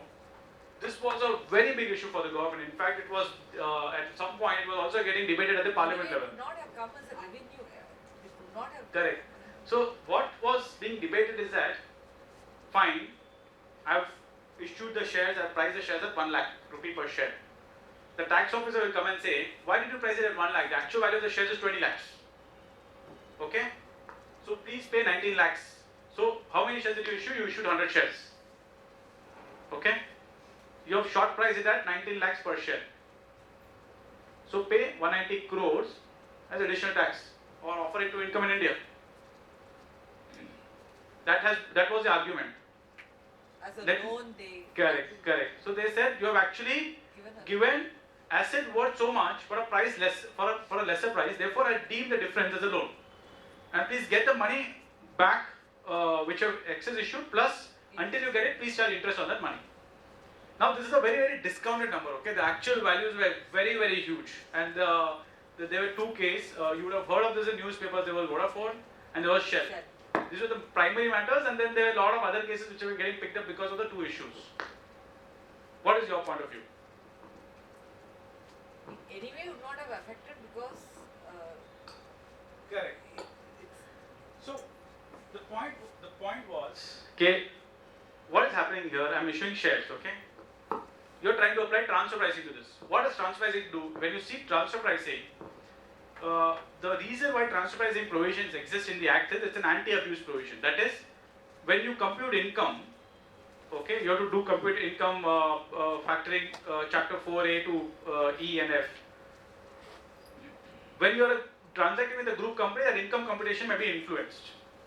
The transfer pricing provision says that to the extent you have transacted with a group, please ensure that whatever influences your income computation is demonstrated to be having at arm's length. What does this have to do with chapter 4 computation at all? Share income, when you issue shares, it has nothing to do with your income computation, and therefore transfer pricing provision itself doesn't apply.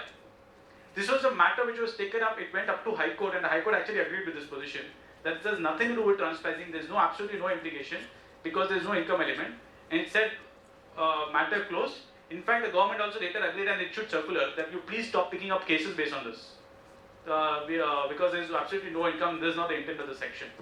The other one is like, as I was saying, past, present and future, which is, it's something which is getting picked up present and it's the future. Because what happens is that a lot of times, a group company may say that, you anyways need these assets for the use, for you to render me the services. So why don't you just take it from me? I have it and you'll not be able to buy it from a third party also. And instead of charging for it, they give it free of cost. Okay, now why free of cost? While one of the things that happens when you do it free of cost is that you are charging your group cost plus markup, correct? When you get something free of cost, what happens? Your cost goes down. Your cost is deflated. To that extent, your profit is underreported. So this is something which tax officers, the revenue and the government has picked up from the practices, and they are trying to therefore identify this and see if these have been included. The answer is not necessarily that it has to be included. It depends on the facts of the case. For some cases, for example, even in Infosys, when you go and say, boss, you please develop this product for me, they're going to ask you for a sample, right? Right? You give me a sample and I'll replicate it for you. If you go to Foxconn and you say, please manufacture this phone for me, they're going to ask for spare parts. They're going to ask for the things necessary for them to do the service for you. And you're not going to charge them for this. It's going to be a sample from your side. So why should it be charged on a third party situation? So it depends on what kind of transactions are happening free of cost and what is the intent of the transaction before you decide whether there should be a markup or should there be a transfer pricing provision that should apply to that or not. Does that answer? Particularly if it's not a contract manufacturing or a BPO situation, then it may actually go against the revenue. In the Correct. sense it will reduce Correct. the... Correct, absolutely. The only problem there is, I'll also come to it, the customs officer will have a problem. Yeah, he will have a difference. Okay, now coming back to this example. This is like the present of transfer pricing. It was a past, it is a present, and is actually also going to be heavily debated in future, and it's continuing to get debated in future. This matter is pending before Supreme Court. So how who onus is on which person? Is it on the assessee to prove that they have the parent company or the group company has not the brand has not been enhanced, or is it the onus of the assessing officer to say that, see, if there is a brand promotion, that has to translate into tangible results, right? By, say, you have spent so much. If I have spent so much for, say, 5 years, then it has to have a tangible result as increased revenue. How do you monitor that? How do you demonstrate that? When you, what happens is that when you have these kind of fact patterns, okay, and it's very typical. For example, when initially the Indian economy opened up for the foreign companies for 100% FDI, a lot of them started setting up shops in India. They were seeing India as a market, correct? All the cars company, Hyundai, and you take Mercedes and all the phones, Samsungs and everybody. But now to market, you also have to spend, okay? And they are spending left, right and center, huge money in terms of advertisement. You see generally, most of the advertisement that you see on either internet or on your TV or on the billboards are all foreign companies advertising their products in India. So this is a normal phenomenon. Now after a point, what happens is, as I told you earlier, the government or the officers came back and tells that you have incurred so much of expenses. Look at this, okay, you are operating for your group. Now look at a third party. They are not spending so much. Why are you spending so much? And if you are spending so much, you are actually benefiting the group, because the legal owner of the brand is your group. So tomorrow when your group sells it, it is the group which is going to get the money. So why should you incur it? You should ideally recharge it to your group and get the money back along with the profit element. Okay? Now to answer your question, how do they demonstrate it? Is that they say, they go to Google. Okay? They say Google, maybe you take any brand.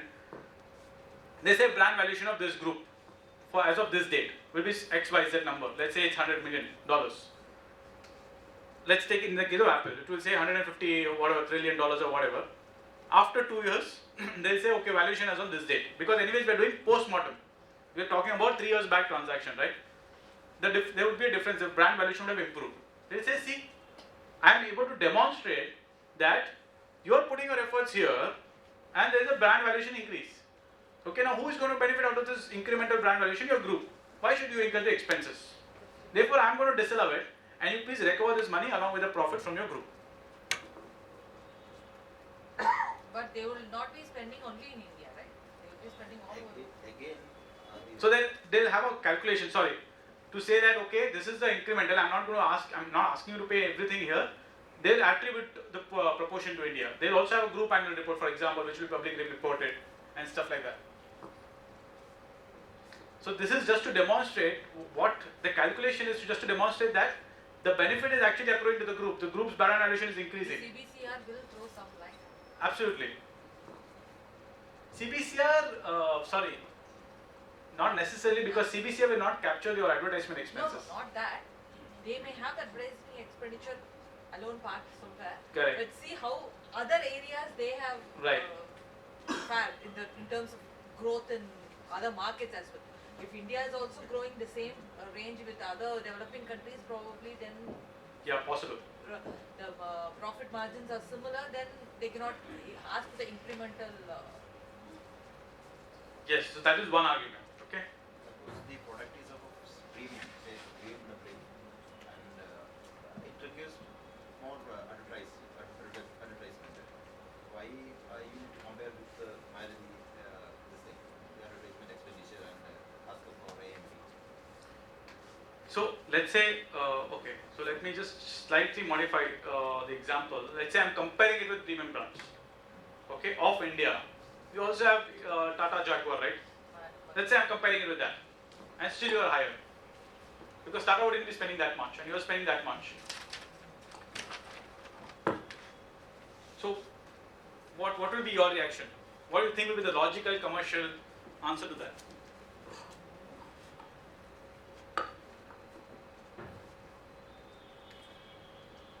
You cannot tell a businessman how he has to run his business.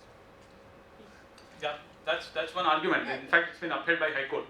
E.K. Laplan says that you can't question a business. Yeah. As a result of my advertising expenses, if I'm able to book corresponding, if I'm able to prove that revenue is being booked in my own country, can that be an argument? Absolutely. So this point is actually not just India. Okay, this is getting debated across the world. It started with US when there was a case called DHL, when this issue got picked up and somebody conceptualized this.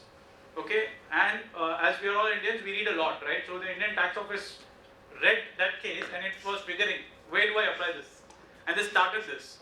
Once that case got picked up, it got spread across the country. It started with Mumbai. And then the entire India is talking about this.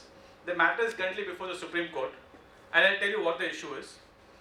What has happened after that is, so with the plethora of discussions, with the rulings that's happening here, with High Court ruling, tribunal ruling, other countries have started referring to the Indian rulings and started implementing this principle abroad.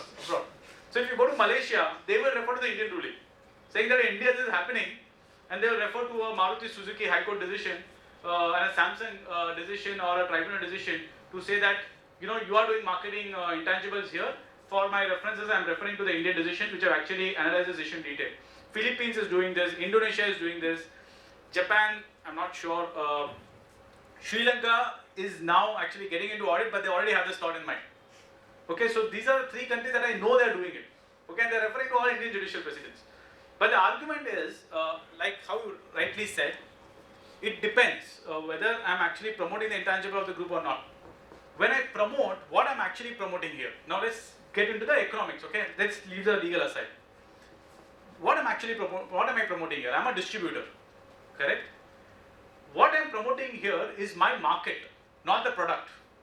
So for example, let's say I promote and tomorrow somebody starts recognizing the product, okay, and somebody starts paying for the product and the volume goes up. Who's going to benefit out of it?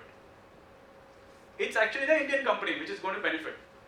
So there are two arguments here. Point number one is, the spending is not for the brand. The brand may be an incidental beneficiary. The spending is for me to sell the product in India. Second point is, if at all somebody were to say intangible, right? What is the intangible whose value is increasing? My argument will be, it is not the brand intangible, it is the Indian market intangible which is increasing, for which I am the owner, economic owner. The legal owner might be somebody else, but I become the economic owner of the brand because I am spending it. So, with this as an argument, what has happened is that the guidelines are evolving now. So therefore, for example, OECD also picked it up as a point, and they said that, okay, when you have these kind of issues, you check into the facts. Okay, when somebody incurs these kind of expenditures, what kind of arrangement they have with the group? You can't be incurring a heavy expenditure and incurring losses initially if your distribution agreement is, let's say, valid only for 3 years. Correct? So then there has to be a commitment, corresponding commitment from the other side, that you are going to distribute this product for 15 years, so therefore invest in the market, and therefore this company might be investing. If that's the case, it is fine. But if the arrangement seems to be at non-arm's length, let's say, for example, the distribution agreement is only for 3 years, and the group then therefore plans after that to divest to third parties, then it may not be arm's length for you to say that I will incur so much of expenditure and build a brand from where I'm not going to be able to use it. So that is where the guidelines have come to which states that you have to take a call based on the facts and circumstances of the case and in what context the expenditure are being incurred. The second point is, now this is a legal point, okay? Like how ma'am really said, for a transfer pricing to apply, there has to be a transaction between an Indian company and its group company. Correct? That is where somebody can say, boss, you have done this transaction with the group, please demonstrate that your conduct is at arm's length. What is happening here? The transaction is actually with a third party. You are incurring an advertisement expenses and you're paying money to a third party. So how does even transfer pricing provision apply to it? And in that context, a lot of rulings have said that because the tax office has not been able to demonstrate or bring anything on record which says that there is actually an arrangement between the Indian company and the group, pursuant to which the Indian company is incurring the expenses, they have actually sidelined this decisions and they said, okay, let the tax office actually come back with an evidence for me to even evaluate this case. So, I think all these case studies are there. As a closing remark, I think we've done some 3 solid discussions. If I were to just close this, ignoring all of this, now we spoke about past, we spoke about things that are happening now and are going to happen for future. We spoke about some case studies. Few things, for example, which we see happening on the transparency side is that, as ma'am rightly pointed out, or we discussed in a transaction, right, when goods are flowing free of cost, I may not have a problem from transfer pricing, but a custom officer is going to come and pick it up and it's going to say, boss, there's a problem. You have not paid custom duty, by the way. Similarly, we're seeing that increasingly as we go, the transfer pricing office, the income tax office, the GST office, and the customs office are slowly and are back and integrating. Not just, so for example, the initiatives that they've already taken is that they're having joint trainings. Okay, that is one. What I hear is that their back office systems are also getting integrated. For example, we had, in fact, had an experience in one case wherein there was an asset received free of cost, from the group, and for some reason it was not reported to in the form 3CB. It did not get picked up, and the transferring order got passed. It went to the assessing officer. The assessing officer calls the assessee and says, see, you have actually imported these assets free of cost. Maybe you are taken a position that transferring does not apply, but all these details have come to me from customs office. I am going to take this as a deemed income under section 224, and please and add the entire amount as your income, and please pay tax on it. This is going to be your adjustment. So increasingly as we go, we see that the tax office, the customs office, the GST office are actually integrating. One interesting example I'll give you is that we spoke about technical services, right? Management cross charges. Now, what could potentially happen in future and slowly started happening is that, let's say a transpricing officer during transpricing assessment disallows the management services, which is what is happening. Okay, the general rationale which is given is, I don't think you have received the services, or you have not demonstrated enough that you have received the services, therefore I am disallowing it. I am deeming it as if you did not receive any services, and therefore you should have not paid any amount to your group company. So therefore, arm's length, while for example, while you might have paid 1 crore, the transpricing officer will say the ALP of this management charges is 0. So therefore I am disallowing it. Okay, this was earlier story. Matter closed, you go on appeal, you try to furnish the relevant details and convince the tax office or the tribunal saying that I have actually received this service, and try to resolve the issue. But here is what is the present or the future. The moment this happens, in one of the case, let's say a TDS officer, you get a call from a TDS officer. The TDS officer takes a position that, look, when you made this remittance, you took a position that this is FTS, okay, and there is no make available. You said there is no make available, and therefore you withheld tax at 0%. But in your own case, through a fact-finding exercise, your transfer pricing officer is saying that you actually not received any service only. So how can this be an FTS? Therefore, I am not going to allow you a reduced withholding tax rate of 0%. I am going to call it another income. Okay, and therefore you please pay tax here at 30% or on a net basis. That is one thing. Second thing that might happen, or it's already happening. The customs office calls you. Custom office says, boss, you said this is a service and this is not a condition of sale. Okay, and therefore I did not include it as part of my goods valuation when you are importing. But in your own case, the transfer pricing has given a fact finding that you have actually not received any service, but you have actually made this remittance. So you should have made this remittance as a condition of sale for the goods you have imported. So I am going to add this value also into your import purchase value, and you please pay custom duty on it. Third thing, okay, GST, which I'm not very aware of this, but somebody was talking about it in our experience gathering session, is that when you are rendering management, when you are paying for management charges, somebody is going to say you would have remitted the GST, correct, on a reverse charge basis, and you would have claimed credit for this. Same thing is happening wherein somebody is saying that, boss, you said this is management charges and you claim reverse charge, you paid GST on reverse charge basis, which is fine, and you claim credit for it, which is fine. But in your own case, the transfer pricing officer is saying you have not actually received the services. I am allowed to give you credit only for inputs which goes into your business, right, and which you use for the purpose of your business. This is not an input. I don't know. I am not going to give you credit for this. You figure out how you are going to get refund of this. I am not sure. Okay, this is an experience which came again from the north side. I don't think this has happened in Chennai yet. On the GST side, on the customs, we are already seeing situations wherein this has happened, has got picked up. TDS, for example, has not yet started in Chennai, but is on the west coast, has already started. So these are the cascading effect which we are seeing for every transaction that happens, and this is the kind of integration which the tax department already has or is developing now. I think 3:45. So I think I should close. My next speaker is waiting. Yes. Corporate guarantee, if it is for zero value, what will be the corporate guarantee? Corporate guarantee for zero value. Again, it's a point of debate. Okay. So corporate guarantee, when you talk about corporate guarantee and whether there should be a transfer pricing for that, the question comes is whether it's just a comfort letter or it's really a guarantee. Okay. Obtaining loan from Indian company. Obtaining loan from a Indian bank. Bank. Indian bank, and the group gives a guarantee to say that I am giving you a collateral. If this guy doesn't pay, I will pay. So there were earlier decisions, for example, in the case of Bharti Airtel and they were Reddington, wherein because of a technicality, the court took a view that there is actually not even an international transaction. Because technically, for you to call this as an international transaction, there has to be an impact on your asset, income, losses, or your expenses.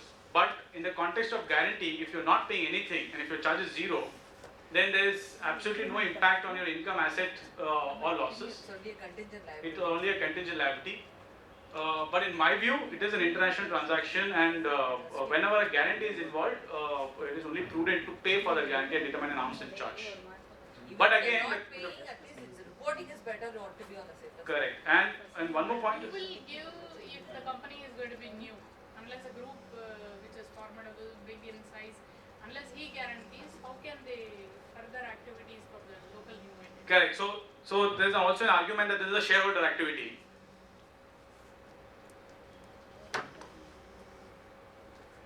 But this is again just an argument, so it's still getting debated and there's no actual resolution on this point. Another point is whether, okay, when you have to benchmark and determine what should be the rate at which you should charge your group, and should you just take a bank guarantee rate. For example, you can also go to a bank, ask for an LC and they charge you 2%, right? Should it be that rate or should it be some other rate? So in one of the cases, the tribunal actually got into the details and it said that a corporate guarantee actually does not or cannot be compared to a bank guarantee because the features of both are different and the credibility of a bank might be different from that of a corporate guarantee, and therefore the corporate guarantee rate that we should charge or the group should charge you should be slightly discounted from a bank guarantee rate. And in one of the High Court case, for example, Glenmark, it's a Mumbai High Court decision, they said for a corporate guarantee a 0.5% charge should be enough. But that's just again a reference. I think the law is that it should be an arm's length charge. Yes, yes, please. Suppose one of the senior position, senior officer of the company from an Indian company transferred to some other subsidiary company as a CFO or CEO. Whether any Indian company should receive any remuneration for that? He's getting deputed or he's getting transferred? So it's a very interesting question. It's getting debated. The question here is: let's say Indian company transferring any intangible outside? Okay, if there is an asset which you own and you are transferring it to your group company, then the question arises that I'm transferring it free of cost. Had it happened in a third-party situation, would you get money for it or not? That's the question, right? Now let's move away from perfect economics. As I said, transfer pricing is not, the concept of transfer pricing is that you have to compare what will happen in a third-party situation, not in a perfect economic situation. In a third-party situation or in a real world, an employee is never your asset. An employee is an individual who is free to go wherever he wants to go. Tomorrow he resigns, what are you going to do? So if it's going to be a resignation here and it's going to get transferred, then I would believe that unless somebody is able to point out that this employee, because of this employee, some intangibles are going to get transferred, there should not be any transfer As a part implication. of a restructuring and Then that's a separate discussion altogether. That there has to be a transferring charge. But if it's an employee, the principle, which again this is also got discussed and debated in the OECD guidelines, an employee is never your asset. For you to say, boss, I need a charge for this. Okay, an employee is an independent individual who is free to resign and go anywhere he wants. At least the placement company will charge you, right? The manpower person. Okay, now let's say this example will become relevant. For example, you get a mandate from the group. Okay, saying that I've sold this business to a third party. Okay, I've sold your business, this division, to this company. You please ensure that all these employees resign and they join another company. Okay, in which case, as I first said, an employee is never your asset that you're controlling. An employee is an individual, is free to go wherever he wants to go. So he can resign and go. But because under the mandate of the group, you are transferring those employees from one place to another place, there has to be an arm's length charge, and one method of determining the arm's length charge has to be this. To say that if I were to tomorrow replace the same set of employees with another batch, what is the cost that I'm going to incur? Which will be the recruitment cost, which will be the training cost, which will be the initial inefficiency cost, which should actually be charged to the group. See, McKinsey and other placement companies, the senior position will charge very good amount. For placement. Same amount. So for example, you have to then therefore go to an independent consultancy, HR consultancy, and get that estimate and charge on that basis. So it has to be an arm's length charge.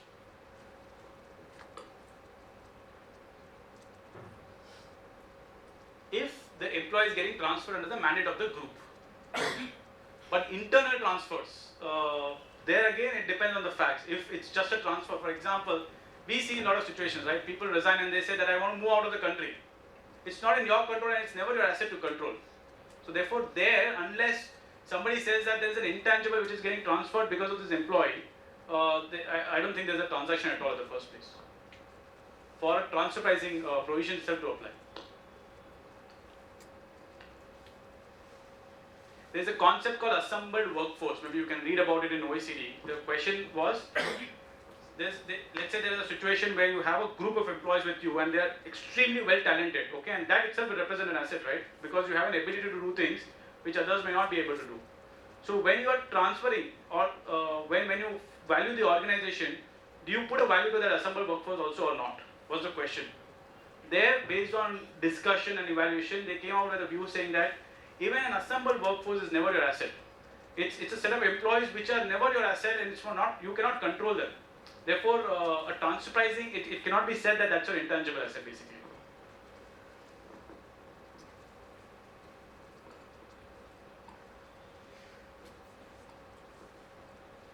Suppose the group sends somebody into India and he says you pay such and such an amount. Okay. Then there is a Pay such and such amount for what? to that person. Okay. There is a piece of services. He is going to be on the roles of Okay, Indian you're saying the group determines the salary. That's a good question. So if the group determines the salary, then it can potentially be a deemed international transaction. Because it's not that the salary has got negotiated by you, the salary has got negotiated by the group. Often for But expiry is none. Nowhere they correct. Indian. The only thing is that the group may have a policy, correct, which may be applicable to everybody. In that case, it's not really the group which is deciding, it's not your headquarters which is telling you. It's a policy that somebody can say it's actually mutually negotiated or discussed and agreed. That's why I told you, right, in our global procurement, while theoretically we can say that the global procurement team or group is telling me to buy at what price to buy, but the facts in most of the cases that are on the ground is that the Indian team is also part of the global procurement team, so they are also giving inputs. So therefore it becomes a bit tricky to say who has negotiated it. And as long as you can say that the India's interest was represented in that, then the argument that can be challenged is that it is not really the negotiation which my group has done, it is actually a negotiation which we have done together, factoring everybody's interest in mind. And on top of it, the person to whom you are going to pay, if he is going to render his services in India, he is going to pay taxes in India. Essentially, it's not like the amount is, the whole transfer pricing is Correct. The only slightly difference can be that in some cases there is a salary which goes to the Indian employee in India, plus there is something which is getting paid from the group to the employee. Yeah, that is happening. That happens. Normally, there is a home salary and the host salary. But as long as the service is rendered within India, Correct. even the host salary, Yes, absolutely, the home salary absolutely, is yes. taxable in India. Yes. So the transaction is only the Correct. employee and not Correct. Agree. They reimburse it. Agree. The way they reimburse is different. Absolutely. And honestly, the tax office is also sort of practical on this, and they look into the point that okay, if you make a payment to another entity, whether if the other entity or the individual is also paid taxes at the same rate, then while theoretically the transfer pricing provision applies, practically there is no And even leakage. for FRRO, you need you cannot employ a person expatriate below a certain salary. Absolutely. 25 lakhs is what I think now. Correct. You cannot Correct. pay a salary below. So they themselves have a very high threshold. Absolutely. So it's not that you can just pick anybody and pay salary. The only question is whether you need to report this transaction or not. In most of the cases, this does not get reported. But the theoretical answer is if the salaries are decided and are mandated by the group and your headquarters, then it should be reported. It is a deemed If we international can transaction. demonstrate that the Indian entity only negotiated Negotiate or it's just a general policy. then we can stay out of it. Correct. For example, if somebody was getting some X amount there, it will obviously not be a case where he'll move with a lesser amount, right? So that itself becomes a benchmark. One more question. If the managing director is a non-resident, whether that will be an item and the salary? Managing director is not a related party. He is a non-resident. Okay. Associate enterprise. It has to be an associate enterprise, right? If I am undertaking a transaction with my associated enterprise, Indian employee and a managing director, unless he is also a shareholder, are third parties.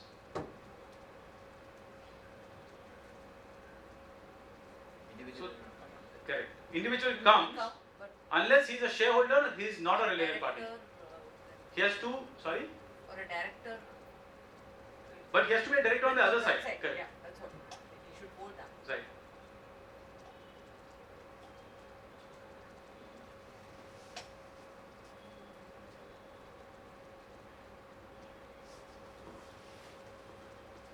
Are we good?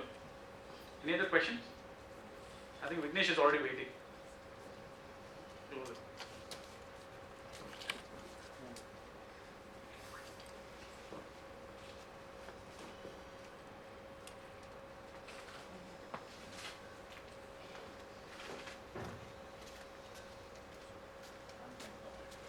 So, before I close, thank you very, very much for the patient listening. It was a very interesting session, I think. So, the conversation was very useful.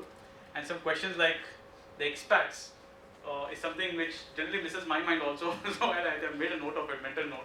I will go back and check whether there are any expat salaries which are being paid, which could be potentially agreed by the group. That was a very good, interesting question. Thank you. Thank you, ma'am, for this opportunity. Thank you, Suksen. It was nice listening to you. And post lunch, everybody is glued to you. That means how interestingly you have taken the session. On behalf of SARC,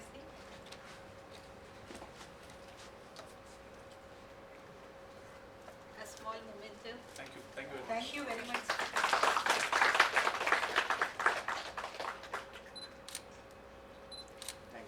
Let's break for a tea for 10 minutes. We have the other session speakers. Please break. Please. Welcome to our next speaker, Vignesh Krishnaswamy. On to the dais, please.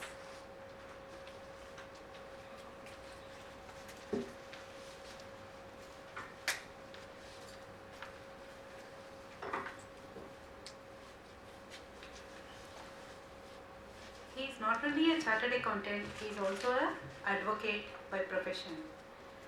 Corporate and tax law professionalism with experience of handling advisory, strategic implementation and litigation of Indian corporates, multinational enterprises, startups, growing entrepreneurs. These are the areas which he is expertise. Currently handling litigation on direct taxation, international taxation, company law and IBC at Madras High Court and NCLT. And I am not going brief about because we are running off of time. And today's topic would be tax treaty entitlement with reference to treaty abuse. And it's on to Vignesh.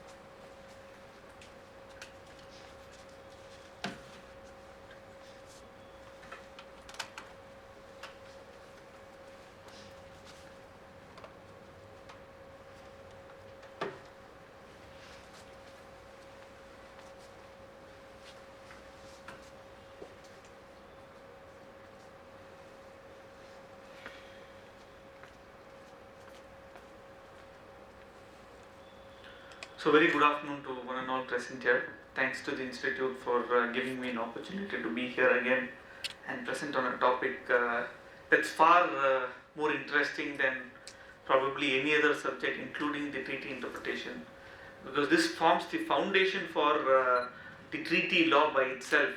Starting 1st April 2020, and it's going to be a game-changing experience for all us professionals, in terms of whoever is dealing in international tax or in terms of dealing with cross-border transactions. It's going to be very, very interesting. That's something that I can assure you.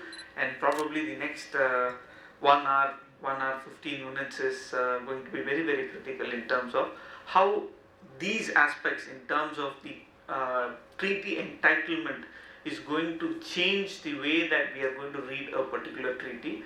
The conventional way of interpreting a treaty is going to change with more a substance oriented approach. That is something is for sure, and probably in the next 1 hour 1 hour 15 minutes. Probably it's very limited, given the various aspects of the treaty entitlement, with reference to treaty abuse, which have been notified in the last few years by way of the BEPS Action Report 6.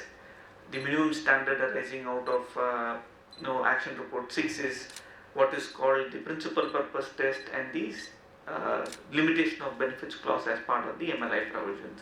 So I think you would have all been now familiar with what is MLI, which is the multilateral instruments, and tax treaties. Obviously, you will know what it is all about.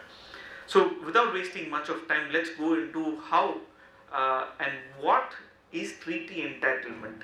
So treaty entitlement is not something that is new, which is in existence ever since the tax treaties came in as part of our statute books, and has continued to play different roles, or has taken different forms at different time periods wherever there has been a treaty interpretation or a treaty entitlement that has come in the form of litigation or issues that our tax officers have identified in multinational enterprises taking advantage of our Indian tax treaty with another country. So the first aspect, as far as cross-border taxation is, I think we will all be familiar about what is stated here. I mean, every nation has its sovereignty, and sovereignty gives right to tax incomes arising out of its soil, which means India will have the right to tax incomes arising out of India, and probably on residents who are liable to tax. So therefore there is two rules: taxation on residential basis, taxation on source basis. This is very, very common. So therefore territorial nexus connect with connect maybe qua a taxpayer or qua his income. So which means that his income may be taxed based on his residential status, or a income can be taxed based on the source basis. So these are two dominant ways in which we look at in terms of taxation of cross-border transactions. One, country of source will always make the tax to be a cost to the taxpayer. For example, India. When India taxes a royalty income of a foreign company, a source of income emanates for the foreign country from India, right? So if this source of income emanates out of India, India has the right to tax it by way of its sovereignty that exercises over the income. So therefore, tax deducted at source on royalties become source-based taxation, and therefore that becomes a cost as far as the foreign enterprise is concerned. As far as the country of residence is concerned, wherever the tax is being charged, it is not considered a cost but an actual payment to the country where the tax is being rightfully earned by the resident of a particular state. So therefore, it's far more easier to tackle residence-based taxation than a source-based taxation. So all our litigations generally arise on account of whether a particular income is actually having a source in India. Only if a source emanates from India for a foreign enterprise, the entitlement of treaty comes into picture. For that matter, country of residence also plays a very important role in determining where a particular income or where a particular person is becoming a resident of, and therefore tax can be, or the income can be liable to tax. So these are terminologies that have been always used. One, the person on whom the tax is being imposed. Two, whether the person is a resident in India or resident in the country of, or in which country. This plays a very important role. The residence rule plays a very important role in determining whether a particular person has to access a particular treaty, or if so, what treaty to access in the first place. So the residence rule. Third becomes where the income emanates and how the income emanates to that particular person. So these are fundamental aspects which we have to understand as far as cross-border taxation is concerned, and in applying a tax treaty, and to determine how income is to be taxed as far as a treaty entitlement is concerned. I mean, when we go into treaty entitlement, these are critical aspects, because a income has to be liable in a particular state for it to be taxed in India. So therefore, entitlement to a treaty involves a person has to be resident of either of the contracting states. 3, it depends on what is the kind of income that is being taxed or is sought to be taxed, and whether that income is liable to be taxed. These are 4 essential conditions which are important, and my primary object of introducing the next piece of topic is what is the purpose of these tax treaties. So with a prelude, we will look at what is the purpose of a tax treaty, and which has originally been envisaged to sort of give benefit of or relief in respect of doubly taxed income. So therefore, an economic stream of income may be taxed in 2 states, but in the hands of different taxpayers, right? A business income cannot be taxed in India because it says wherever unless it is effectively connected to a permanent establishment, business income is not taxable in India by virtue of Article 7 of any double tax avoidance agreement that India has entered into in general. 2, where it is a different income in the other state, assuming say Netherlands says if it's a business income in India, it shall not be liable to tax in India because unless it's connected with a permanent establishment, it's not going to be liable to tax in India. On the other hand, other state may tax it as royalty income. So if that be the case, then how this income has to be characterized? So that state might tax it, but whereas India may not tax it. Put it on the reverse side. Dividend income in India, and the foreign enterprise discloses that as business income.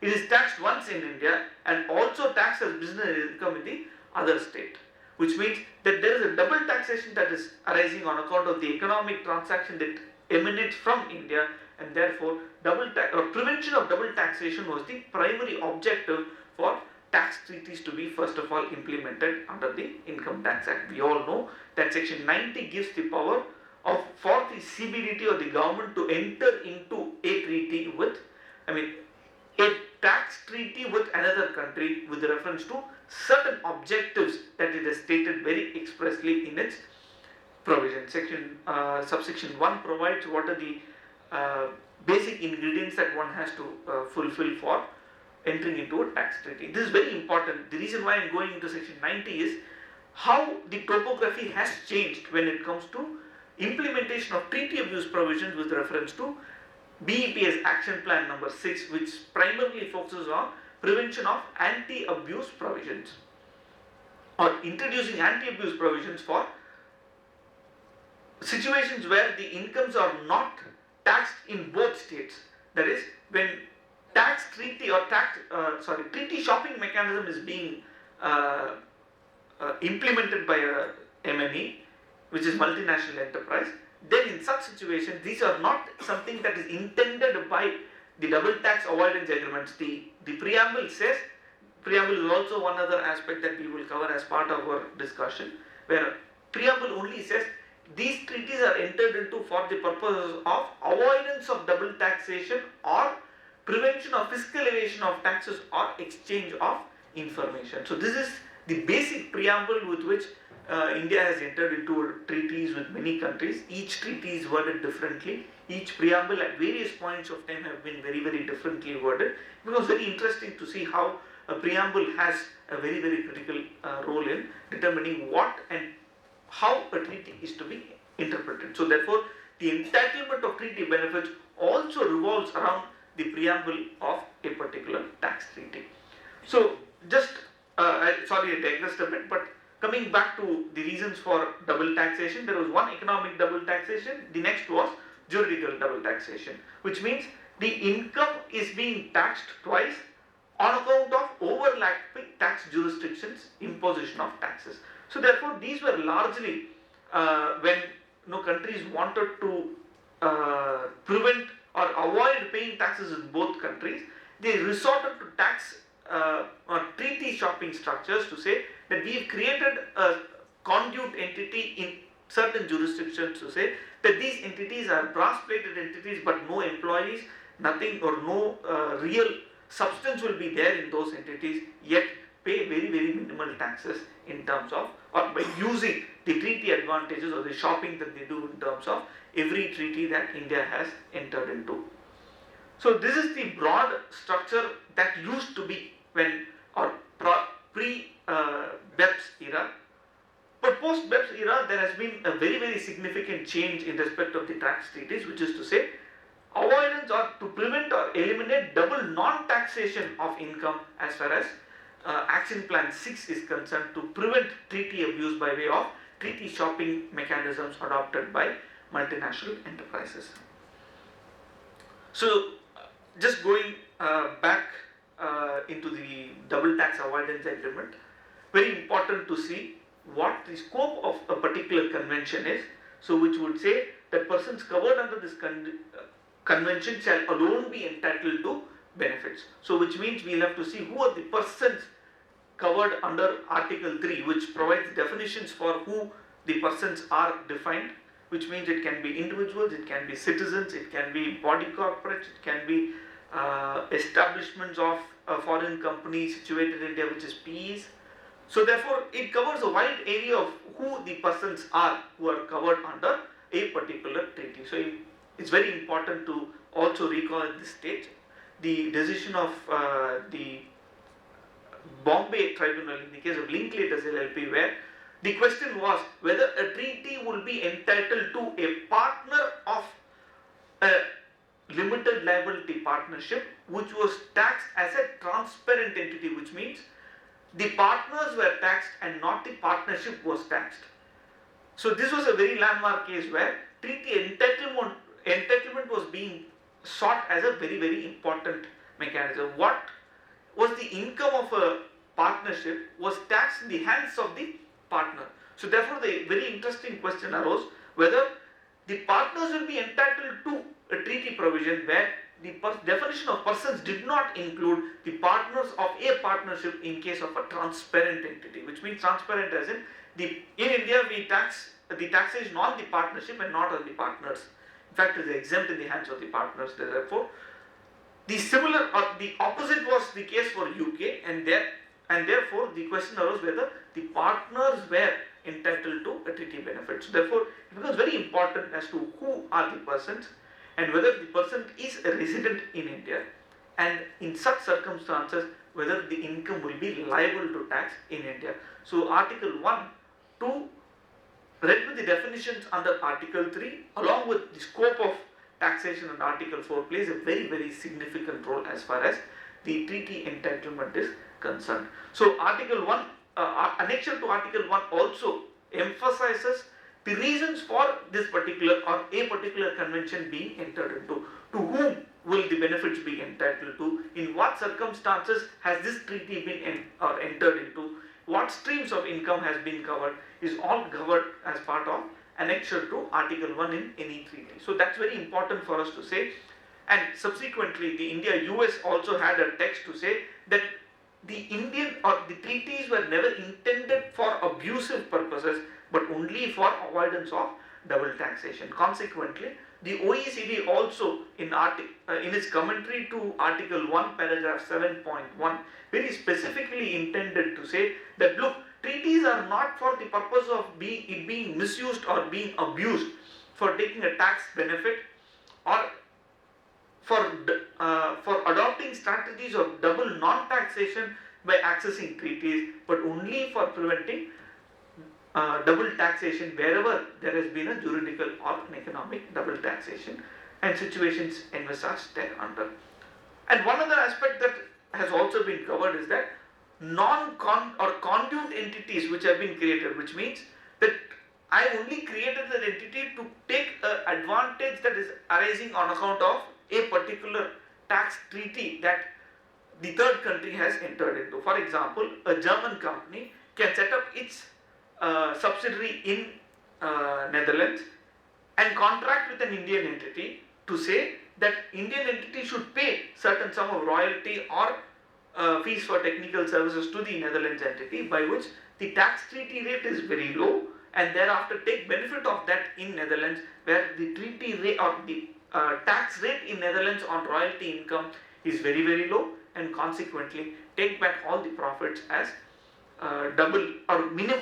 To say it's either minimization of taxation or prevent or for adoption of double non-taxation of a particular income that arises from India. So India becomes the third country. The primary two countries are Germany and Netherlands, whereby an entity, a multinational enterprise in Germany contracts or creates a conduit entity in Netherlands, whereby it takes a tax treaty advantage between India and the Netherlands to say that this income will be subject to low tax or no tax, whichever is most beneficial for them.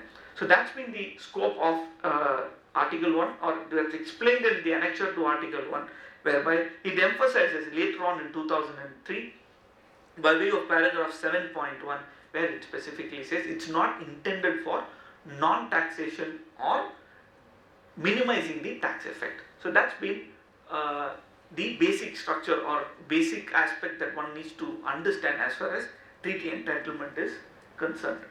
The second important aspect is, as I mentioned, Article 3, which says, which includes individual, an estate, trust, a partnership, a company, or any other body of persons or any other taxable entity, which covers an exhaustive list of persons who are covered as part of Article 1. So resident is also very important. A person who may be a resident in a particular state is very relevant for you to say that which treaty shall I access. Say for instance, an aspect of place of effective management, right? I may be incorporated in UK, but still I may have the place of effective management in Jersey, whereby my treaty entitlement is not the India-UK DTA but India-Jersey DTA. Because of my residence in a particular state, a person has to be a resident of a contracting state, and that contracting state has to have a treaty with India. Only then a treaty entitlement is possible. If say an Indian has to pay technical fees, the company it's to a UK company, but a permanent establishment of the UK company, say in US. Yes. So which treaty I have to see for the remittance? It's it's you have to see whether, I mean, since you said a PE, whenever it's a PE, you have to see whether the income is effectively connected to the original parent or the head office, which is situated in probably UK, and see if what treaty has to be applied. So if it's not effectively connected to the head office, then you can directly apply the India-US DTA, whereby the branch office becomes a resident of USA by virtue of the residence rule that we apply. So we'll shortly look at Article 4 also, how it plays a very important role in terms of the tiebreaker, where I become a dual resident of a particular state, say a US or an Indian national who subsequently acquired citizenship by way of naturalization in US, then he's now come back to India. He's actually a tax resident for all practical purposes because of the US norms, which treats a citizen to be a resident of that particular state, and tax is levied on every citizen. Whereas India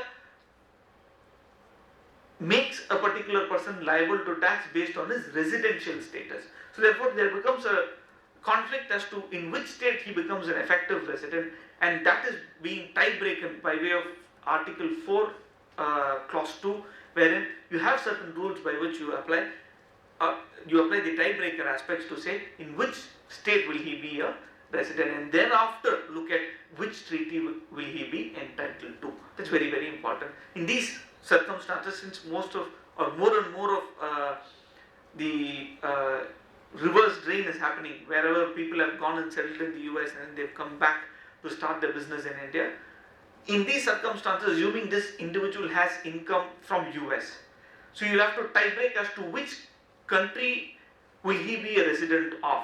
So whether he'll be a resident of the US because of his citizenship, or by virtue of his stay in India, he'll become a resident in India, and accordingly apply whether, if he has an income in UK, you will apply UK USA DTA or India UK DTA. That's very, very important. Therefore, treaty entitlement does not necessarily relate to anything of, say, a preamble or a PPT or the limitation of benefits clause, but these are also essentially very important aspects that one has to keep in mind.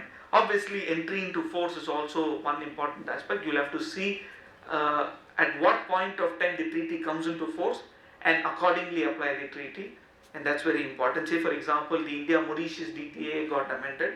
You'll have to see when the new treaty will come into force. India Singapore, not Mauritius. India Singapore got amended. You have to see the effective date from which it will be in force and accordingly apply to a resident based on the criteria that have been given for entry into force. Entry into force is generally given in the convention. It's based on a ratification. India does not follow a ratification process.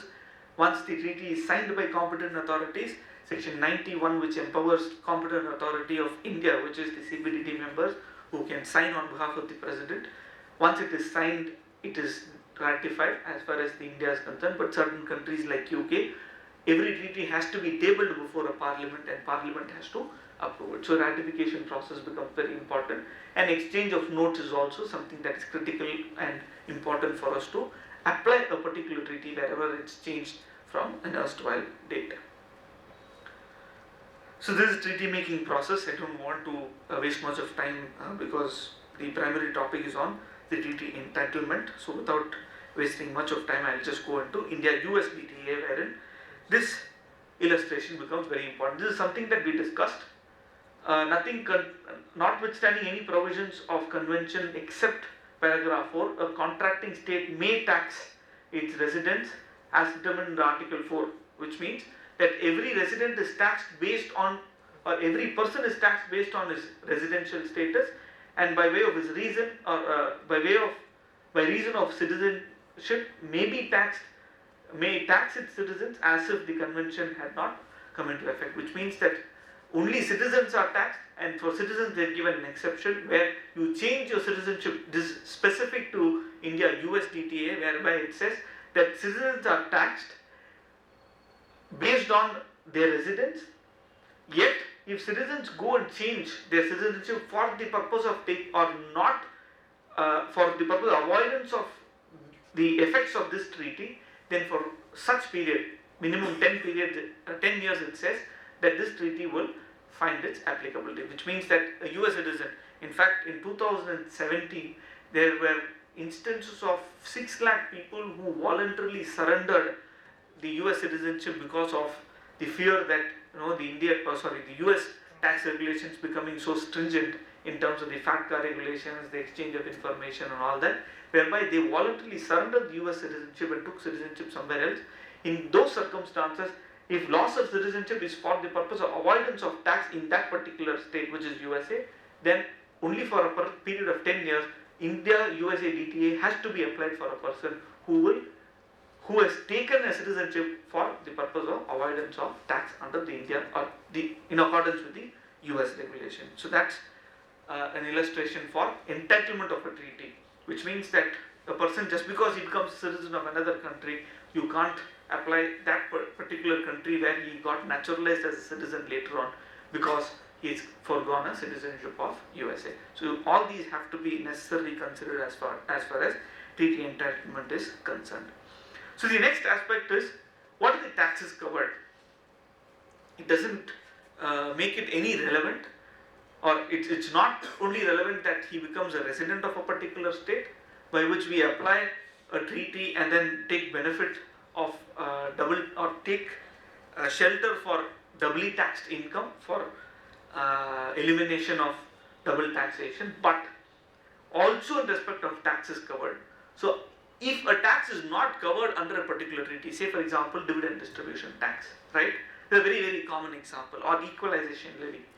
These are aspects which are not finding a place as part of tax treaty. Even assuming you become qualified to be a person covered under the treaty as per Article 1, read with Article 3, you are a resident of a contracting state and the tax is subjected or liable to tax in that particular jurisdiction, you need not necessarily be entitled to a particular tax treaty. It has to be a tax covered under that particular treaty for you to take advantage of that particular DTA. Unless you do that, it may not be relevant for you to take a treaty that may be legibly entitled to you, but may not be necessarily creating any benefit arising on account of that particular treaty. So that's also something that's very important. India-France DTA, probably I'll circulate this for want of time. I'll skip to the next aspects of how treaty abuse is being used as a effective mechanism to make a person be entitled to treaty benefits. These are again definitions as part of Article 3, which I already mentioned. And this is the standard limitation of benefits clause that is available in double tax avoidance agreement in Article 24. Generally, these are to curb shell entities or conduit entities which are just having offices in jurisdiction to take advantage of the tax rate or effectively avoid taxes in both states. So, an example that I gave earlier where a German company starts another enterprise in Netherlands, whereby the Netherlands entity contracts with the Indian entity for only taking advantage of the tax treaty benefit that the Netherlands entity may be entitled to because of India-Netherlands DTAA. In all those circumstances, limitation of benefits will apply. Limitation of benefits will say that, look, only if you are a substance-oriented entity, which means that you have activities that you carry on as part of your regular business operations, or you incur a minimum of this much of expenditure as part of your business in a resident state, which means in Netherlands, in our example, you will not be entitled to treaty benefits. So, which means a limitation of benefits clause will be an embargo on, even assuming you satisfy the conditions of being a person covered under the treaty, being a resident of a treaty, the taxes covered under a treaty, that income being liable under the treaty. Even then, if you don't satisfy the limitation of benefits clause, the treaty entitlement is not guaranteed to you. So therefore, it becomes even more important for all of us to see how this limitation of benefits clause is being worded in every treaty for you to make a particular benefit available to a resident of a contracting state.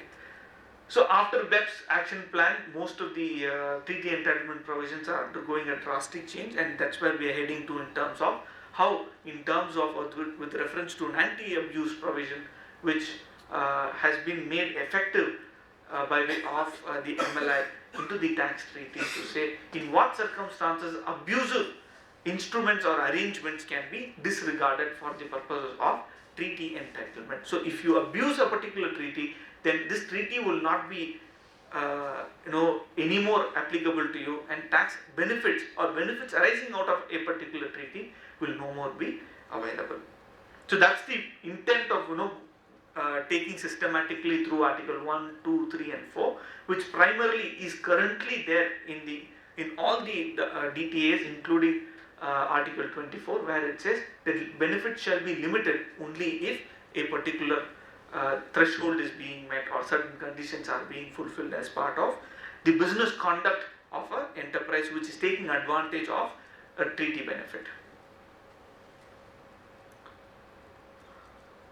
So these are residence rules, and as I mentioned earlier, the factor of residence is definitely important. 4.1 talks about who is a resident. 4.2 deals with the tiebreaker rule for individuals to resolve dual residence conflicts, and tiebreaker rule along with place of effective management, which I've also covered as part of an illustration much earlier. So I don't want to spend much of time because of the want of time, but with this basic, I will now move on to what would change in today's context as far as treaty abuse provisions which have been introduced after the BEPS action plans. So 2014, people saw a lot of abuse being made to the treaty provisions. 2015 task force was being constituted. 2015 first task force report was being tabled before the OECD, and G20 subsequently joined, where India was also a participant of the G20. We are only an observant member of OECD. We are not an active member of OECD. Yet through the G20 commitment that India made, G20 countries and the OECD countries came together to formulate the base erosion profit shifting action plans, by which action plan 6, very specific to what we are going to discuss in terms of treaty entitlement with reference to treaty or abuse of treaty provisions that have been made will revolve around Article 6, Article 1, 2, 3 and 4 of the covered tax agreement. I would suggest if probably you can go through the MLI, the text of MLI to understand what a covered tax agreement is, and I think my previous speaker Prasanna would have dealt with in much detail what is a covered tax agreement. So therefore, on covered tax agreements, if you see any treaty abuse being made by a particular enterprise, then in such circumstances the treaty entitlement will be subject to conditions that they may have to fulfill, which may be in three forms. One, or in four forms. One is the preamble to a particular treaty. So we saw the relevance of a preamble some time back, or we discussed. It will be even more important for us to satisfy how a preamble will be very, very important for us to go into the intricacies of whether the treaty or what the treaty is for, and thereafter apply the treaty, and if the treaty envisages a situation of economic cooperation, then how it is to be looked at. So all along, as I mentioned earlier, treaty always has the words to say avoidance of double taxation and prevent fiscal evasion of taxes. So this has been the general terminology or the coinage of a treaty preamble. But later on, treaty preambles have been modified to say, or with effect, or with the introduction of the MLI and the minimum standards that have to be met as far as Action Plan 6 of the BEPS says that treaty abuse is one of the most important sources of concern for introducing this BEPS. So therefore, they have said that in order to curb these treaty abuse provisions, we will adopt four methodologies. One is change the preamble. Preamble is only intended to say that it is for avoidance of double taxation of income. It does not say anything otherwise. So therefore, people have gone ahead to exploit this particular terminology and say that no, we will still go ahead to make a particular income not taxable in either of these states, or pay absolutely low taxes as far as an income that is being generated out of a country of source. I mean, this conflict arises only if there is a source-based income that is being taxed by a particular country. So therefore, Action Plan 6 was introduced with specific circumstances where benefits in inappropriate circumstances deals with a variety of measures to control treaty abuse. And these were broadly the three structures. I said four. Number 4 stands to be right, but I would broadly classify it as three. One is title and preamble to a particular tax treaty. 2 is the principal purpose test that is being introduced as part of Article 7 of the MLI. The third being the limitation of benefits. Limitation of benefits, when we talk about it, there are two kinds of limitation of benefits. One, the detailed limitation of benefits, which are being found in various treaties like Singapore, France, or any of these states. Simplified is specifically as part of Article 7 again of the MLI, which has been introduced now to say in what circumstances simplified LOB can be applied. So that is going to be a new phenomenon as part of the MLI. So these are basic or the minimum standards that one has to adopt, a country has to mandatorily adopt in order to make the treaty provisions be more effective with effect from 1/4/2020. India's MLI convention has been signed, it has been deposited, the entry into force has been made from 1st of April 2020. It is effective from 1st of October 2019, but will be made effective from 1st of April 2020. So going forward, starting 1st of April, all our treaty interpretations will also be revolving around these provisions of the MLI, which will be incorporated with the help of the compatibility clauses that have been introduced in the MLI. I think the compatibility clauses have also been introduced to you by the earlier speaker. The compatibility clauses such as in place of or in the absence of, So these are compatibility clauses which have been used to make these provisions which are found in, or these articles which are found in MLI, to be replaced or to be copy pasted in the existing covered tax arrangements. Once the MLI is clocks in, every other double taxation avoidance agreement will be called as a covered tax agreement. The covered tax agreement part is already covered, so I am skipping that as well.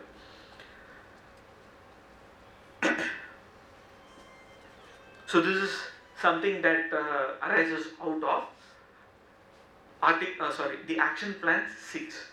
Action Plan 6 says, in order to make the treaty entitlement based on the substance of what a particular multinational enterprise carries on in that particular state of residence, you will have to either opt for one, the principal purpose test, or a principal purpose test combined with a simplified limitation of benefits test, or go in for a detailed limitation of benefits clause as part of the existing DTAA. Right? These are the three alternatives or the options that the Action Plan 6, which talks about the prevention of treaty abuse, very specifically covers. Along with this, it makes the preamble to a tax treaty mandatory. It is a minimum standard that you have to comply with, assuming you opt for the MLI or you are a signatory to an MLI. So therefore, these are three important aspects which are alternatives that Action Plan 6 says that you have to mandatorily take in as part of, or I mean, it can be an option. So you can either opt for PPT test, or you can have a combined option of PPT plus simplified limitation of benefits clause, or going for a mutual negotiation for a detailed limitation of benefits clause as part of the existing DTAA. So there have been 18 countries which have actually reciprocally notified India as a treaty partner for the purposes of MLI. So notified countries are mandatory because a matching between two countries have to be systematically made, symmetrically made for the purposes of MLI to be applied. So this is very, very important as far as the MLI provisions to start clocking in with effect from 1st of April 2020. Still, US is not a signatory to MLI, so I hope this would have been already stated earlier, but for the benefit of all, US is not a signatory to MLI, therefore MLI provisions does not apply for India USA DTAA. Very, very important. So therefore, these tests may not necessarily apply for an India USA DTAA, but may apply for Netherlands treaty, may apply for Brazil treaty, will apply for France, will apply for Australia, will apply for Singapore also. So therefore, these are 6 immediately known names which you can recall, which have notified India also as a treaty partner as far as MLI is concerned. So therefore, all our treaties, double taxation avoidance agreement treaties with these countries will now be called as a covered tax agreement.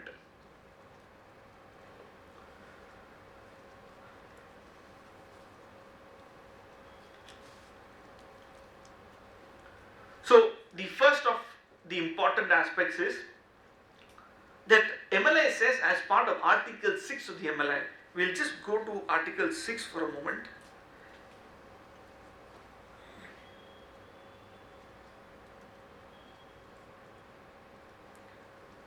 This is the actual text of Article 6 of MLI, which says a covered tax agreement shall be modified. It uses the word shall be modified, does not say it may modify, it says shall be modified to include the following preamble text, which means that any other preamble text which may be there as part of the current double tax avoidance agreement shall now be replaced with this particular preamble text, which is intending to eliminate double taxation with respect to taxes covered by this agreement without, very important, without creating opportunities for non-taxation or reduced taxation through tax evasion or avoidance. So which means they are trying to cover the treaty shopping mechanisms as part of the preamble clause.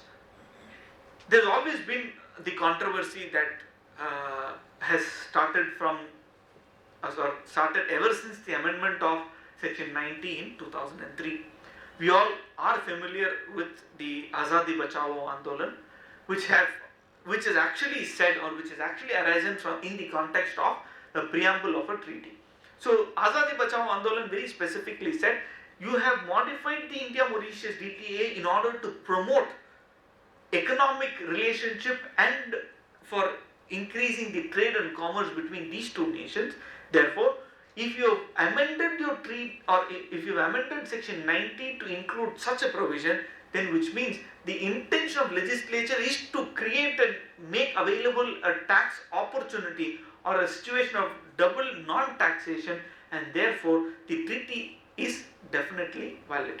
So therefore this was the intention of the legislature. Therefore this avoidance or the non-taxation or reduced taxation is intended by the statute, and therefore will always seek to cover. Double taxation does not mean that double non-taxation is not doable, but is also included as part of your Section 90 and the powers given under Section 90 for the competent authority to negotiate and enter into a treaty. Therefore it's completely valid. Treaty shopping was made legitimate as part of Azadi Bachao Andolan. So it did not go into very many intricacies of what a preamble is and all that, but which was, we published an article book with Tax Sutra to say that even though the government has notified MLI to be effective from 1st of October 2019, we said that unless the treaty or unless Section 90 is being amended to cover an aspect of double non-taxation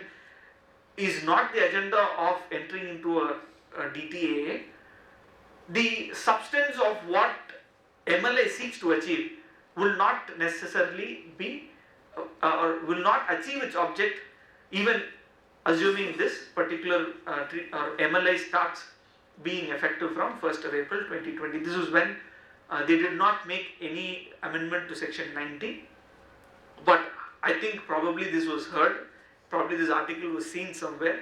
So therefore now in the budget 2020, they've specifically brought in the piece of legislation that we said is important, to say this preamble is to be brought in, then Section 90 has to be definitely modified to bring in an aspect of no, we are not envisaging a situation of double non-taxation or reduced taxation as part of the domestic or in double taxation avoidance agreement, and therefore if this has to be legitimized, the amendment to Section 90 is mandatory. So therefore now that has been made. So therefore it becomes even more imperative and important for all of us to understand the importance of a preamble amendment and how treaty entitlement will be looked at in terms of the MLI provision starting from 1st of April 2020. So therefore this is the preamble text that has been introduced, and India has not made any comments relating to this. India has not opted in for this, but since this is a minimum standard, this will eventually go and sit in the preamble wherever India has entered into a treaty with any other country.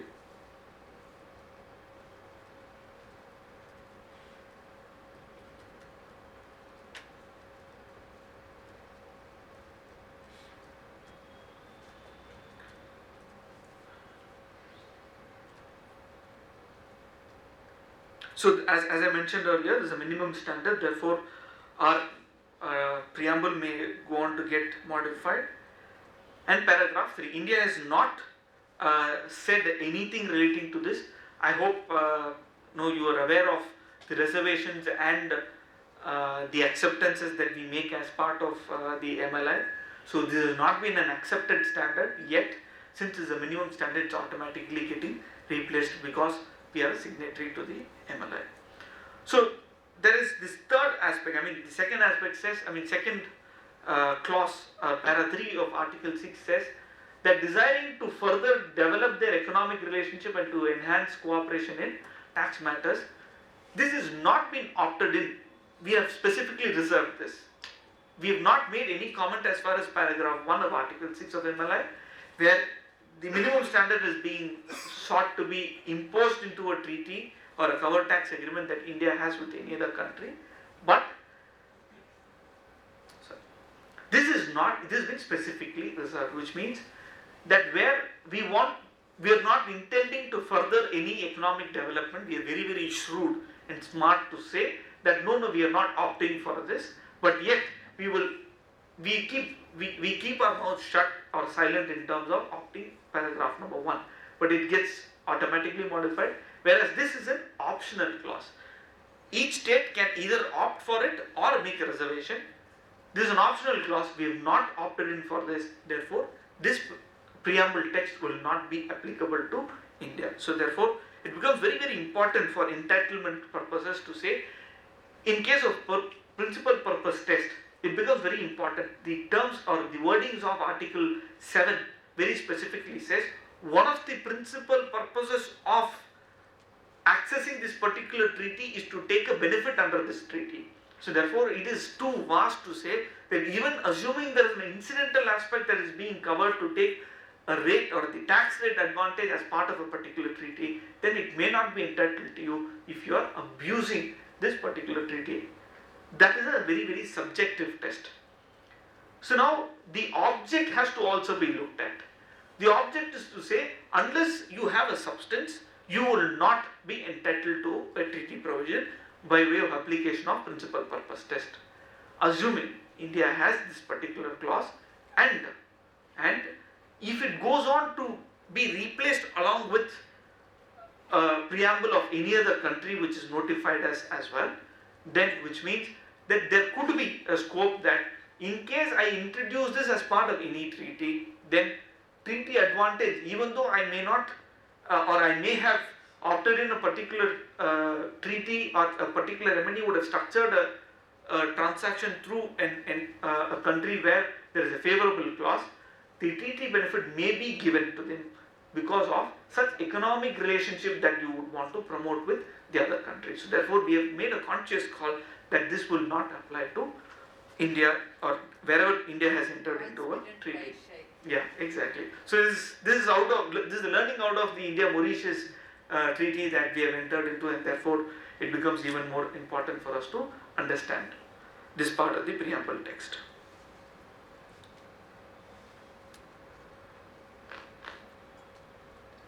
So this is the extract of the India's position given the particular base erosion and profit shifting concerns arising from treaty shopping arrangements. It was also decided to refer expressly to such arrangements as one example of tax avoidance that should not result from tax treaties, it being understood that this was only one example of tax avoidance that the contracting states intend to prevent. So as just a parallel to this particular text, if you look at the very, very first text of the MLI, so this is the MLI convention.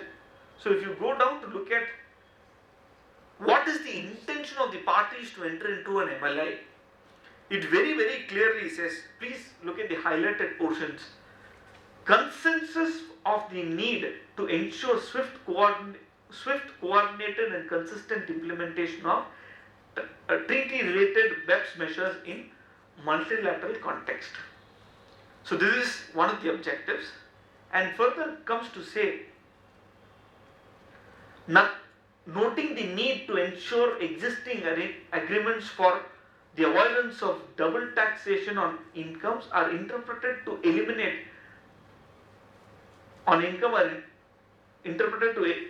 double taxation with respect to the taxes covered by those agreements without creating opportunities for non-taxation or reduced taxation through tax evasion or avoidance. So this text has actually been verbatim taken and been inserted as part of Article 6 of the preamble to a covered tax agreement that is being imposed as a minimum standard.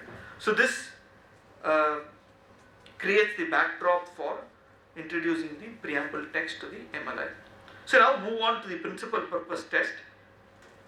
Probably I'll have another 25 minutes to cover a significant portion of principal purpose test and limitation of benefits clause. I'll try to cover as much as possible within the limited time. Yes. We now come to the principal purpose test, which is as contained in Article 7. So there are two aspects of it that you need to satisfy: a reasonableness test and an objective test, which means that you will have to reasonably demonstrate to the tax authority to say that no, it was not for the purpose, the intention of taking advantage or accessing this particular treaty, which means that I set up a particular enterprise in a foreign state so as to take benefit of a benefit or a benefit of treaty advantage or a tax rate that's been given or that's been entered into between India and that state, is not for the benefit, or it's the one of the principal purpose of creating that particular entity is not for the purpose of taking any benefit under this treaty, but the commercial substance of my business wanted me to set up a particular establishment there, and consequently a treaty benefit was available to me. It was more incidental to my business setup and not one of the purposes for which I even entered into a particular, or I created a particular structure in the other jurisdiction, which means that the terminologies as part of principal purpose test are so wide. So which means, look at the highlighted portion, obtaining that benefit was one of the principal purposes for, of any arrangement or a transaction. So say for example, I only have a particular entity for collecting royalty income because that country or the treaty that India has with that country has a favorable royalty regime, or IP regime, therefore intellectual property tax regime, and therefore I have set up a particular entity without any substance, which means I have created it only for the purpose of taking a tax advantage. That's number one. Number two is that I have 2-3 countries in between, but with very same political situations, demographic situations, economic conditions, everything are same, right? Despite all that, I go and set it up in a jurisdiction where the tax rate is absolutely low. With reference to the treaty that India has entered into, compared with other 2 countries in which I could have still set up, right? If one of the principal purposes for me to opt for a particular country out of the 3 countries which are more or less having the same, or I would say identical political situations, identical demographic positions, identical market conditions, identical economic situations, that despite all that, if I go on to set up an entity in a tax favorable country, then it's hit by this particular clause to say one of the principal purposes of setting up an establishment is to take benefit of this treaty rate or treaty benefits that are available as part of the covered tax agreement, and thereby the principal purpose test will come and strike at you and then say that this treaty benefit is not available to you, and therefore the domestic tax provisions in India shall alone apply to a particular treaty. So this becomes very important as far as treaty entitlement is concerned whenever we apply a principal purpose test. So if you are clear with this, we'll move ahead to the other aspects of the principal purpose test. So any clarifications at this stage, we'll move forward. Who decides this? So it's a good question. At this stage, the principal purpose, probably I'll finish the object clause and then objective test and then come back to that. At this stage, the treaty is, or the onus is on the tax authority to prove that one of the principal purposes for you to access this treaty is for taking benefit under this treaty and not anything else. So therefore, this is not very concrete, but this is what we infer from the provisions of the MLI to say that because who is to disentitle us? I can go and access that particular treaty. I will go and take the benefit under that particular treaty, yet the disentitlement has to come from the person who denies me that particular benefit. Therefore, the inference that we draw is that the tax authority has to come back and prove with a strong case that no, you've set up that particular establishment only or one of the principal purposes for you to establish a particular unit in a particular state is because you wanted to access this treaty despite satisfying, please be very sure, despite satisfying the substance test in terms of your business conduct, active business conduct in that particular state. Active business contact is more referential here. It's not conditioned or being part of any text that is given as part of the PPT clause. You said three situations, like there are three countries where I could choose, but somehow I have to tie break or I have to go with one country. I can't be settled Yes. in three countries. If all the other things are same, what is wrong if I choose one country because that gives me? So one of the, if assuming, say for example, let's for simplicity, A, B, C are neighboring countries. It's part of one Soviet, and all political situations, demography, everything is almost the same. The economic conditions are almost the same. The local taxation is almost the same because they are neighboring countries. They form part of one Soviet, or I mean, just for our understanding. And assuming all this is done, yet, if treaties have been negotiated at different points of time, country C has opted to go or enter into a treaty much earlier to country A and B, and we've given a beneficial rate. At that point of time, I mean, we have also evolved over a period of time. Royalties have been chargeable at 10%, then we moved to 25, we then came back to 15, then again 25, and then now we are at 10. So at these differential points of time, assuming one country has, I mean, country A had it at 25%, country C has it only at 10%, country B has it only at 15%. So if I go and set it up in country C, then if I say, or if the tax authorities come back and say, no, one of the principal purposes for you to claim that, or for you to have set up that entity there in that state was to take advantage of the lower tax rate. This could still be possible. Okay, right? that's what you said. Yeah. But what I'm asking is, say, your example is, I have A, B, C with me. Correct. I have to somewhere, I have to either go So to you go to a state where you have higher taxes. That's what the PPT says. Now it's not fair, we know, but the subjectiveness test has to be, somewhere. So in that situation, what you're saying is, I will not be entitled to treaty benefits. Yes. Okay. If PPT applies, and let's be very clear that both countries have to have opted for PPT. Yeah. Yes. So if only the matching applies. All the other things are there. Yeah. Are there. You say A, B, C, 10, 25 or 10, 15, 15. So I chose for 10. You say since you could have opted for 15, but you have chosen for 10. Now you are taxing me at 30% or whatever it is. Had I gone there, I would have got at least 15. Just because I choose here, now you are going. That's about entitlement of a particular treaty, right? You still not. That's the savings have to be specifically given, if not for that rate. But anyway, for India, you will still be beneficial.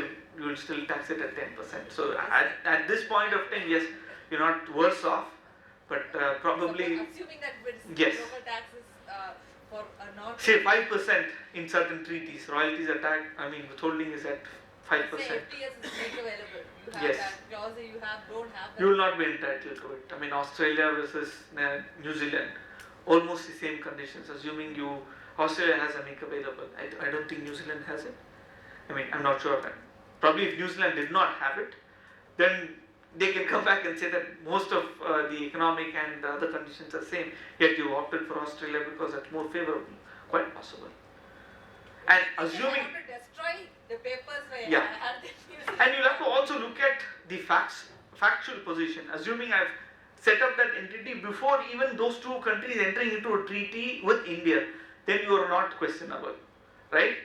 Despite this, one of the principal purpose getting satisfied on the objective of this particular clause, the reasonableness will come back and say that you'll have to look at what time period I have actually set up that entity, right? So if it has been aftermath thought that no, these countries already have 15, therefore I will go and sit in that other state where it is lower tax, then you are caught. So this is still, that's why we said that probably this is more wider than the GAR provisions, where it says that the main purpose of that particular transaction or the arrangement is to take a treaty benefit. So there is a dominance test that has to be satisfied there. But here it's more subjective, it's more wider, it's more unclear. Therefore, if we have to categorize these three, right? this will, the first item, the preamble will form part of the general anti-abuse regulation. Item 2 will also be a general anti-abuse regulation, but 3 will be a specific anti-abuse regulation. Assuming you satisfy the principal purpose test also, that you are not conduit, you have not set up that particular structure for taking any advantage, but if you get hit by the limitation of benefits clause to say that you are not a qualified person, which we will see a little later, or you are not a particular establishment that is covered there, or if you don't have a threshold of expenses that you have already met in that particular state. For example, India, Singapore, I think, or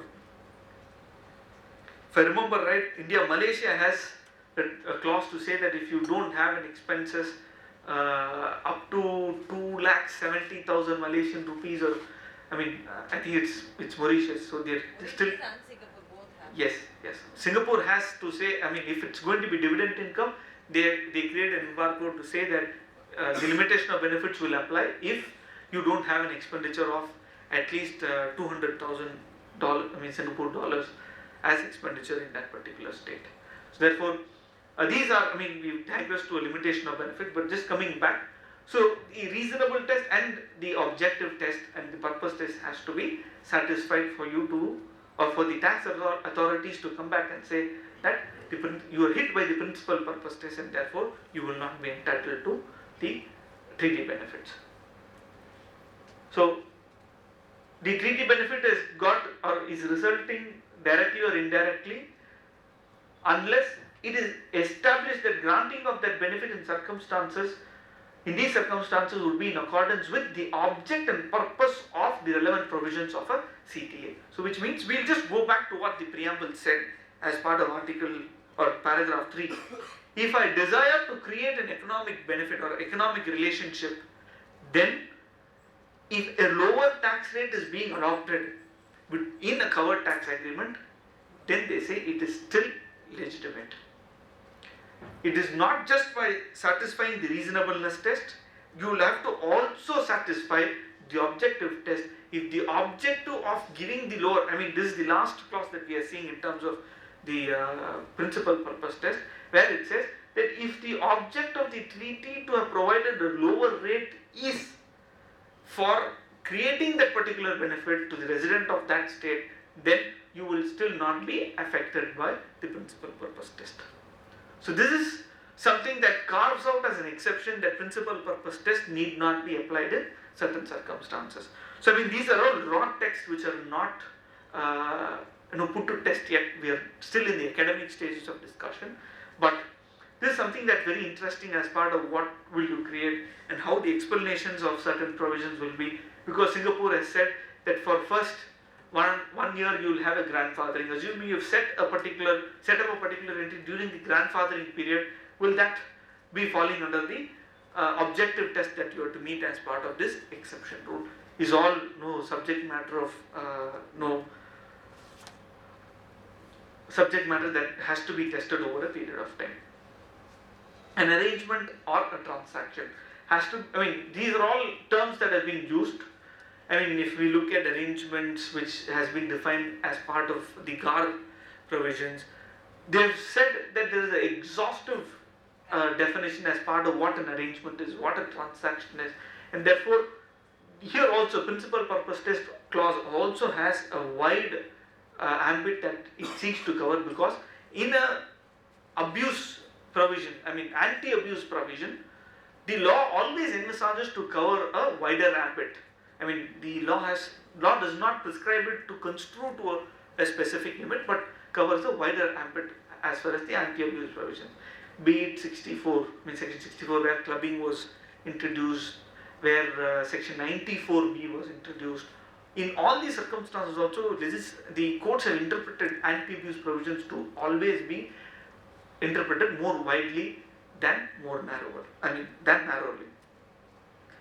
So application of principal purpose test, identify the arrangement and the related tax benefit arising out of a covered tax agreement. What is the arrangement? Before that we will always have to follow who is the person, whether he is a resident, whether the income is liable to tax, and whether the taxes are covered as part of the treaty. And then we will apply the preamble. Let the preamble determine whether it envisages a situation of non-taxation or prevention of non-taxation or reduced taxation. And then we will come back and look at the principal purpose test. This principal purpose test will identify what the arrangement is all about, applicable to a resident, and then testify what is the benefit that is arising out of a particular transaction.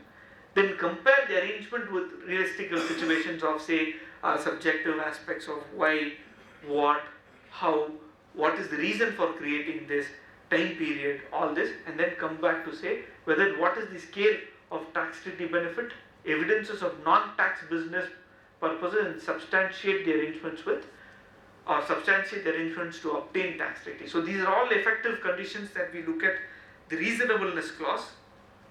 So all these have to be, read the second bulletin point, in respect of an item of income or capital, if it is reasonable to conclude having regard to all relevant facts and circumstances.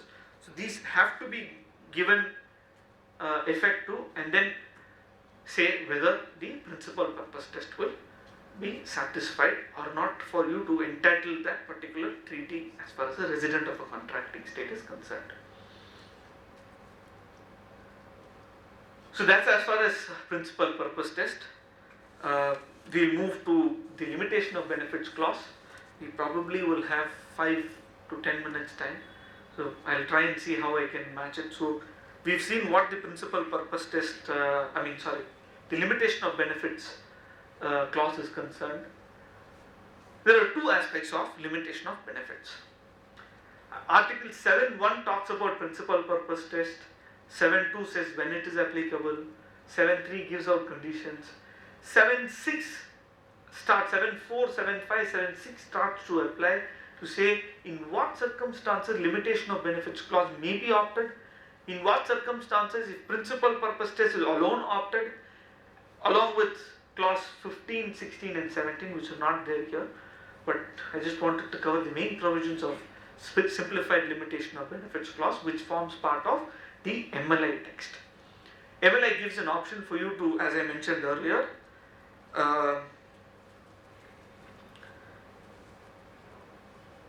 now arising out of action plan 6, MLI gives 3 alternatives. You can either only adopt principal purpose test, or you can opt for principal purpose test plus a simplified limitation of benefit.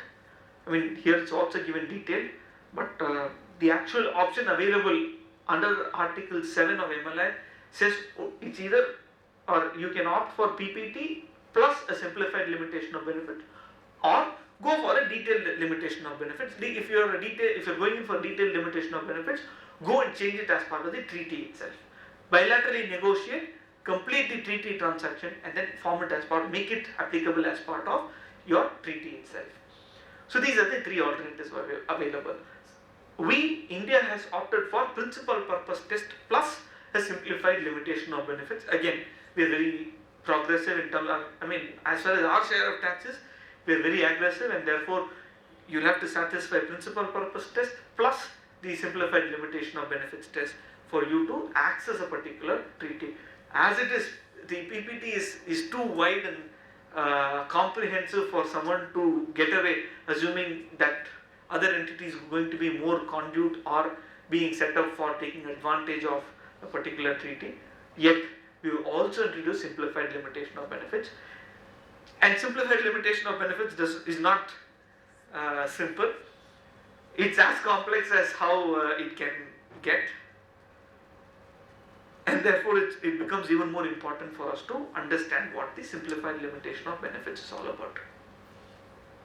It says a resident on satisfying, it again talks about, it does not say a person.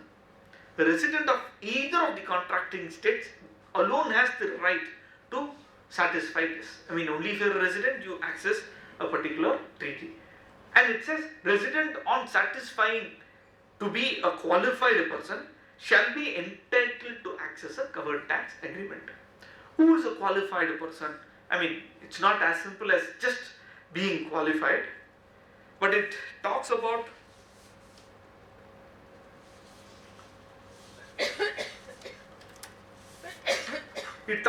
the qualified person being individuals, governments, political subdivision, local authority of a contracting jurisdiction to a covered tax agreement, companies and entities traded on a recognized stock exchange, non-profit organization, pension funds and collective investment vehicles. So these have been broadly the persons who are covered. And lastly, the persons other than individuals where 50% of the shares are held at least for one half of a 12-month period, which means that assuming you are a shareholder and you hold the shares for at least one half of the financial year, then you are also a qualified person under the treaty. So which means a person holding shares only for a period of 3 months for a particular fiscal year may not be entitled or will not be a qualified person as far as simplified limitation of benefits is concerned. Which means even if you satisfy principal purpose test, if SLOB, that is simplified limitation of benefits clause, is applied and you don't hold shares for more than a 6-month period, you will not be entitled to the benefits of this particular of a particular treaty. So the benefits, the words used under Article 7.11 7.7 is that, which talks about the simplified limitation of benefits, is that a qualified person of that contracting state may be entitled to benefits under a covered tax agreement, assuming he is a qualified person. Qualified person, you will have to satisfy what is being defined under paragraph 9. Paragraph 9 says these are the qualified persons. What is the benefit? Benefit is anything other than 1. Resident tiebreaker rules that forms part of 4 clause 2 of any double tax avoidance agreement or a covered tax agreement, or corresponding adjustments that is being envisaged as part of Article 7 or 13 or any other clause, or for MA map arrangement. So map arrangement is not qualified to be a benefit. So which means they're talking about substantive benefits such as rate benefits, deductions available or exemptions available, or for that matter tax sparing credits, underlying tax credits in respect of all these elimination of tax, double taxation clause, which is Article 27 of the Model Convention, where it says, or Article 29 if I remember right, where it says, which typically says whether you are entitled to an ordinary credit or exemption methodology of foreign tax credit. In all these circumstances, you will be entitled to these benefits only if you are a qualified person. Qualified person means these people, and this qualified person, it just does not stop there, but has to also have an active conduct of business. If we look at this particular chart, it explains it more clearly and more simplistically as to what has to be satisfied for, or what has to be complied for satisfying the simplified limitation of benefits clause. You have to be a qualified person. Then there is an alternate test that is to be satisfied. One, either you have to be an active conduct of business. This test has to be satisfied, which means that he should be effectively carrying on business and the income should be mainstream, or it can be incomes on which, or incomes that are incidental to the benefits that he is, incidental to the business that the assessee or the resident is carrying on in the other contracting state. So therefore, it has to be effectively connected to an active conduct of business. Or there should be an equivalent beneficiary test that one has to satisfy, which means that beneficiaries who hold 75% of the shares in that particular enterprise should at least hold for a minimum period of 6 months in a 12-month period. So therefore, again, an equivalent beneficiary in that particular transaction, say for example, in case of dividend transactions or capital gains, if you don't satisfy the equivalent beneficiary test, you may not be entitled to a tax treaty benefit as part of the simplified limitation of benefits clause. Obviously, active conduct of business does not include holding company operations, head offices, group financing entities, and investment companies making investments in other countries. I mean, these are all arising out of text. I didn't want to complicate it much. Therefore, I have made it as a pictographical representation for one to understand. If you don't satisfy, next step is, if you don't satisfy the alternate tests as part of the active conduct test or the equivalent beneficiary test, you can go approach a competent authority. Competent authority will then come back and look at what you are doing in terms of active conduct and the equivalent beneficiary test or any other test that he has to apply, and then say whether you will be entitled to these benefits or not. If you, that also is optional. If you want to approach the competent authority, you can approach, or else the treaty benefit or covered tax agreement benefit is not entitled. If you satisfy any, I mean, first part is qualified person, and you satisfy active conduct test and equivalent beneficiary test. If you don't satisfy either of these two, you will not be entitled to this benefit. Assuming you don't satisfy, you approach the competent authority, and if he is satisfied, you will be entitled to benefit. If he is not satisfied, you will still not be entitled to this particular benefit. I think the arrow mark is missing over there. Just pardon me for that getting missed there. So therefore, simplified limitation of benefits is also extremely important as far as the treaty entitlement is concerned. If we don't satisfy these conditions, then the treaty benefit is not available. The last portion of the treaty entitlement, as at least for the limited time that we have, is even assuming all these conditions are satisfied, how do we employ the restrictions and reservations that are being imposed as part of the MLI to say that if a particular jurisdiction is not opted in for a simplified limitation of benefits test, will it apply asymmetrically? There are two concepts here involved here in terms of treaty entitlement: symmetric application and asymmetric application. Symmetric application means I opt for it and the other country also similarly opts for the same condition, which means they're just going back to the options available. If India has opted for principal purpose test plus limitation of benefits, a simplified limitation of benefits clause, if the other treaty partners also opted for it, it's a symmetric application.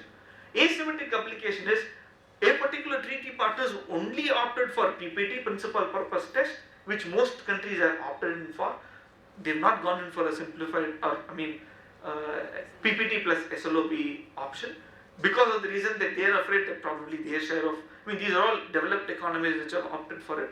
If they opt for simplified limitation of benefits, they may not even satisfy one of the conditions of active business there. So therefore, if a country has only opted for principal purpose test, can I asymmetrically apply it for only one jurisdiction? For example, for Singapore, it's just an example, for Singapore, it is only opted for principal purpose test. It is not opted for a simplified limitation of benefits when they have submitted the MLI to the secretariat, right? When they have deposited the MLI and being a signatory to it. If that be the case, and India has opted for a PPT plus an SLOB, to the equivalent match of PPT, both will apply. That is symmetric. But for the purpose of simplified limitation of benefits, Singapore can say that no, I want to employ Article 7, Paragraph 7 and Clause A, which talks about asymmetric application, where it talks about a country can specifically notify another country for simplified limitation of benefits clause as part of the mutual agreement and deposit to the depository of OECD. So in these circumstances, only by an election of the other country that simplified limitation of benefits gets applied to a covered tax agreement. This is an asymmetric way of applying it. Certain countries may go in and opt for a detailed limitation of benefits. They will say, no, I will not apply PPT or SLOB. Though it is going to be a minimum standard, I will negotiate my treaty with my treaty partner and bring it as part of my double tax avoidance agreement. The DTA will get converted as a covered tax agreement only if the other treaty partners have also notified me. So in case the treaty partner is not notified us, then it stands to be only a double tax avoidance agreement, and therefore the detailed SLOB will go there and replace this limitation of benefits clause, or it will be an independent clause where the benefits will be limited, or a detailed limitation of benefits will only, the benefits of treaty will only be applied only upon satisfaction of these detailed clauses that have been created for limitation of benefits. So these are the broad aspects of the treaty entitlement concepts with reference to treaty abuse provisions. And with a limited amount of time, probably I had a lot of things in mind, and probably I would have skipped many of it for paucity of time. Please excuse me and pardon me for that. And probably if there are any questions, I'm more than happy to take it as part of our discussion today. It's already 5:40. Should have go. Your session should have ended by 5:15, but I've taken more time. Thank you very much for your patient listening. Thanks to the Institute for giving me an opportunity. Though I'm a last minute speaker for this particular topic, I hope I would have done some justice by adding in more slides, but let me prepare something more exhaustive and share it for the benefit of all. I've not covered many of the definitions that are coming as part of SLOB or the principal purpose test here, because we had something at the last moment, and this was created in the last minute, so apologies for that, and I will probably endeavor to share a PPT much later. Thank you.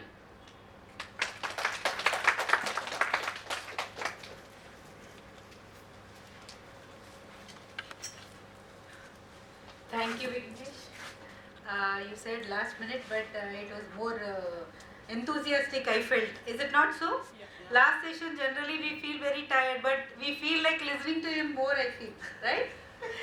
Thank you very much. On behalf of SARC, a small token from our side. Thank you very much.